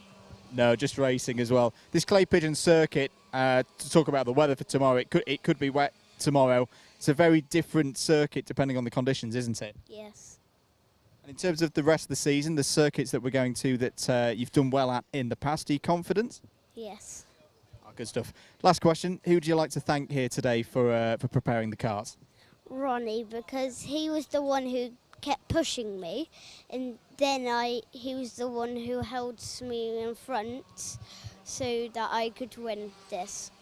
Good stuff. Well done, Grayson. Another top job. Grayson Wortley, another win here in Super 1. All ready to go then for the final for round 6 of the Super 1 IAME Bambino Championship for 2022. Eyes on the lights for 9 minutes plus 1 lap in the wet, in the fog here in Dorset, and away we go through the gloom. Who is going to have the lead as they go down towards turn 1? It looks like Ronnie Carter's got the inside there alongside James Roots. Good so far as they go through Billy's blind for the first time and towards the S's. Level of water on the circuit, I don't think as bad as earlier. So that'll be good news for these drivers as they head down towards the hairpin for the first time. We've seen a lot of thrills and spills so far in this region of the circuit this afternoon. Oh, I think we had a spinner to the inside there. It's the number 32 that's gone round. It's Logan Rolfe, and that's a real shame because Logan was strong earlier just as the weather was starting to get a little bit damp when these drivers were last out, but it's going to have a lot of work to do here across the course of this race. So I've got to say, at the moment, the fog is not too bad. If I use my own sight lines and experience around here previously, I can see at the moment across to the opposite side of the circuit. So that will mean we will keep running. I have had it before where you're not even able to see from marshal post to marshal post, and that's when it gets really quite dangerous. But Ronnie Carter's dealing with it well at the moment. He's got a 1.1 second lead ahead of James Roots and Fraser Anderson. These are two drivers that we've seen at the front of the order a lot here today, virtue of their strong qualifying displays earlier on in the morning. And they fully deserve their positions at the front of the field. Grayson Wortley there, you just see there in the number 70. Talked to him yesterday, you just saw that interview on the podium. Won round number 5. Other round victors so far this year. Josh Cook won both rounds at Rowrah. Ronnie Carter was the winner, the other winner, the Saturday winner at GYG. Grayson Wortley, as we mentioned, has taken the last 2 in rounds 4 and 5, so this is good progress from the number 70. Coming through the field is up to 5th place already. 7 minutes to go. There is Carter, number 6, Roots, number 11. Anderson, 61. And this is the battle that I'm interested in. Cook and Wortley, and Wortley's through, and Cook's not too happy about it. So Grayson Wortley up to 4th. Now, can they keep progressing forward? Have they got enough time to catch Ronnie Carter, who has been very, very good so far today? Carter looking for his second round victory of the season so far. If he did that, it would be 2 for 2 for 2. Carter, Cook and Wortley. Still a long way in this race to go. Dean Singh Bahal, that's a good start actually from Dean Singh Bahal. He's up to 10th place. That's really good to see because Dean had a bit of a bump earlier on today. Has responded well. He's got past Darren Dimitrov. He's had a bit of difficulty out there. Particularly in these conditions. And the driver from London, I'm sure, will keep pressing on. Fog levels just holding at the moment. This is okay. If it just holds like this for the rest of today, we'll be fine to get through this run of finals. 5.5 minutes of this one to go. New personal bests from everyone inside the top 8. You see the number 15 of Daniel Ferguson there passing through shot with Charlie Clough behind. Charlie Clough, who strong at GYG. It's been a bit of a difficult weekend for the driver based in Holmfirth. Looking for a good final result here. Maybe even a top 5. There is time to make that work. Here's the battle for 3rd place on your screens. Fraser Anderson and Grayson Wortley. Grayson Wortley trying to get up into the top 3 here. Top 6 get podium trophies, which will be awarded shortly after this race concludes, pending any steward's decisions, of course. And here comes Wortley down the inside into Billy's blind. Fraser Anderson gives him room. That's a very good overtake from Grayson Wortley up into 3rd place. Now, can he chase down James Roots and Ronnie Carter? It's a big gap at the moment.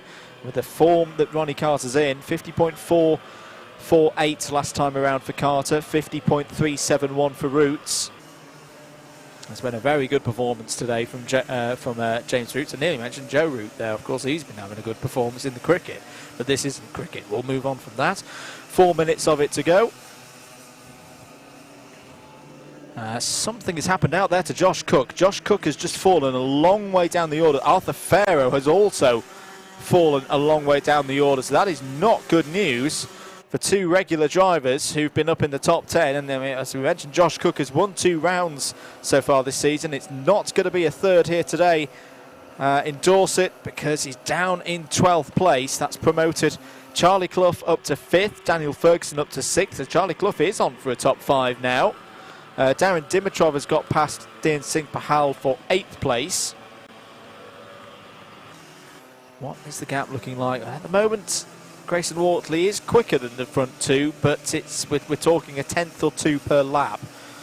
I just don't know whether there's enough time for Grayson to cross that divide, especially when Ronnie Carter then posts in the fastest first 2 sectors of the race. The rain is also starting to fall harder again. I can tell you that, I'm just looking out the window. You can visibly see the raindrops scattering down out of the sky, and you start to see the rooster tails coming off the tyres. Fraser Anderson is picking up the pace as well. Charlie Clough has gone and set the fastest start. This is quite strange, actually, that the rain is starting to fall harder and the drivers are going quicker. Charlie Clough's just done a 50.048, the fastest lap of the final so far. Bit of movement in the outskirts of the top 10, or just inside the top 10. Arthur Farrow and Josh Cook have both got past Harry Williams on that last lap. Ethan Coupland has done a move on Hector Dickey for 13th place. 2 minutes 20 to go. Ronnie Carter setting PBs. That's absolutely fine. 50.7 last time around, 50.1, 50.0 for Roots and Wortley behind. So just as we say that, it's starting to turn again. The lead's down to a second. I don't think this one's done, ladies and gentlemen. I think Ronnie Carter needs a little bit more work to be completed to take this round victory. It'll be the first round victory since the Saturday round at Glan-Y-Gors, which was just over a month ago. As Logan Jones, kart number 73. Be very nice, even in these conditions, in that kind of red and gold and a bit of blue on the kart. Wearing a replica Lewis Hamilton helmet from a few years ago. Oh dear, as the number 21 has gone round down at the bottom of the circuit. That's Hector Dickey in 14th place. Got going again though, it's perfectly okay. For any of you on the listening around the circuit, not quite able to see down to that bottom end. The rain really started. In fact, this is now heavy rain. This is heavy rain. Official Yorkshire term. This is rain heavy. 60 seconds on the clock to go. It'll actually help, I think, a little bit with the fog. It will clear it a little bit as the rain comes down. You can hear it on the cameras as well, how heavy it's getting. 40 seconds to go. Ronnie Carter's pace has come back as well, which is good news. 50.2 last time around. You can see this is almost getting a little bit like it was last night. Carter holding it about 0.8 of a second. There's the number 7 of Charlie Clough. That's a move for 4th place. Oh, Charlie Clough, hold on to that. I think that's got to be a contender for overtake of the day. Nearly fell off the circuit, had one front right wheel up in the air. Let's have another look at that one. So he's gone down the inside into Billy's blind. This is all fine. Just here, just gets a little bit of understeer. That is supreme kart control for a driver of Charlie's age, and goes round the outside, or finishes it off round the outside of Fraser Anderson for 4th place. Harry Williams has gained a position to report past Dean Singh Pahal for 11th place. Just looking out for where our leader is now. Well, the leader has just crossed the start-finish line and taken the last lap board. It is actually starting to clear. The fog, this is why I prefer the wet to the fog. It is starting to clear, which is good news for the course of the finals. Another little spin there for Hector Dickey, but Ronnie Carter is going to come round. Just heading down the back straight now and into the hairpin. And set this championship up. This really is turning out to be one of the most interesting classes. The rain continues to fall harder and harder. People scatter. This lady outside with no umbrella is looking very cold and wet right now. Never mind that, because Ronnie Carter coming around the final corner now is going to make it a second final victory in the year in Super One 2022 in IAME Bambino in horrendous conditions here at Clay Pigeon. Ronnie Carter, oh no, has Ronnie Carter crossed the line? Because all of a sudden I'm seeing James Roots at the top of the timesheets. Where has Ronnie Carter? I think Ronnie Carter's fallen off on the last lap. Oh my goodness me, Ronnie Carter has not taken the round win. It's James Roots. James Roots has taken a first ever Super One round victory by 0.7 of a second over Grayson Wortley. Charlie Clough finishes in third. Fraser Anderson fourth, and poor Ronnie Carter, as the heavens absolutely open here, finishes fifth. Finishes fifth, did a 58.649. It must have been, it might have been towards the bottom end of the circuit. We didn't see it on our cameras or from the comms box position, but that is a real shame for Ronnie Carter. Daniel Ferguson finishes in sixth, Darren Dimitrov in seventh, 8th for Logan Jones, 9th for Arthur Farrow, 10th for Josh Cook, 11th Harry Williams, Dean Singh Pahal in 12th place, Ethan Coupland, Logan Rolfe and Hector Dickey completes your field. Well, the rain really is coming down very, very heavily now here at Clay Pigeon. We're going to get ready for the next race, which will be the final for Honda Cadet.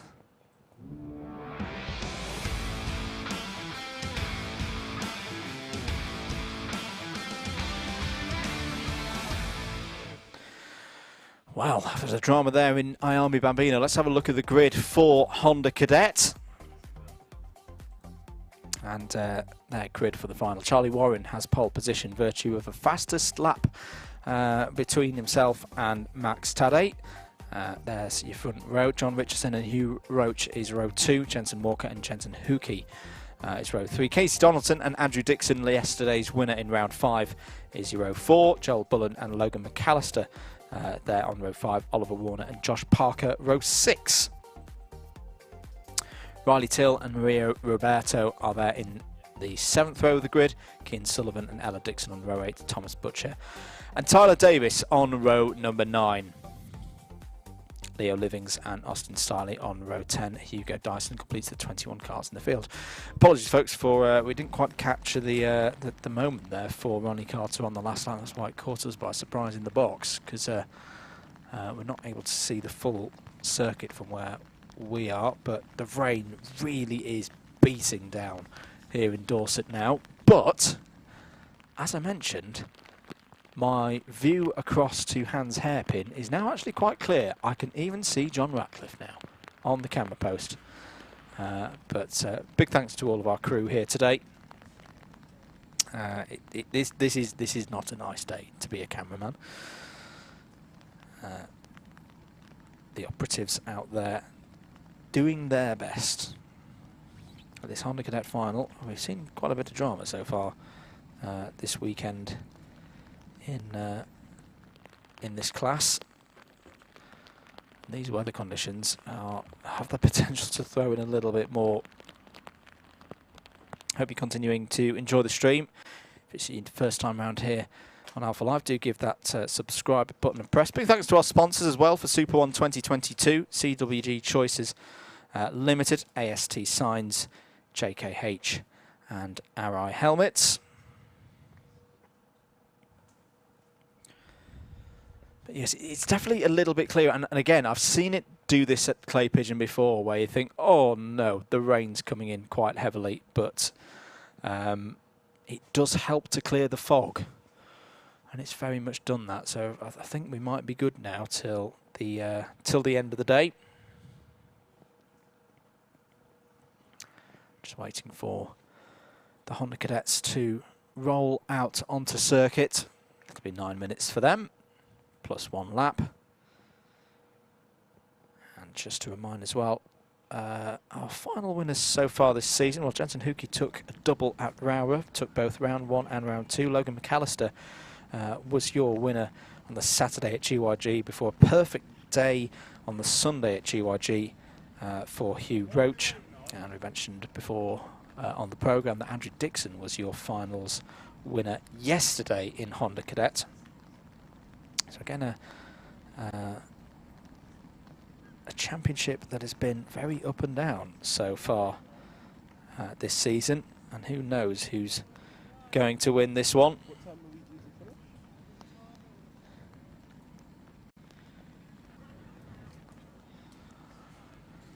Carts rolling then for the Honda Cadet Final. It'll be a standing start as usual. So they all pour out onto circuit. There's at least one cart I think that's got a bit of bother. It's the number 32. Is that John Richardson? I think it is John. Yes, it is John Richardson. Hopefully John will be able to get back into this race. We've been calling him the Sunday specialist, but he won't be the Sunday specialist if he's stuck coming out of pit lane. As I say, as the carts are going round, big thanks to our crew out on circuit today. Adam Chapman alongside me in the box, manning all the cuts and the production. Harry Booker, John Ratcliffe, Tom Glover and Jake Grubb have all been out there on circuit in the cold, in the wet. I've just seen a picture from Tom where his camping chair is no longer a camping chair, it's now a bucket. Hugh Roach just had a big moment there, nearly went into the back of Max Taddy. Just got away with that one. Has been replaced in position 4 on the grid. Hold your hats, ladies and gentlemen. I've got a feeling this is going to be a good one. Charlie Warren, near side on your screen. Kart number 92 has pole position. Max Taddy has not been in this position in a Super 1 final before. Second on the grid. The Honda Cadet Final for round 6 is just about ready to go. And it could be a big one in terms of this championship. First lap is going to be important. John Richardson has now got going again and is going to retake a position. It's waving in the air to say, I'm not ready, I'm not ready.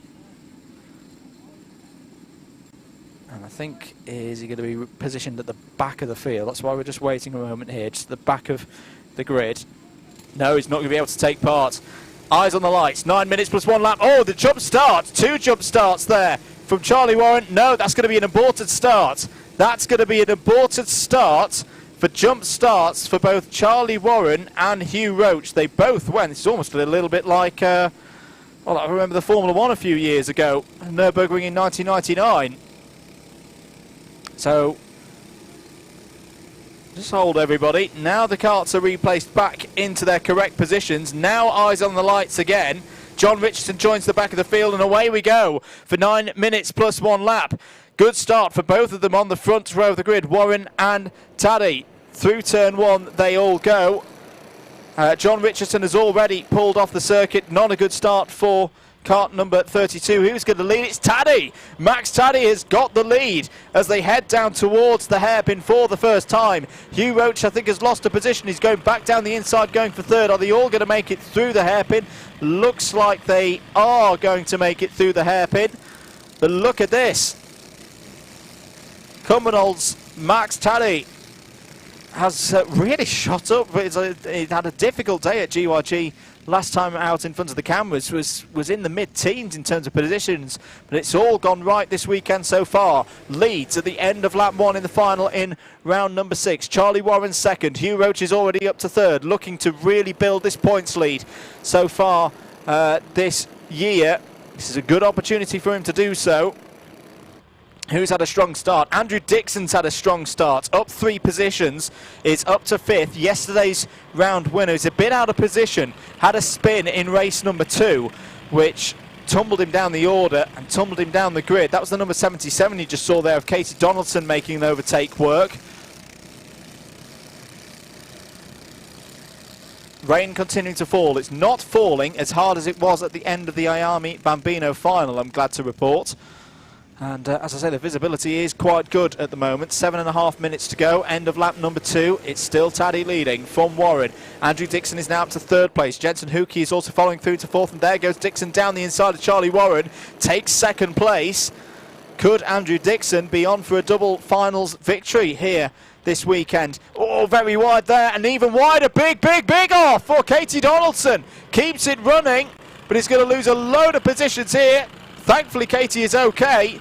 That was a big moment for the Scottish driver. Let's have a look at that again. This is coming out of the S's. Apologies, that's not a replay. That's back to us live. This is your replay, so just watch to the left of circuit. Warren has a big moment. Donaldson an even bigger moment. That is a really hard hit, and testament to the safety of the kart. The Project 1 chassis there, that Katie Donaldson has been able to rejoin this race, but I think that the kart is not going to be in its finest form now. Katie Donaldson has rejoined in 16th position. So, on lap 4, Max Taddy at the front of the order. It's being closed in by Andrew Dixon. There's the number 6 of Jensen Hookey, who's got past Charlie Warren. That's for 3rd place. In fact, has there been a change for the lead out there? Did I just see a kart ahead of the flash of yellow of Max Taddy over the line? Yes, I did. So Andrew Dixon leads ahead of Max Taddy now. So the final winner from yesterday has come through to the front of the field, has been on form this weekend, took pole position for both of the heats in the times qualifying earlier on at the very start of the morning. Crucial few laps these, I feel, for Andrew Dixon. If Andrew Dixon can pull away, get a bit of a gap, and maybe leave the likes of Taddy and Hookey and Warren to all just fight amongst themselves and allow Andrew Dixon to disappear down the road, similar to what we saw yesterday, won by, I know this is going to sound ridiculous for those of you who may be new to Honda Cadet racing, a quite big 3.5 second lead was the winning margin for Andrew Dixon yesterday. He did just run a little bit wide though out of top bend there, splashing through the water, trying to cut in the curbs, hold the inside lines as strong as possible. Just to report further down the order, Josh Parker has got past Jensen Walker for 8th place. Thomas Bush is having a good race as well, has got past Oliver Warner for 11th. Katie Donaldson, after that huge moment coming out of the S's, has just got past Tyler Davis for 15th. This middle phase of the race, halfway through on time now, 4.5 minutes to go. There is Taddy in 2nd place. This would be a superb result. Yesterday was a big step forward, getting into the top 6.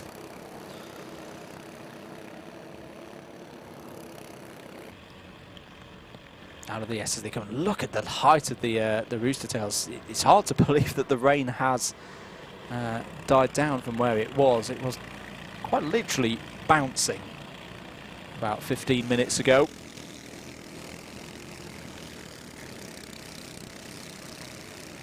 Katie Donaldson, I said the kart wasn't going to be performing. She is storming through the order. That's another 2 positions for Katie Donaldson last time around, back up to 13th place. Continuing at the front of the order, it's Dixon from Taddy, Hookey, Warren, Roach, and Logan McAllister is coming into this as well. He was in the top 3 yesterday, currently running in 6th.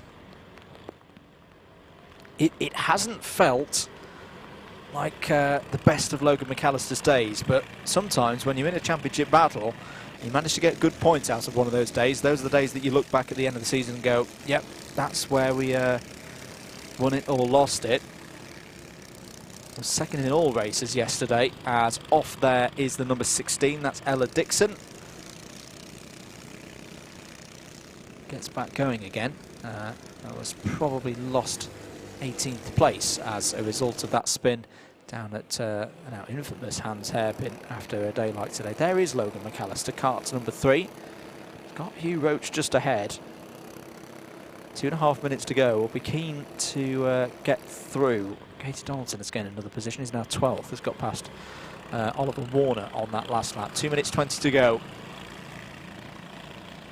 I've got to say, this has been a very impressive final. A lot of these drivers, even at their relatively young ages, got a lot of experience now, and they're putting it to good use in these foul conditions down in the south of England today.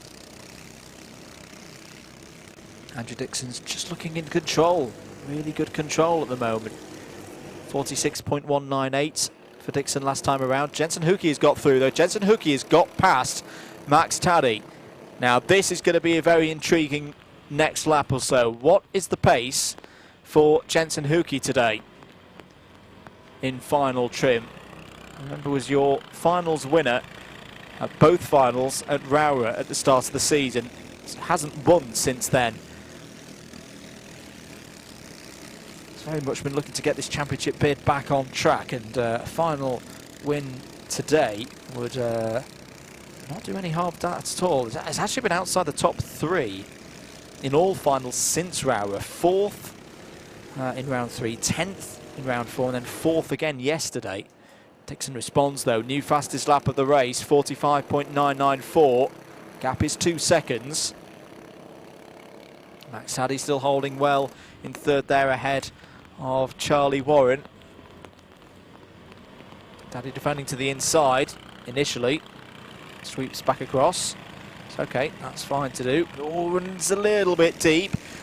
Warren, you feel, is on the brink of getting by here. Just need to work the number 66 off the racing line enough to get a gap there. Won't be here, I think, through top end. We'll try and get a run down into Billy's blind.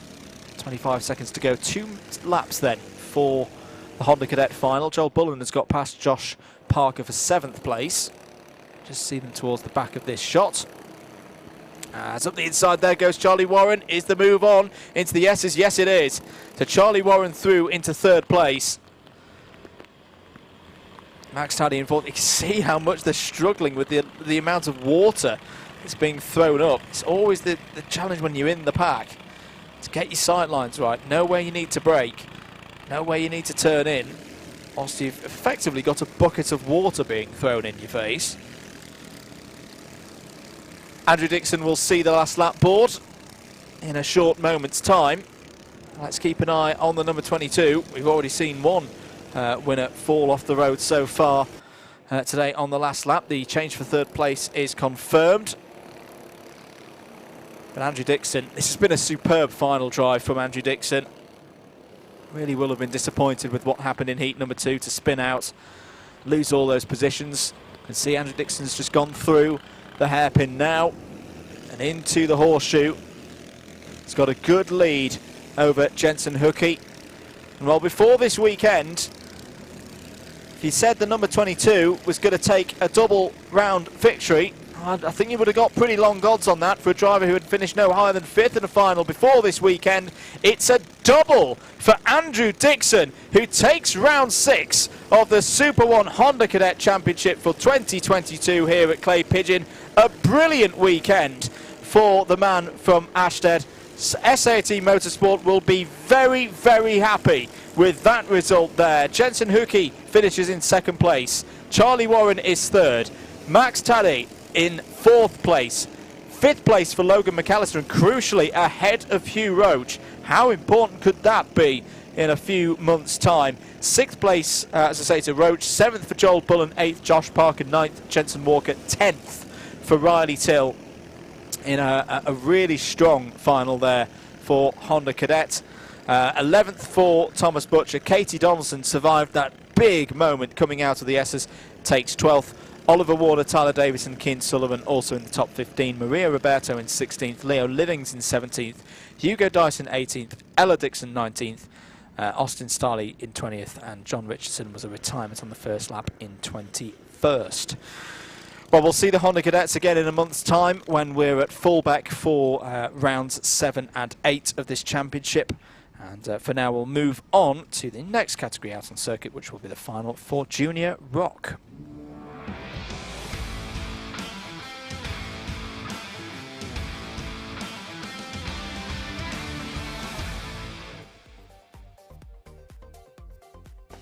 Let's have a look at the grid then for Junior Rok. Alfie Briggs has pole position, Shane Collins P2, and then virtue of the fastest lap earlier on today in the heats, Oliver Law has 3rd ahead of George Barker. Just the juniors here today, no seniors. And Alfie Briggs continuing to have this run of results where he's unbeaten so far in Junior Rok this year. Having said that, though, in this was the category that had what I'd say is wet conditions properly for the first time. They were on slicks. It was a really big challenge for them, and at least in that setup, it was our man in second place on the grid. He was ever so slightly quicker in terms of raw pace. That was Shane Collins. Crucially, though, Alfie Briggs was the only driver not to have some form of incident or fall off the road. So that's what gave him the win deservedly in Heat 2 earlier on today. But this could be a big challenge for Alfie Briggs. I'll also be thinking about, and there's a potential chance to get up to speed with conditions for later on in the Rotax, Junior Max final.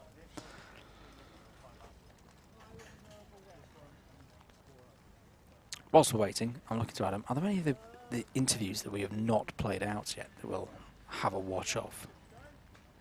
He's got one.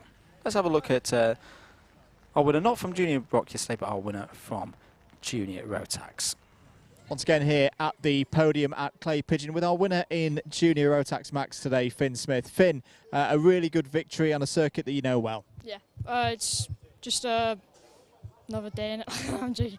It was really hard. I mean, you had to keep the tyres conserved, keep it all, you know, just got to keep it on track. But in the end, came out with a victory, and it was really nice to have a good gap as well. You ran here well. You ran well round here last year, if my memory serves me correctly. What is it that's key here versus other circuits to get right? You've always got to be neat. Can't mess up the lap as it's very short. If you mess up the lap, then it's always going to cost you loads. You have to keep every lap consistent, and that's just how you win. Topic of the day, I think, for tomorrow is going to be the weather. It's clouded over a little bit already this evening, and we could have some heavy rain tomorrow. Is that something you're concerned about? Not really, no. I've driven around here quite a lot in the rain, so I should be kind of confident. And in terms of the victory today, who would you like to thank for your support? I'd like to thank the team, Mum, Mike, who rebuilds my engines. I'd like to thank everyone to support, and yeah. Good stuff. Well done, Finn. Round winner here today in Junior Max. Thank you very much. Good to hear from Finn Smith yesterday on the podium. We'll see the Junior Rotax drivers out later on this afternoon. For now, though, we're going to focus on the Junior Rok drivers. 4 of them out on circuit, ready to do battle in the wet conditions here at Clay Pigeon. Alfie Briggs on the left of your screen, Shane Collins on the right. Away we go for 9 minutes plus 1 lap. Here to decide who's going to be the Junior Rok Round 6 winner for Super 1 2022. Oliver Law going down the inside, go for second place. George Parker's run a little bit wide there. And that's good news for Alfie Briggs because it's all given him a bit of a lead. Shane Collins has held on to second place, has a bit of a tap on the head to say, let's think about this. And Law's going for it again, trying to get second place. And Shane Collins is not too happy about this. He wants to focus on trying to catch Alfie Briggs. Oliver Law is set on trying to get through and take second place. Oh, big snap of oversteer for Oliver Law through buttons. Just about holds on to it. So end of lap number 1.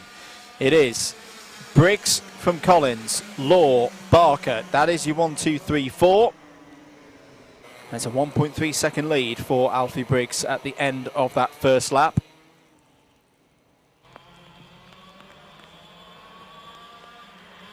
Heading down the back straight towards Hans Hairpin. This is where we saw a lot of action in this category earlier on in their second heat. But so far, it's all looking good.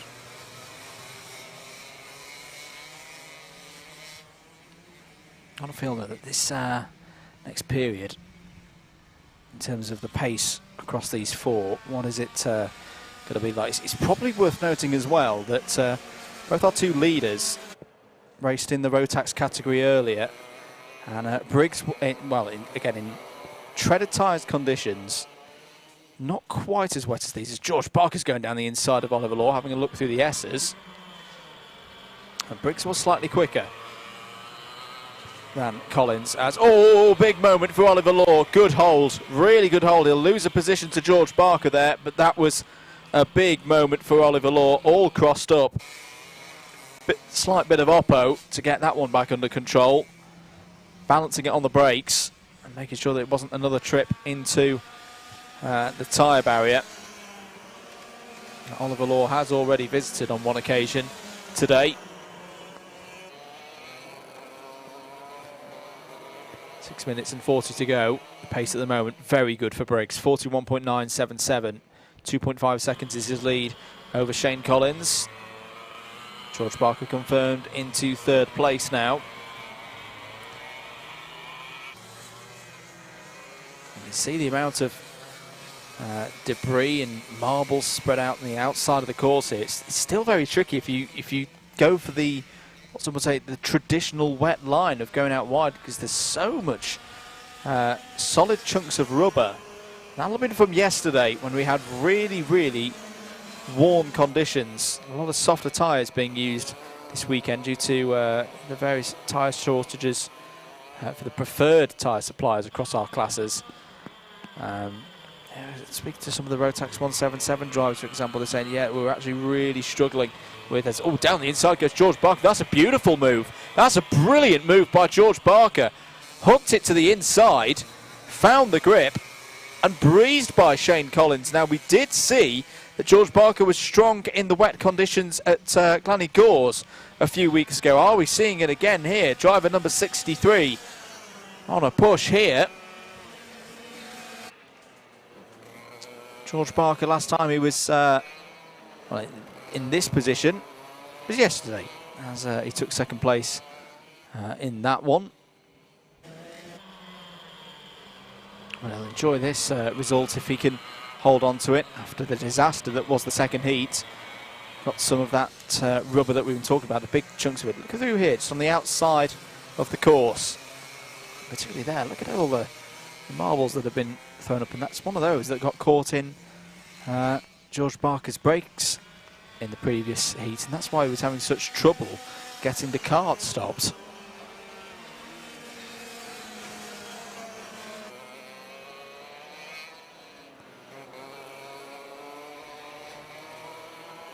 You can see that there's some modifications that have happened to Oliver Law's kart. Taped up some of the radiator inlets there.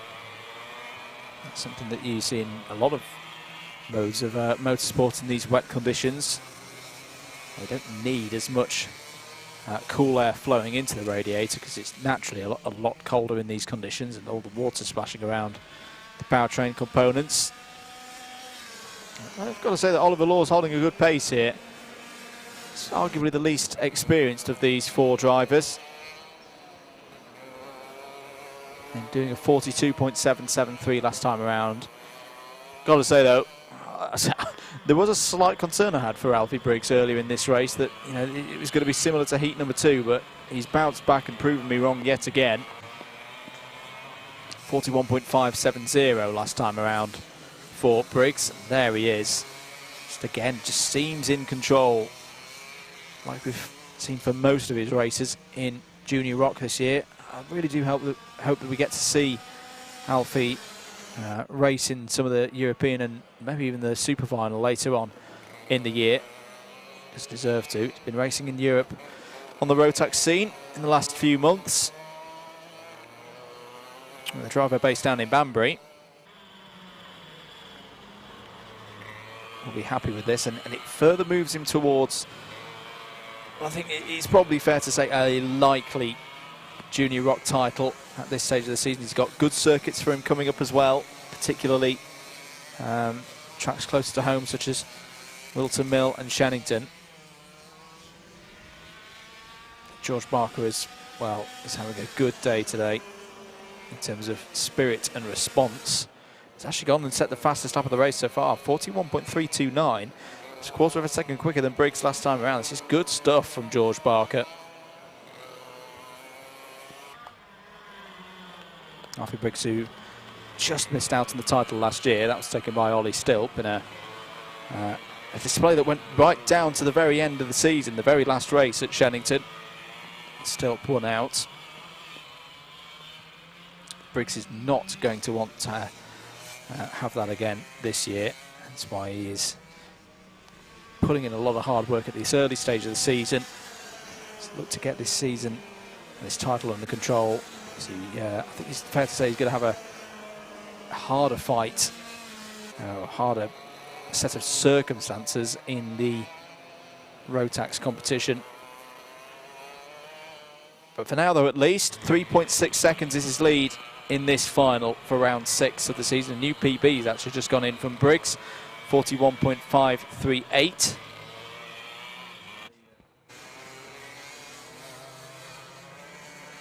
Barker back in the 41.5s as well. Shane Collins a 41.812 last time around. Just less than a tenth slower than his personal best.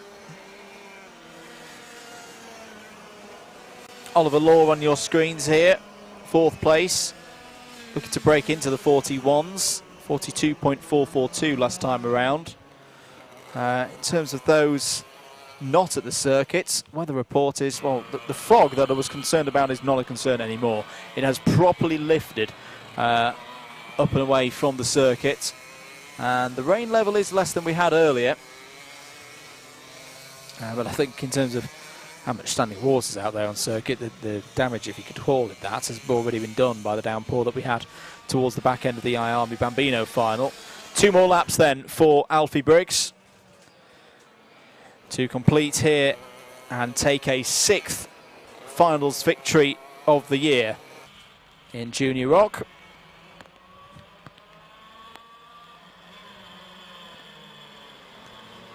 You can almost see a line that isn't as well, there's not as much standing water on it. The rest of the circuit. Briggs is just supremely in control at the moment. Timer counts down to 3, 2, 1. There it is. That is time up for the 9 minutes. Last lap board will be shown for Alfie Briggs. Just needs to keep it on the road. Doesn't need to do anything too wild. I mean, George Barker's pace has been very good in this race. 41.54 last time around. Shane Collins has found a little bit more as well. 41.451 is a new best lap time for Shane Collins so far. After the challenge of heat number 2, it really has been another great day for Alfie Briggs in the Junior Rok class. He's just going to navigate his way around there, not pushing, knows that he doesn't need to, and take another step towards the title that he just missed out on last year. Alfie Briggs is your winner in Junior Rok for round 6 here at Clay Pigeon for Super One 2022. George Barker takes a brilliant 2nd place. 3rd place for Shane Collins, and Oliver Law will come home in 4th and take some more solid points and gets in the 41s right at the end there. Good lap from Oliver, a 41.603, his PB in that race. Oh, good stuff there from our Junior Rok drivers. We'll see them again at Fulbeck in a month's time, and you'll be able to watch racing on the Sunday here on Alpha Live. We'll get ready though for our next final out on circuit. It'll be the final for Mini Rok.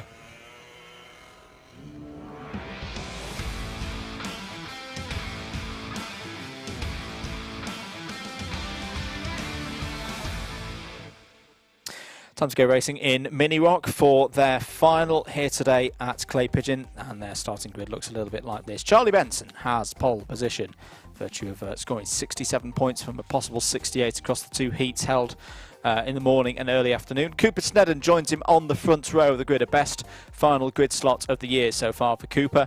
On row 2 you've got Marcel Poppercull and Connor Scarisbrick. 3rd row contains Eddie Stewart and Alex Dole. Max Winfield and Rook Thompson complete the 8 karts competing today in Mini Rok.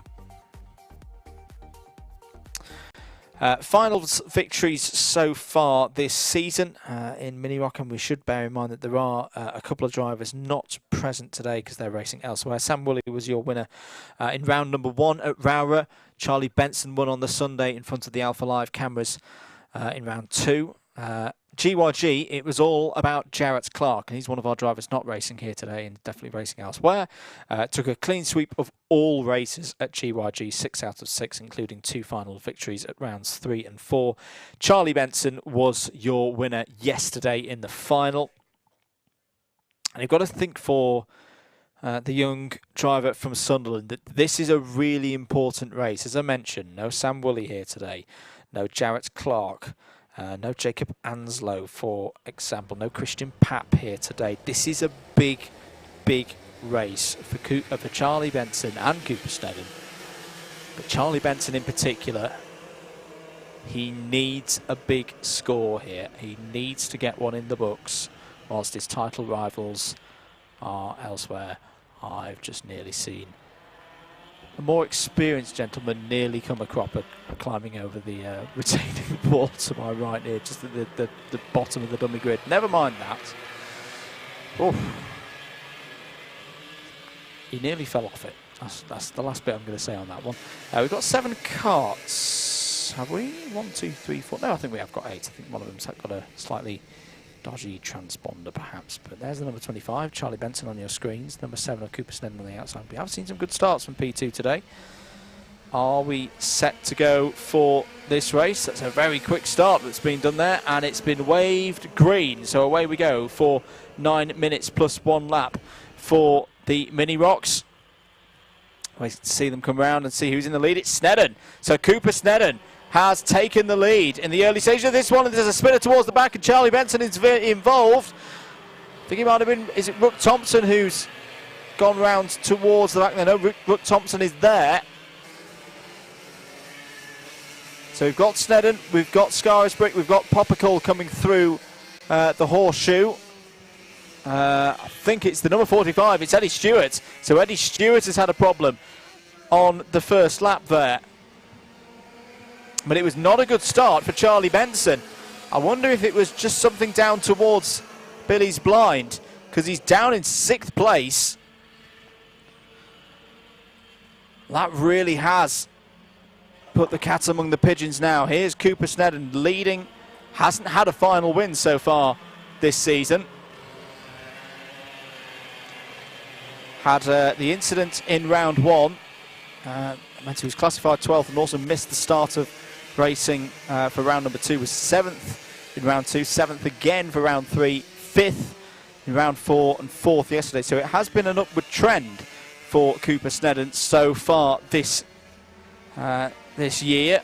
He's got Connor Scarisbrick really challenging, and that's another driver who has not been in a final so far, well, has not won a final so far this year, hasn't actually been off of the podium, has been in the top 3 for every single final so far this year. This is a big opportunity for him to break that run and get on the top step. He's looking to the outside now as they go through Hans Hairpin. The rain has pretty much stopped, I'd say. I just saw there with that puddle. Now it's still very fine rain.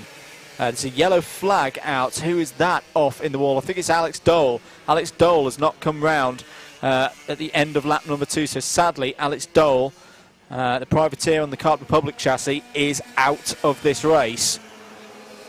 Snedden continues to lead. Scarisbrick in 2nd. Poppercall in 3rd. Charlie Benson is up to 4th now. Max Winfield's having a good day. He's in 5th place now, ahead of Eddie Stewart, who's got past Rok Thompson. So I think Rok Thompson's had a problem also, unless it's a transponder issue, which it might well be. Yes, it is, because there he is, number 11, tucked up behind Charlie Benson.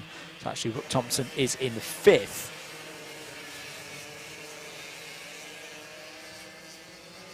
What is the pace looking like at the moment for our drivers? It's going to be very telling at this stage of the race. And just how much Charlie Benson. There's Eddie Stewart. Oh, it's not been his final at all, has it? Was 3rd yesterday, but unfortunately is not going to be back on the podium for HTR Racing today. He's actually off in quite a strange place there. I wonder if he's had dropped a wheel coming out of, or on the approach to the S's, and pivoted around to end up there. But that is Eddie Stewart out of the race. Back at the front of the field though. A very tricky thing now for the drivers in Horseshoe. We've seen a lot of moves into Horseshoe, but I'm sure you've noted if you're watching the stream at home, there is a big puddle, a huge puddle, a lake if you were, on the inside line. It means you don't really have to defend the inside line for that corner anymore. And you could probably force drivers to the outside on the run out of the hairpin. So we'll keep an eye on that and how that develops. takes away a potential opportunity for Connor Scarisbrick to make a move on Cooper Snedden here. At the moment, I like these tactics from Connor Scarisbrick. He's just consolidating second place, I feel, at the moment. Just keeping ahead, pushing Cooper Snedden along, making sure that that gap back to Marcel Popical and Charlie Benson in third and fourth does not start dropping due to infighting between these two leaders. Alex Dole, it looks like, has got going again. He's just got past on timing Rok Thompson.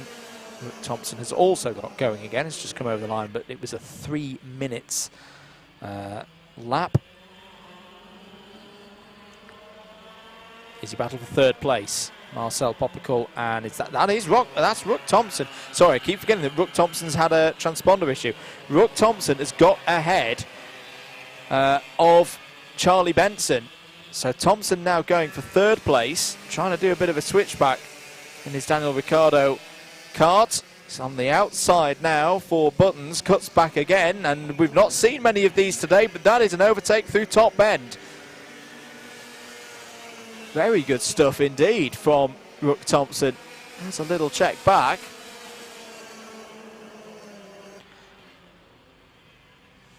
Three minutes and 35 to go. Still Cooper Snedden. He will have been gutted early this morning when he had a carburetor failure that prevented him from taking part in qualifying. Connor Scarisbrick all over the back of him though. The lead now 5 seconds as through goes Benson on Popical. So Benson through, back into fourth. I think third is about his only hope here today, which is not what he would have wanted with other drivers absent. But Promo Racing's Cooper Snedden now racing on a Paralin chassis, start of the year, or last year as well on a Praga chassis.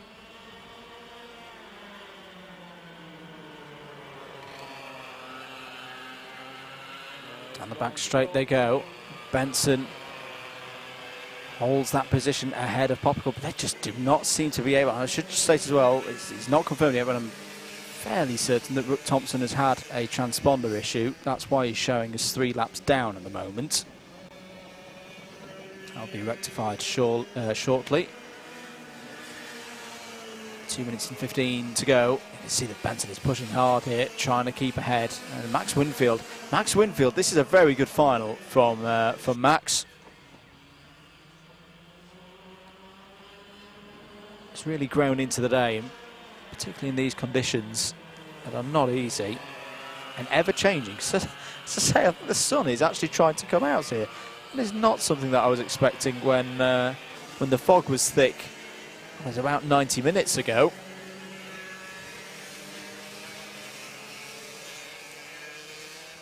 Bit of loose bodywork there on Marcel Popical's karts. It'll be out of his vision though, it won't be distracting him. Charlie Benson continues to go round. He's just got the measure of Marcel Popical at the moment to fend off any potential attacks. But Thompson has actually set the fastest lap of the race so far, 44.525. Here come the leaders down the back straight. Snedden defending to the inside. Scarisbrick, no way through there.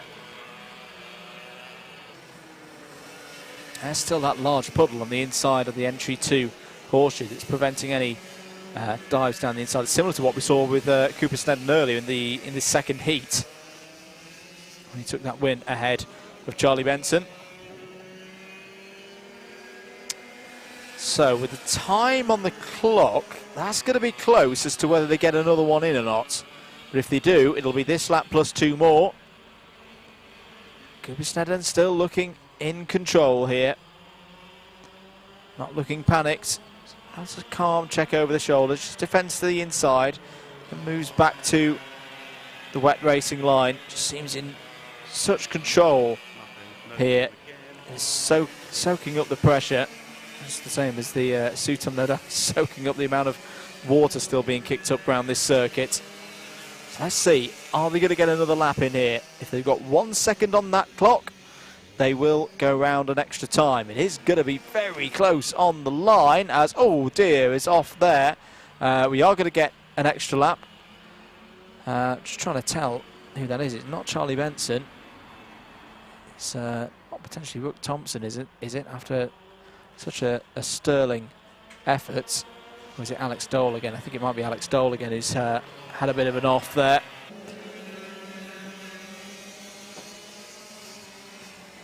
Rok Thompson has now been slotted back into third place, so that scoreboard on your screen is correct. Snedden from Scarisbrick, Thompson, Benson, Popical, Winfield, and poor Alex Dole has been in the wars in this race, but has got going again. Last lap then. Neither of these drivers have taken a mini Rok Final victory so far this season. You've got to think that one of them is about to do so. Is it going to be Cooper Snedden? Is it going to be Connor Scarisbrick? Through the S as they go for the final time in this race. Back down the straight they go. Cooper Snedden goes to the inside, as he has been doing for the last few laps. Can Scarisbrick get a line on the inside? That's not what he's been able to do throughout this whole race. Cooper Snedden clips that puddle. That's the corner where he got the win, or he made the move to get the win in heat number 2. It's been a torrid season so far for Cooper Snedden. But today, here at Clay Pigeon, it started badly, it ends well. Cooper Snedden is a winner for the first time in a final in 2022 in Mini Rok. He takes round 6 of the Mini Rok Super One Championship for 2022. That will be a very popular victory in the Ambition Motorsport 10 tier this weekend. A win by a 1/10 of a second ahead of Connor Scarisbrick. Rok Thompson takes a brilliant third place. A really good drive in the wet conditions here. The driver racing on the Australian licence in a Daniel Ricciardo kart, based in Worcester. I think I'm right in saying, yes, that is the first time Rok Thompson has been on the podium this season. Really good stuff from Rok Thompson. 4th for Charlie Benson. Is that a missed opportunity for big points here in the title battle? Well, we'll wait and see towards the end of the season as to whether that statement is correct or not. Marcel Popical in 5th. Max Winfield was strong there in 6th. 7th for Eddie Stewart, who had a couple of incidents out there, and Alex Dole in 8th. A great final, a great win for Cooper Snedden. We'll see them again at Fulbeck in a month's time. In the meantime, though, we're going to get ready for the next final out on circuit, which is going to be Rotax 177.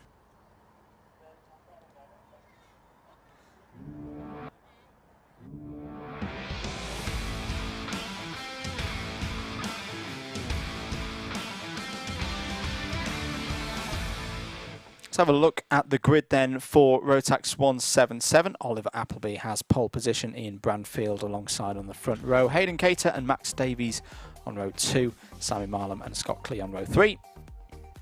Oliver Smith and Alex McGee on row 4. Dan Milner and Chris Thomas there on row 5. Joe Hunt and Simon Kavanagh on row 6. And then Alex Joyner and Andy Ward on row 7. Rhys Llewellyn and Michael Gamble on row 8. James Ockenden, who's had a terrible time in the heat so far, completes the 17 kart field. I'm just having a look to see whether we've got time to play an interview or not, because it is quite a long one. Let's go for it. Let's have a little look at our winner from yesterday in the Rotax 177, which is Chris Thomas. Back once again at the podium, this time with our winner in the Rotax 177 category, Chris Thomas. Chris, another round victory for you here in Super One, but that looked quite hard work out there today. Yeah, it was. It started okay. We obviously we put it on pole. Someone said it was a lap record, but I'm not sure. And had a sensible first heat. Obviously, we won the first heat, and the second heat was. Well, it was a bit of a shock, to be perfectly honest. Having heard from various people, sounded like Ian sort of tried to squeeze my teammate onto the grass, which he sort of flipped up in the air and landed on the grass, and obviously he can't stop on the grass. And I was coming out of the corner, minding my own business, and he's just come across at, whatever speed he was doing backwards, straight T-boned me. Broke the rad and side pod and everything, but I mean we got going again. But I think we've got back to 10th, I think, but not what we were looking for. But, you know, it's just frustrating sometimes when you don't see the sort of driving standards. Sorry to cut that one short. We are running in the Rotax 177 final for 9 minutes plus 1 lap, and it looks like everybody has made their way through the first couple of corners. Bit of squabbling there in the mid-pack through the S's, but it's Ian Branfield leading. But is that Oliver Appleby down the inside? Yes, it is. Oliver Appleby down the inside takes the lead as they go through the hairpin for the first time in this one. Big puddle still to the inside there. That might get cleared in the next few laps by this field. It's a good start for the Rotax 177s. Now, the ones of you with a good memory last year will remember that this race at this circuit at this point of the season had a slightly bizarre end to it when a race winner pitted 1 lap early, thought it was the end of the race and lost a race win as a result. So that doesn't happen again today, but you never know in this category. As Ian Branfield going to that outside line again, and we saw this earlier, that Branfield prefers the outside line, Appleby prefers the inside line. So Branfield takes the lead as round there has gone Michael Gamble. He's got back on circuit in the number 98, but the hairpin claims another victim. End of lap number 2 then. In Branfield leads, Oliver Appleby second, Max Davies there in third.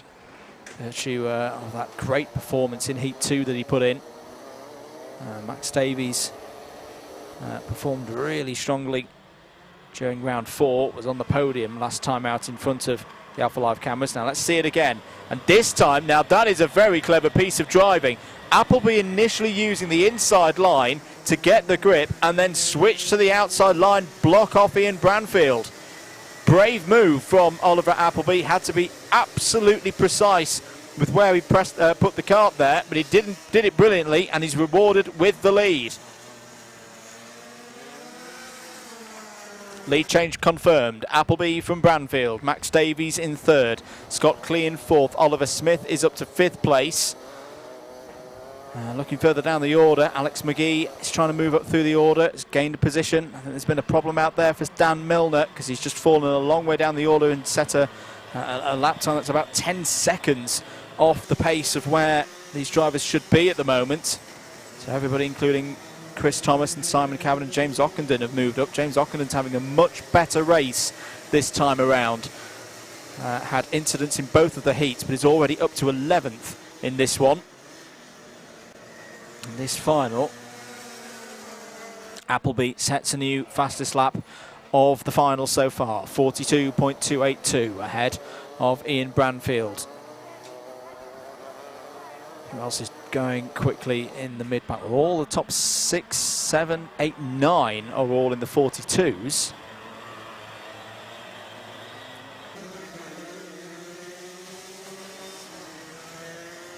Final victories so far this season. Chris Thomas had a perfect weekend at Rowrah, took final victories in round 1 and round 2. Round 3 was the turn of Ian Branfield, currently in second place in this race, to have the lead. And have the lead he did. He took all 3 victories that weekend, so he took the round victory in round number 3. Round number 4 was your current leader of this race, Oliver Appleby. He took that one the last time we had a streamed round before Chris Thomas won yesterday. Max Davies is going very nicely here. He's just set the fastest lap of the race so far. He's not letting those top 2 gallop away. James Ockenden continues the fight back, is up into the top 10 now. Has gone past Simon Kavanagh, as has Joe Hunt. So Joe Hunt following Ockenden through in his wake, quite literally out there at the moment. Fine rain, if anything at all, at the moment here at the circuit.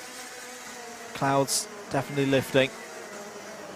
Still very tricky conditions for the drivers to navigate. Lots of changes of position on that last lap. You see that Oliver Smith has got by past Scott Clee, and Alex McGee has got past Hayden Cater, and Chris Thomas has got past Sammy Milam. There is James Ockenden on your screen, kart's number 55.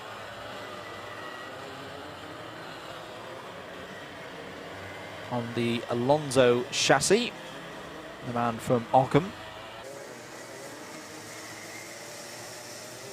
There's the number 88 of Joe Hunt, just ahead of Rhys Llewellyn at the moment. Simon Cavill has nipped through in all of this.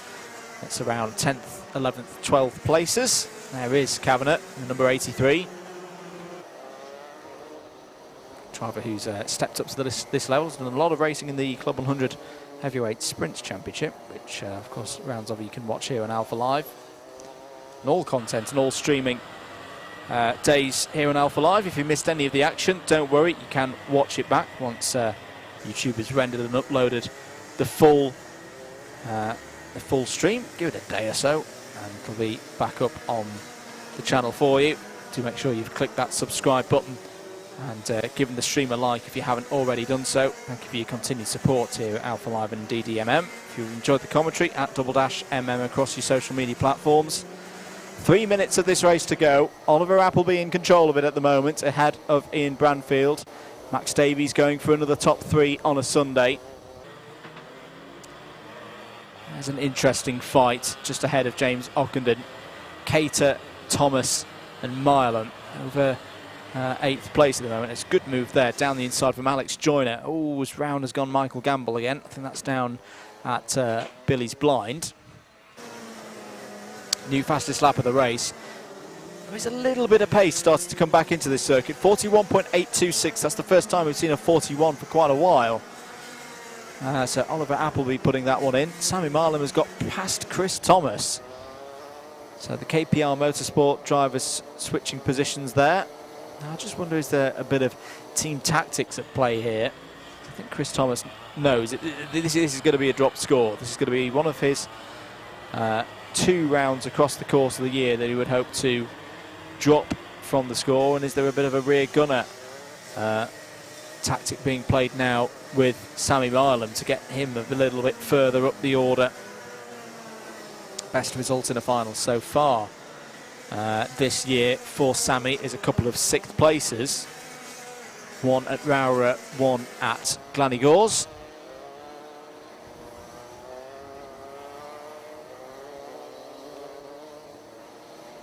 Or maybe they're just fighting. Maybe they're just having good fun out there. 90 seconds of the time to go.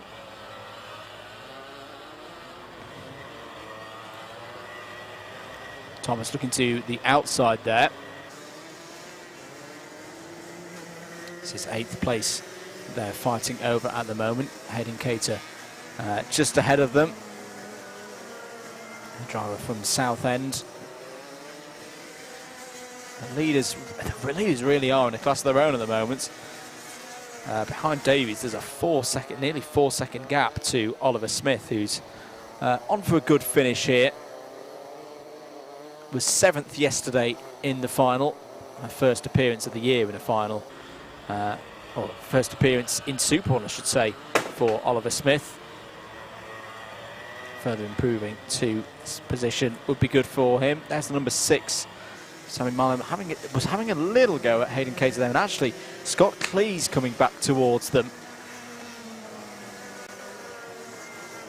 So Scott Cleese going to have to be doing some defensive work, I think, shortly. Half a minute to go. Oliver Appleby still in control of this one. Nearly 1.5 seconds clear of Ian Branfield. Hayden Cater, one of the drivers that we saw having trouble with the conditions in heat number 2 earlier, which really was quite a crackers race if you missed it when it happened earlier in the day. But here is your leader, about to see the final lap board go out, is Oliver Appleby, 1 lap away from a 2nd final win of the year. And after a really tough day yesterday, 3rd, 10th and 9th, this will be a brilliant way to bounce back and get his season back on track here in the Rotax 177 class. Down the back straight he goes. Was a new personal best for me in Branfield last time around, but I don't think it's going to be enough here today at Clay Pigeon.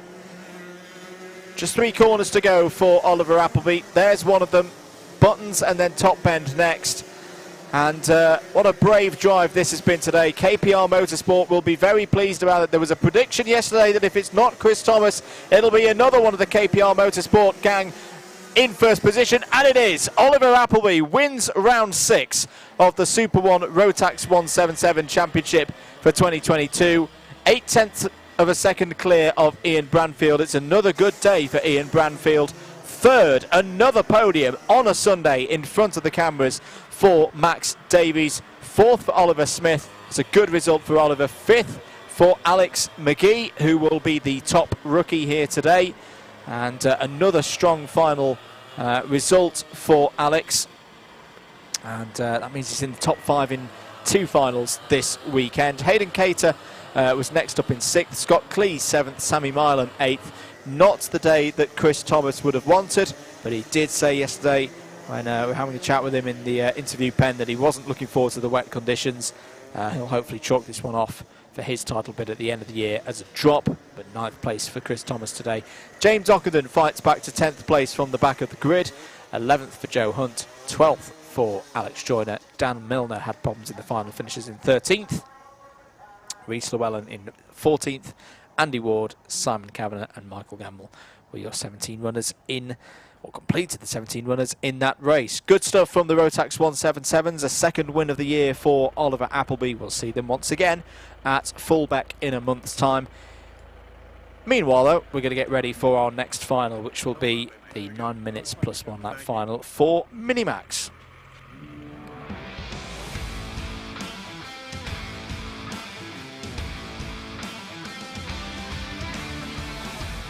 Have a very quick look at the grid for Minimax because they're already on their formation lap. Joshua Bigembe has pole position. Ernie Overton alongside on the front row. Cameron Edmonds and Jasmine Taylor on row 2. Emily Achatz and Lucius McDermott on row number 3. Max Hollor and Martin Wright on row 4. Joshua Jarvis and Archie Dyson on row 5. Riven Welsh and Emily Cotty on row number 6. And then we find Jensen Powers and Charlotte Stanley on row 7. Joseph Murphy and Yusuf Yacoub complete the 16 runners here today. So the rain has pretty much stopped here at Clay Pigeon. And I'm just looking out the window. There's a bit of consternation with marshals going on out there. But we will be starting shortly. Here the field come, round the final corner. Under starter orders, and away we go. Here's Bigembe going to get the start that he wants. It's a little bit drawn out there. As down into a slightly foggy turn 1, just turn 1. Or maybe that's the camera lens. It's going to be the camera lens, isn't it? Bigembe leads, though, as they come round. It's a good start for Cameron Edmonds. Has already got up into P2. Ernie Overton there, 3rd place. Emily Achatz has had a good start as well. He's up to 4th. Through they go then. That's the perfect start. That is what Joshua Bigembe wanted to see. And the moment is on for a perfect day of 2 final victories and 2 heat victories, I should say, and a final victory. If he was to do this, it would be 2 final victories across the course of the weekend, and really would start to put the cutting-edge racing driver in a strong position in this title fight. There's number 22 of Joshua Jarvis. Had a mechanical problem in the second heat. That's why he's starting a little bit down from where his true pace would have him. As, nearly collects the number 4 of Emily Achatz there. Max Hollow's going to take advantage of that and take that position back. The puddle on the inside of entry to Horseshoe is diminishing. It's not completely gone yet. Big pressure coming in now from Ernie Overton. Has a slight sideways moment as they come through there. But we've seen Joshua Bigembe be able to soak up this pressure before. Down the inside again goes Joshua Jarvis, so he repeats the move that he did on Max Hollor a lap ago. And this is where it all went wrong for him last time. Max Hollor goes back down the inside.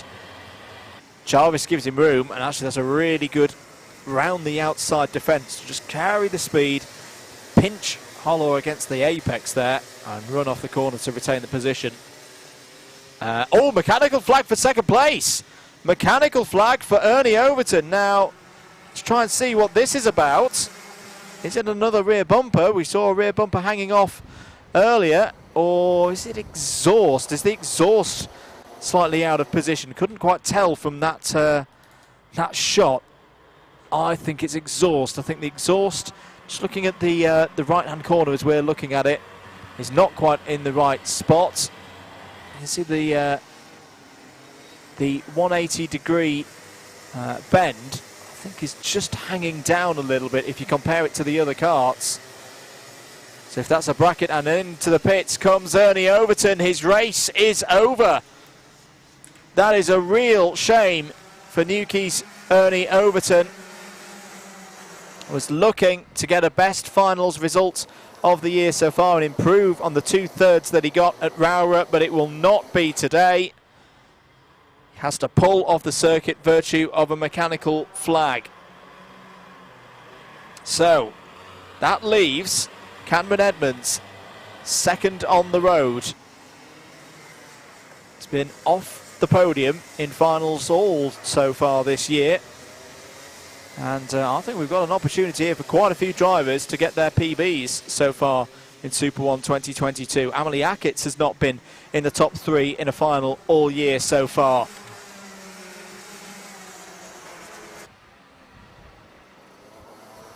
And there is Amelie Ackett's in the number 4. Number 22 of Joshua Jarvis going down the inside though, and Joshua Jarvis takes 3rd place. Joshua Jarvis, who had some strong results yesterday, was 4th in the final yesterday. Was 4th last time out in front of the cameras at GYG. But you just see there, Max Holloway had a little look down the inside, but because there's so much water down the inside, the very hard inside line of the MG2 horseshoe, it's almost like it's taken a quarter of the track width, maybe even a 1/3 of the track width away from the drivers. Joshua Jarvis has just set it in a belting lap time, 71.5787. As down the inside he goes of Cameron Edmonds, and just like that, he's in 2nd place. Look out, here comes Joshua Jarvis, who is on a real drive here, racing for M Sport Karting this year. Can he close in and charge onto the back of the so far unbeaten today Joshua Bagembi? He's got 4 minutes to do so, so we're into the second half of this race now. It's just on a 41.632, and you've got to feel that Bagembi's got to respond to this. He's got to go now and get the pace back up. There's one driver off towards the back of the field. We'll try and catch who it is at the moment. It's Emily Cotty. So Emily Cotty has gone round there. Was in 14th place.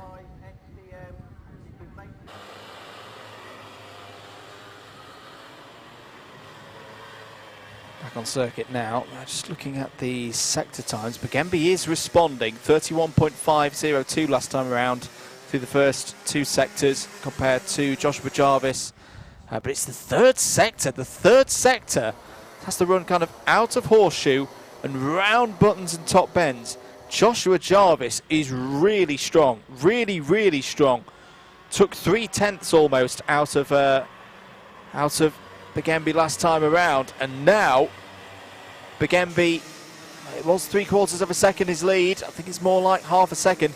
Let's just watch them through here. And you see that Joshua Jarvis just takes a tighter line off of horseshoe. It slingshots him through these 2 corners here. We have a race on our hands, ladies and gentlemen. Joshua Bagembi leads with 2 minutes and 40 seconds to go, but only by 0.2 of a second over Joshua Jarvis, who sets another fastest lap of the race so far, 41.359. One of the karts has pulled off there. Try and capture who that was in a moment. There's the number 91 of Lucius McDermott. He's got side-by-side action ahead of him between Riven Welsh and Jasmine Taylor. Jasmine Taylor going down the inside, takes the position. Joshua Jarvis continues to attack the back bumper of Joshua Bagembi. What is the gap going to be? But we did see that Bagembi did a good job soaking up the pressure, but he's gone through. Joshua Jarvis has gone through past Joshua Bagembi. Oh, just as they went over start-finish, Joshua Jarvis has taken the lead in this race.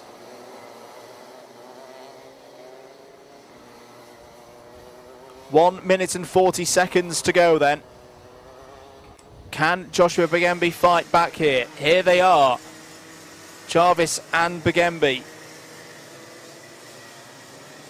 It's this phase, this part of the circuit where Jarvis has been particularly strong. Maybe Bagembi can just learn a little something he's doing differently and then respond to it. Max Hollow's coming into this very quickly indeed, and Max Hollow's just done the fastest lap of the race so far, 41.352. Took a second out of Jarvis and Bagembi last time around. So this is not just over between Jarvis and Bagembi, because Max Hollow is on the scene here. Another driver who's not had particularly strong finals so far this season. Best result was a 5th place at GYG last month. Has not been in the top 3.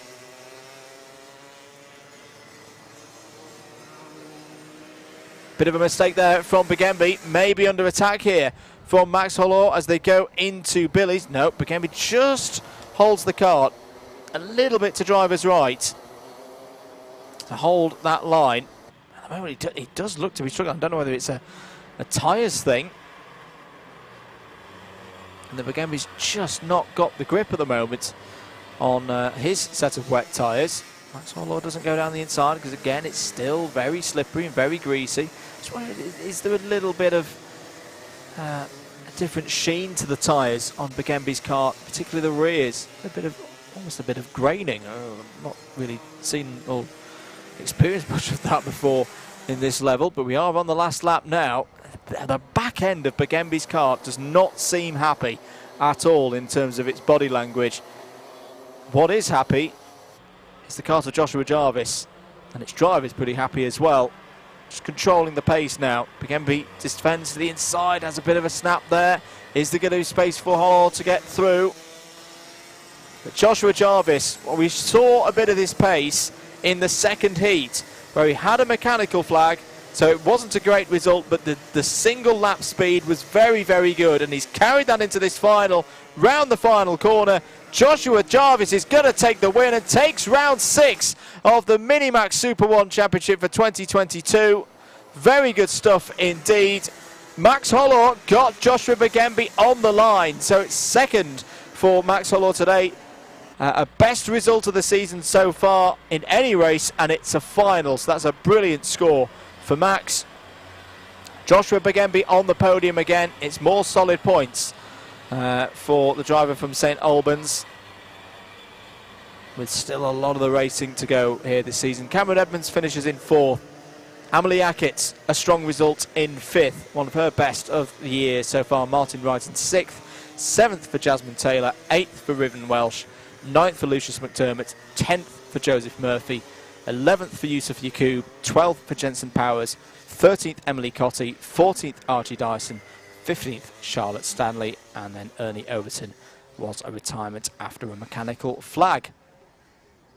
A very, very good race there from Joshua Jarvis, and his first win of the season. A really, really top drive, and we'll see the Minimax drivers again when they go to Fulbeck in a month's time. Next out on circuit, though, it's the final for Junior Max.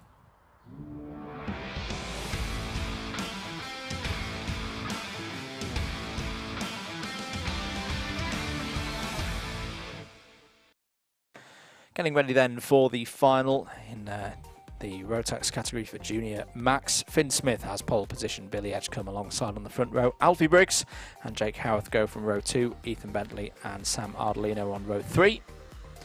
Archie Buttle and Alexander Adams-Acton on row 4, Shane Collins and Jamie Salter on row 5, Charlie Cox and Max Tompkinson complete the 6th row of the grid, and then it's Callum Ghosh forming up the 7th row of the grid on his own. Just to mention, any of the interviews that we've had on the stream today, they are available on the Super One Facebook page.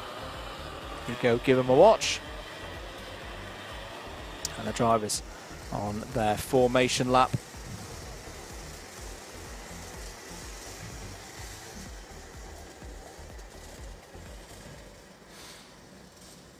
And it'll be 9 minutes plus 1 lap once again. For our drivers, winners so far in finals this year, Alfie Briggs took a clean sweep in round 1. Hayden Hassan replied with likewise in round 2. Ethan Simmons was your winner in round 3 before Hayden Hassan took round 4. Hayden Hassan not here today. And Finn Smith was dominant yesterday and has been dominant today. Can he make it 2 finals victories in a row? Away we go then for 9 minutes plus 1 lap. Is a very good start for Billy Edgecombe. He got a bit of a run there on Finn Smith and has taken the lead. Has gone round the outside through Billy's, but has gone wide. Has gone wide on the second part of Billy's, and Finn Smith fights back, retakes the lead.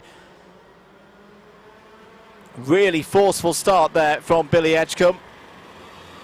Finn Smith stayed calm though, stuck to the inside, knew there would be grip there, and got back underneath on the run through and into. Oh, it's wide again for Billy Edgecombe. Alfie Briggs is through. Alfie Briggs goes through into second place. Now you've got a feel for Alfie Briggs, who's not had the best of results, I'd say, well, since that clean sweep in round 1. This is a really important race for his season. He knows that Finn Smith isn't a factor in the title fight because he's not been to the first 4 rounds of the season.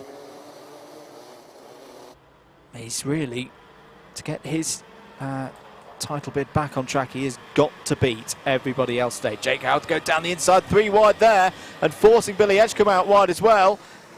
What a move from Jake Howarth. 2 overtakes in 1 move. That's him up to 3rd. Championship leader really wants to get on with things here in this final. He's going to have his eyes set on Alfie Briggs now, because you've got to feel that the pace that Finn Smith has here around this circuit, the experience he has, the support from Team Clay, that on pure pace alone, it is probably nigh on unbeatable for this round of Super 1 2022. Oh, Howarth runs a little bit wide, and this is the thing now. This is the tricky bit of reading this circuit. There is a drying line which has got some good pace in it, but if you fall off it, it is very, very tricky to pull things back, as Jake Howarth found out there. So that is the number 38 of Ethan Bentley, who we saw spin in heat number 2. Up to 3rd now. A great drive so far from Ethan Bentley to get back into that position. So let's keep an eye on the 38, because the pace of that kart is pretty good at the moment. 42.190 last time around, and Alfie Briggs is going to have to think about this. Alfie Briggs running wide, having the same problem as Jake Howarth last time around, and Bentley's through. Great driving from Ethan Bentley. Precision stuff. Missed the rounds at Rowrah. And there's another driver this weekend who really has stepped up. He's a fan of Clay Pigeon. Took only 1 top 10 across the weekend at Glan-Y-Gors last month, but has consistently been up in the top 10 so far this weekend. And at the moment is looking at a 2nd place in the 2nd final of the weekend after being 8th yesterday. This is the key battle. Championship leader Jake Howarth trying to get past Alfie Briggs. Has got past Alfie Briggs. Really good stuff from Jake Howarth. Up to 3rd place then. Has been on the podium in the last 3 finals. 3rd on the Saturday at GYG as Alfie Briggs tries to fight back. 2nd place in the Sunday at GYG, and then 2nd again yesterday. It's been a good run of form for Jake Howarth so far this season. Team House of UK will be happy with this effort so far. There's a big slide there. Oh, that's Archie Buttle getting a bit out of shape. And Billy Edgecombe's going to have the chance here to retake that 5th place that he held earlier in this final. Which there's still 5 minutes to go here. There's still plenty of time. Finn Smith, though, is supreme out front. 3.5 seconds was his lead last time around. Let's have a quick update on what it is now. It's now 3.8. So even though Bentley and Howarth and Briggs are all setting personal best as the laps tick by, they're not going as quickly as Finn Smith. 4 minutes and 30 to go, so we're halfway through the time allocated for this final before we get to the +1 lap.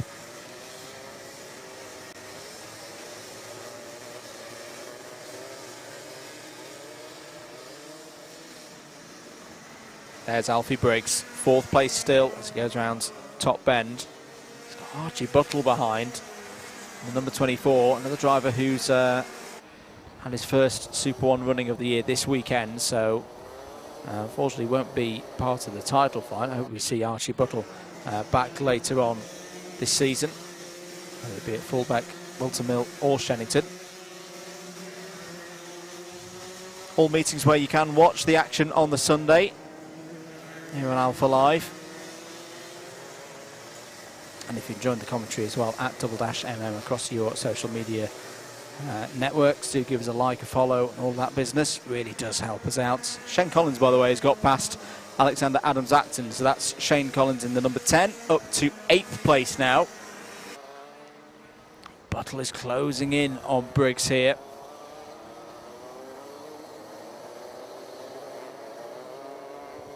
Into the S's they go. See how rough the curb is on the outside there. You really don't want to be playing with that thing, particularly in these wet conditions. Oh, big moment there for Jake Howarth. You'd see it in his eyes through the clear visor that he got a little bit deep there. Just about got it back all together. Side by side between Sam Ardolino momentarily and Billy Edgecombe. Shane Collins closing in on these two as well. Billy Edgecombe, it's unfortunate for him here. It just isn't falling into place at the moment for the driver in the number 23. Started on the front row of the grid. Was 3rd yesterday in the final. It's just not quite going right for Billy. But you get the feeling that if you can carry on the get the good form going, diminish the mistakes and the bad luck, he is going to be a very strong driver in the second half of the season.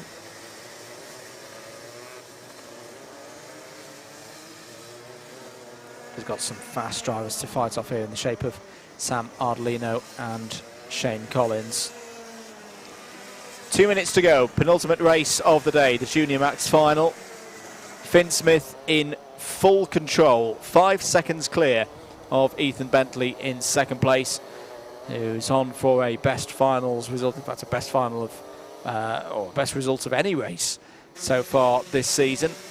Jake Howarth in 3rd, Alfie Briggs in 4th, trying to fight off Archie Buttle behind. In fact, there they are, and they're also being closed in on by Edgecombe. They're in 6th, and Ardolino and Shane Collins. Shane Collins has a look down the inside, realises that the level of grip that he's got on the front end of the kart is not compliant enough with getting that move done. Backs out of it. It's like there'll be 3 laps to go relative to where Finn Smith is on the road and how much time we've got left.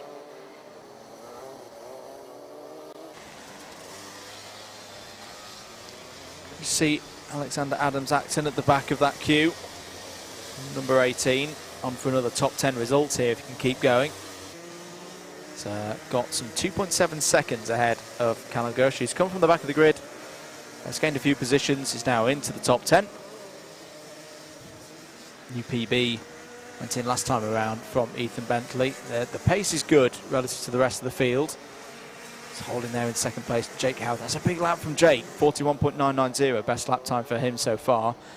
And it's further alienating Alfie Briggs into the clutches of this pack here, and you really do feel for Alfie Briggs that he's got to hold on to these positions. He's got to get some big points on the board to allow him to attack for the championship later on in the season and try and get 2 championships in the same year, which is not an easy thing to do. Look at the difficulty they're having still with that little puddle. It's a little puddle now. It's not a huge gargantuan thing like it was earlier. It's still making Horseshoe tricky, as off there is Charlie Cox in the number 12. Another visitor to Mr. Ratcliffe Down at Hans Hairpin on our camera.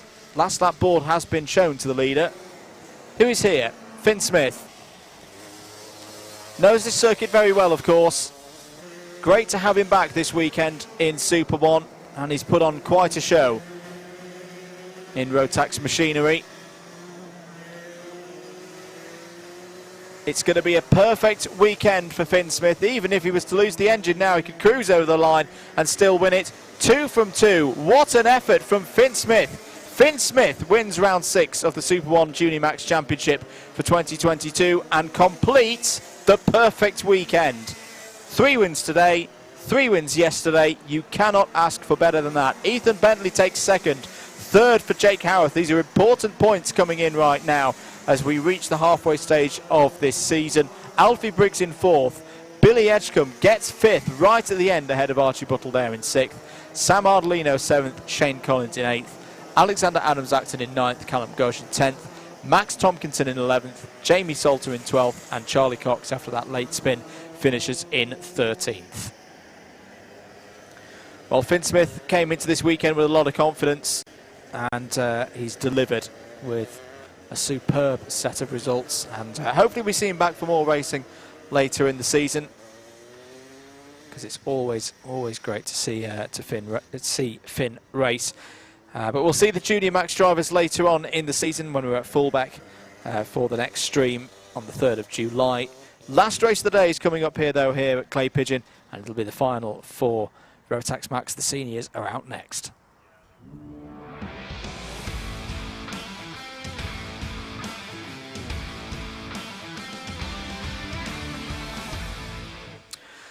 Last race of the day, let's have a look at the grid for it.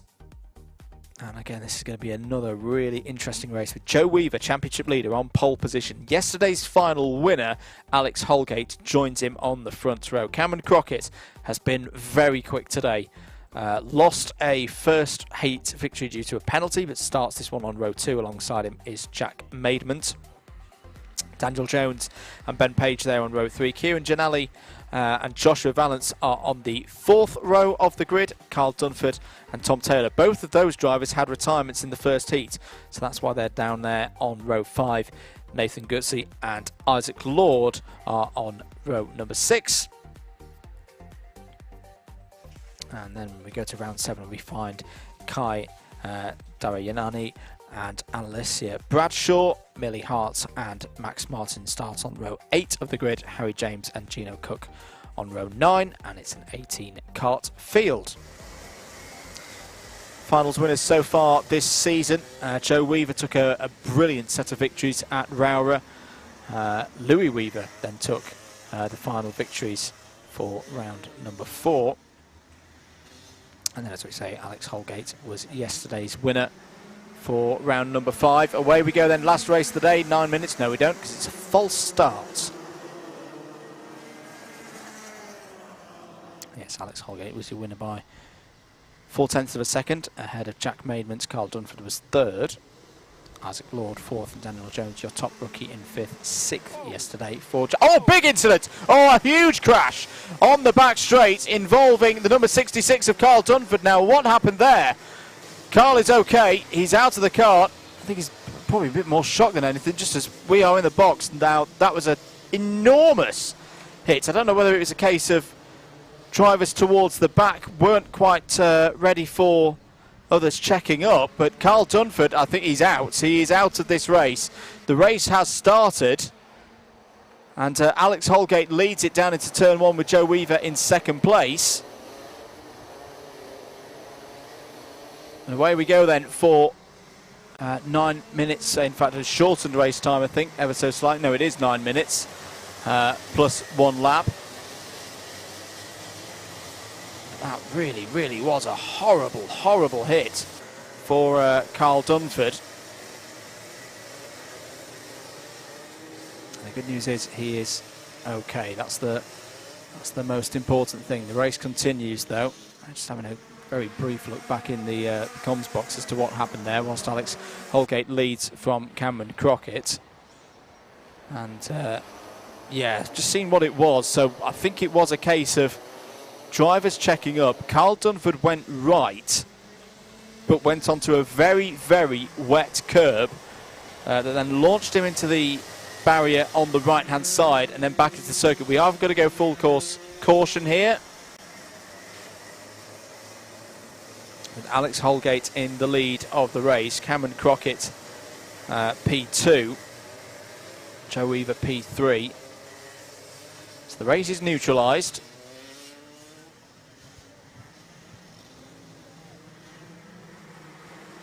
Drivers will try and keep their tyre temperatures up. Ben Page is up there in 4th place, Tom Taylor in 5th.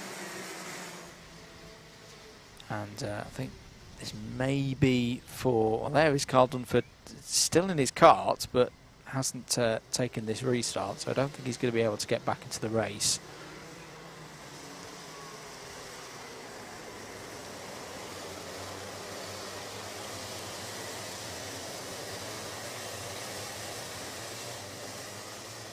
A little bit of confusion here as to, I suspect that no flag is for the incident involving Carl Dunford.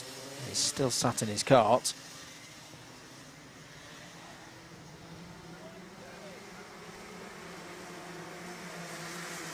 I'm assuming here that it is because the medical team are being sent out to Carl Dunford. So, yeah, I can see now that the medic team are with Carl Dunford, just seeing, does he need any attention or further attention than what he's receiving already. You can see the driver's concern over to the fellow competitor. I can just see that Carl is now out of the kart on the left-hand side. I think the adrenaline of the incident maybe was pushing him to say, oh, I want to get back in the race, I want to try and compete in this, but clearly he's not in a fit state to do so, and you've got to give a hand to Carl Dunford. It has not been his day today here at Clay Pigeon. The kart will be recovered as well. Surely the kart has had a significant level of damage, because that was a big hit into the retaining padded wall on driver's right hand side. 5 minutes of this final still to go. Alex Holgate still holding the lead. This is going to be quite a spectacular final now, because they're all there. Holgate, Crockett, Weaver, Page, Taylor, Jones, Janali, Martin, Lord, James. 2.5 seconds, of course, covering the top 10 at the moment. And even count out the likes of Kai Dayanani there in 11th place. This could go absolutely anywhere. Jack Mainmont has had some problems as well. I think now we are going back to green as the engine notes rise. Away we go. So Alex Holgate won the final yesterday. Can he be another driver to make it 2 finals? Yes, we are now back to green. You just see it confirmed there with the green flag. But Cameron Crockett has been in such good form so far this weekend, especially in these damp conditions. Trying to get an overlap there with Alex Holgate. He's going to force it to the inside. He's got round the outside of him. Brilliant stuff from Cameron Crockett. Can he get it all hooked up? He's a little bit wide as they come through, and Alex Holgate's trying to look down the inside once again, but has got the move done. Cameron Crockett takes the lead with less than 4 minutes to go. We're in the second half of this final now. Tom Taylor has gained a position off that restart as well, ahead of Ben Page. Kieran Janali has also gone past Daniel Jones, so there were all kinds of changes there. Harry James has gained 2 off the restart, ahead of Isaac Lord and Max Martin. Jack Mainmont trying to pull his way through. Down the inside goes Joe Weaver, takes 2nd place. Good move there by Joe Weaver, championship contender. Getting past Alex Holgate. Tom Taylor has come back from disappointment. Remember, he retired from the first heat. He was on for a top 5, and the kart failed him on the last lap of that heat. So he really does deserve a good result today, if you ask me. He's got Ben Page just behind him. Now for Joe Weaver, what does he do here? Does he try and go for broke? Does he try and get that win? Does he settle for the big points haul that he'll get if he finishes in 2nd place? He's run a little bit wide there. Say it's still a little bit of experimentation out there as to what is the fastest line at the moment, because we've had just such a huge amount of rain. There's a mechanical flag that's gone out for Jack Mainmont. That's kart number 17, had got up to 10th place, but will have to come into the pits now. 2.5 minutes to go, plus 1 lap. Cameron Crockett looking in control. Tom Taylor going for 3rd place now, trying to go around the outside of Alex Holgate through the start-finish kink. The inside now for Billy's Blind. I think he has got that one done. Daniel Jones drifting into Billy's blind. Also, at the moment, Kieran Giannelli is his biggest rival for the top rookie trophy. Just looks to be that still that inside line, that initial inside line, is the better one for drivers to take through the initial part of the hairpin. Holgate held on to third place ahead of Tom Taylor, and Tom Taylor's now got Ben Page for company. Tries to go for a wider line. Yep, he is still there. I thought he'd disappeared stage left for a moment. Just on that camera shot. There's Kieran Giannelli. Good result this at the moment for Kieran Giannelli, up in 6th place. Best result so far in a final for Giannelli. Well, before this weekend was 8th, a couple of 8s on his scorecard.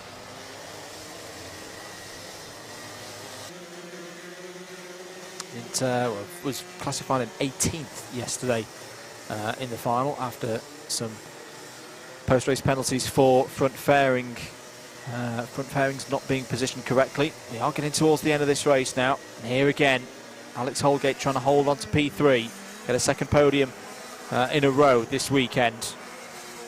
Tom Taylor trying to wrestle it away from him, and Ben Page as well. Ben Page did not finish yesterday. Quite a few did not finishes in the final yesterday. Page was on the podium the last time we had the televised senior Rotax final. So close to getting another one again. Holgate's dealing with the pressure well at the moment. 20 seconds on the clock. I think we might sneak in another lap here as Cameron Crockett comes round. Over start finish. He's going to have about 11 seconds on the clock. Has just put in a 41.897. Really good stuff. Joe Weaver is quite happy at the moment there in 2nd place, I think. We'll know, of course, that Cameron Crockett is not a title contender. He's not competed so far this season, or at least before this weekend and hadn't competed, so it's the same situation as Finn Smith in the juniors.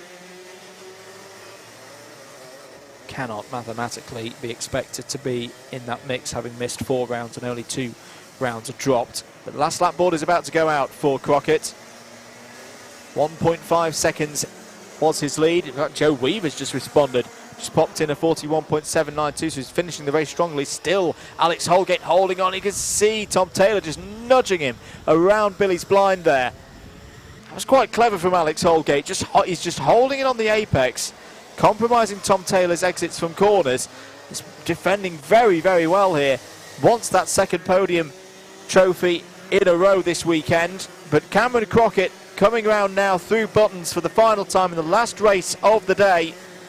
He has been the fastest driver today. It's going to be a very deserved final win. Cameron Crockett comes over the line to win round 6 of the Super One Senior Rotax Championship for 2022. Joe Weaver finishes in 2nd. Strong points for the main man at JWR. 3rd place for Alex Holgate, completing a brilliant weekend for him. Winner chicken dinner for Cameron Crockett. 4th place for Tom Taylor. Good response after the disappointment of Heat 1. 5th place for Ben Page. 6th for Kieran Giannelli. 7th for Max Martin. 8th for Daniel Jones. 9th for Joshua Valance. 10th for Isaac Lord. Then it was Kai Dayanani in 11th. Gino Cook, good race from Gino there into 12th place from the back of the grid. Millie Hart in 13th. Alicia Bradshaw 14th. Nathan Gutsy in 15th. Harry James 16th. 2 retirements in that race. Jack Maidment and Kyle Dunford. Right, well that completes our racing here today at Super One for round 6 at Clay Pigeon for round 6 of the Super One series for 2022. I do hope you've enjoyed it. If you've enjoyed the stream and it's your first time here, or even if it's not your first time here, if you've just not done it yet, do click that subscribe button for more racing action, not just here from the Super One, but across various motorsport series here in the UK and beyond.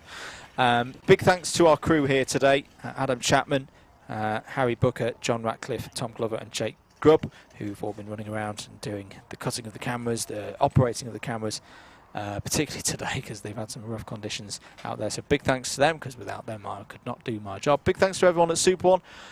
Thanks to John, thanks to Amelia and the whole family and the whole crew for the event, not just today but yesterday as well. Big thanks to Clay Pigeon Raceway as well. As I say, I always enjoy coming down here to Dorset to call an event. They've been fantastic as always. And thank you to you as well. Our sponsors also, CWG Choices Limited, AST Signs, JKH and Arrow Helmets. And last but not least, as I say, you, the viewers, thank you for your support. Thank you for tuning in, whether you've been live or watching on replay. We will see you next on the 3rd of July. We will be at Fulbeck for round 8 of the championship. Until then, enjoy the rest of your Jubilee weekend. Thank you very much and goodbye.